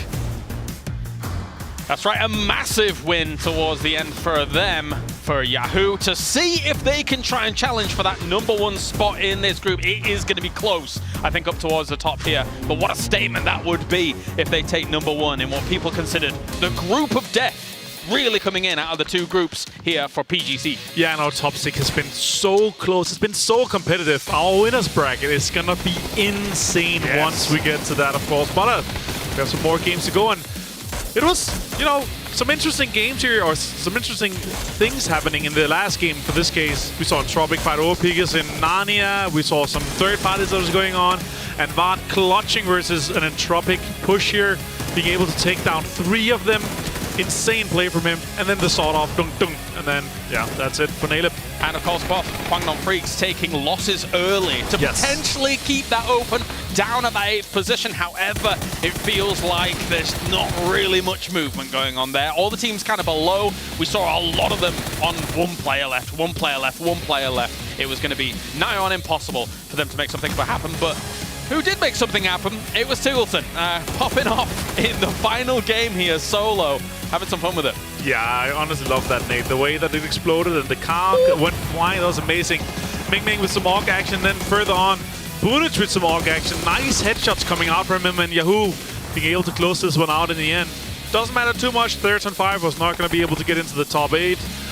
But Yahoo, as you saw there, moved into 2nd place on your left-hand side. They're going to be hitting on 120-some points. Quite amazing for them. Good to see their consistency, able to win 2 games, but also some good kills throughout and some good damage throughout this game here. 21 total for them. Very, very nicely done. 11 kills go their way, and we have Therodon 5 trying to make a meal of it here towards the end. It's nice practice for them. Of course, they will be finding themselves down in that lower bracket, but New Happy and Na'Vi as well. 2 other big names making it towards the very end of this game, and big names to go into that winners bracket, which is coming up next week. Yeah, honestly, super excited to see what our conclusions are, of course, going to be for just this group, but also the next group, winners bracket. You know, it's looking insane. Like, yeah, it's gonna be good. It's gonna be so hard to get top 8. Looking at how competitive Group A has been here in our group stage. Yeah, you know, I want to talk a little bit about this first here. Sure. Ming Ming and the guys from New here, they decided to stay on that high ground for so long that they could only go into kind of the eastern side. I was hoping to see a big swing on the western side, try and kind of get in on West Town and Picado and kind of infiltrate a little bit, but yeah, I'm not sure why they decided just to go in there. Maybe it's just like, oh, let's just get over with. Let's try to take on Na'Vi, because Na'Vi was in the lead, right? So maybe they wanted to try to win the group with that push. Smoke off at least the acceleration of the cars and try and go for something like that. The thing is that, yeah, I think they knew that transfer we were talking about it, insane onto Uber. I think they knew that 3 teams were looking straight at them the whole time. So it gets dicier, right, to try and make it happen. Poonish picking up the AUG and just making great use of it too. Just an absolute laser beam, the AUG. Shinboy took out the pan here at that point. I was like, okay, are they going to do the BM? Are they going to try to stun grenade him, and then he had to go with the sawed-off shotgun instead? This is the match leaderboard. 21 points for Yahoo. 13 for New Hab. Still 3rd on 5. They've had a good, decent day here, but it's too little too late, James. Yeah. They're not going to make the top 8. Too little too late, but you know what? Fantasy League as well. Not too little too late for a good old Tiggleton to pop off and try and push me just above you for Group A. Yeah, that would be great for you, wouldn't it? That would be fantastic. But imagine picking Tiggleton when you know he's going to be in a hot drop situation with SGD. Well, that was kind of a mismatch, wasn't it? Maybe, but at least maybe I'll still end up second to Cammy, because of course they all had Tycon.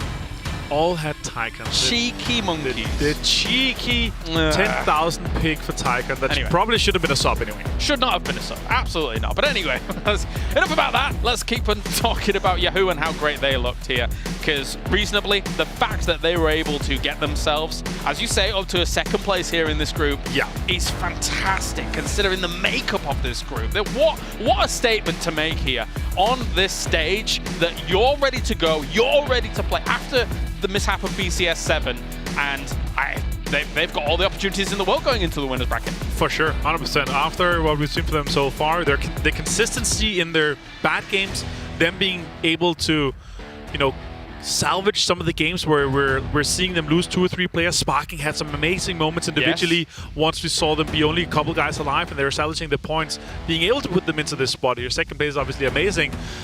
I'm having high hopes for them in the winners bracket.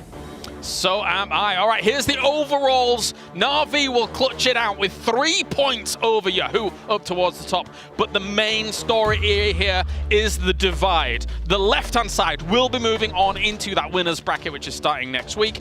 And the right-hand side will be going down to the lower bracket to fight against, of course, the eventual lower bracket members coming from Group B, which we still have 2 days of due to our unfortunate circumstance yesterday. So, talk to me here, Avenger. Looking at the left-hand side, of course, I want to get your surprises going into the winners bracket. What are your thoughts? When you look at it, there's like 5, 6, 7 teams who are like they could easily have been in the top 8. Surprised to see Yahoo able to perform this well after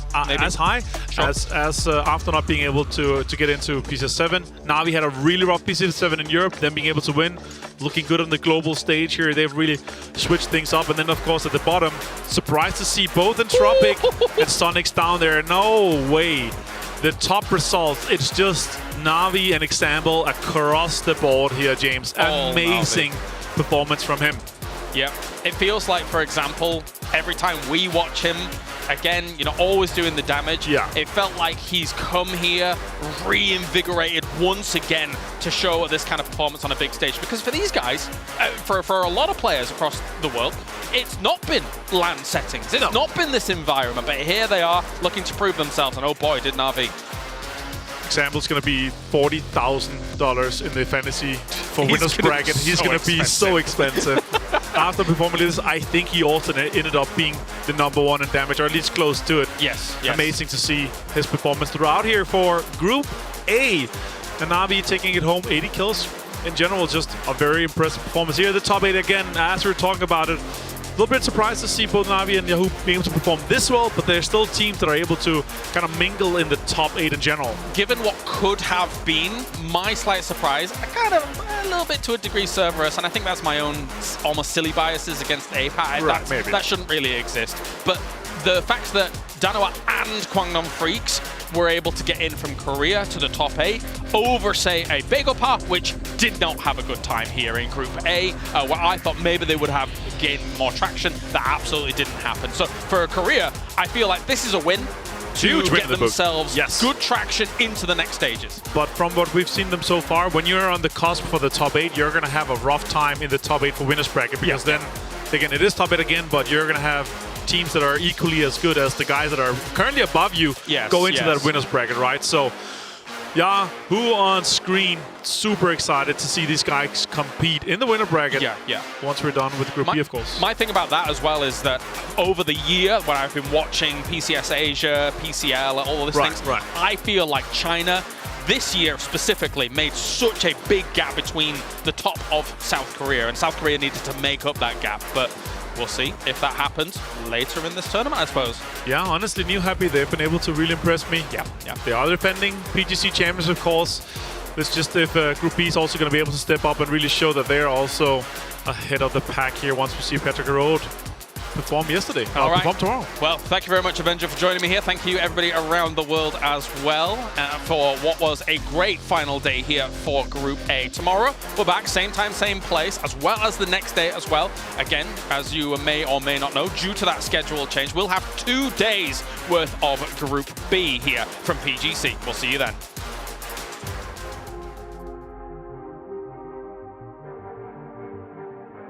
Yo. I don't think they're ready for it.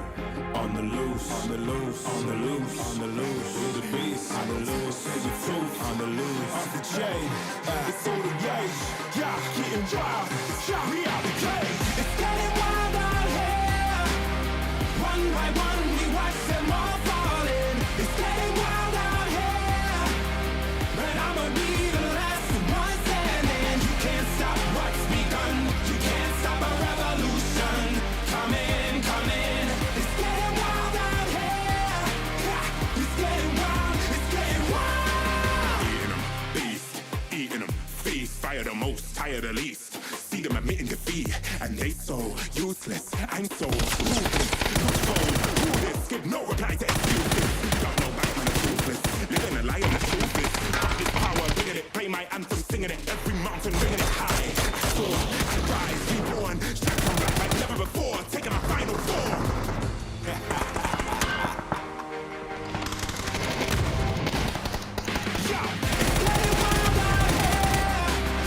One by one, we watch them all falling. It's getting wild out here. But I'ma be the last one standing. You can't stop what's begun. You can't stop a revolution. Come in, come in. It's getting wild out here. Yeah, it's getting wild, it's getting wild. For the revolution. What? Waiting on an evolution. Come in, come in. You wanna come and get some? Nothing we can't overcome.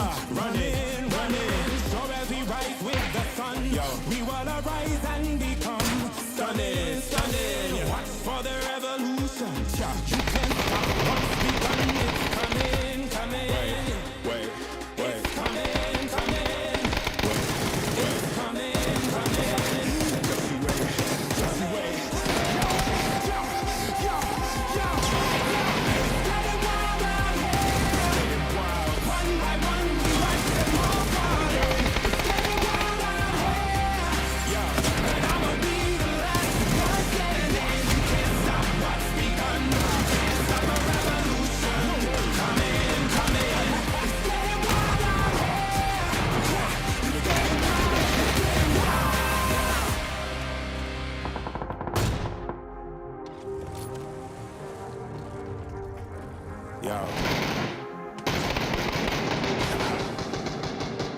I don't think they're ready for it. On the loose, on the loose, on the loose, on the loose. With the beast, on the loose, and the truth, on the loose. Off the chain, it's all the gauge. Yeah, getting wild, shot me out the cage. It's getting wild out here. One by one, we watch them all falling. It's getting wild out here. But I'ma be the last one standing. You can't stop what's begun. You can't stop a revolution. Come in,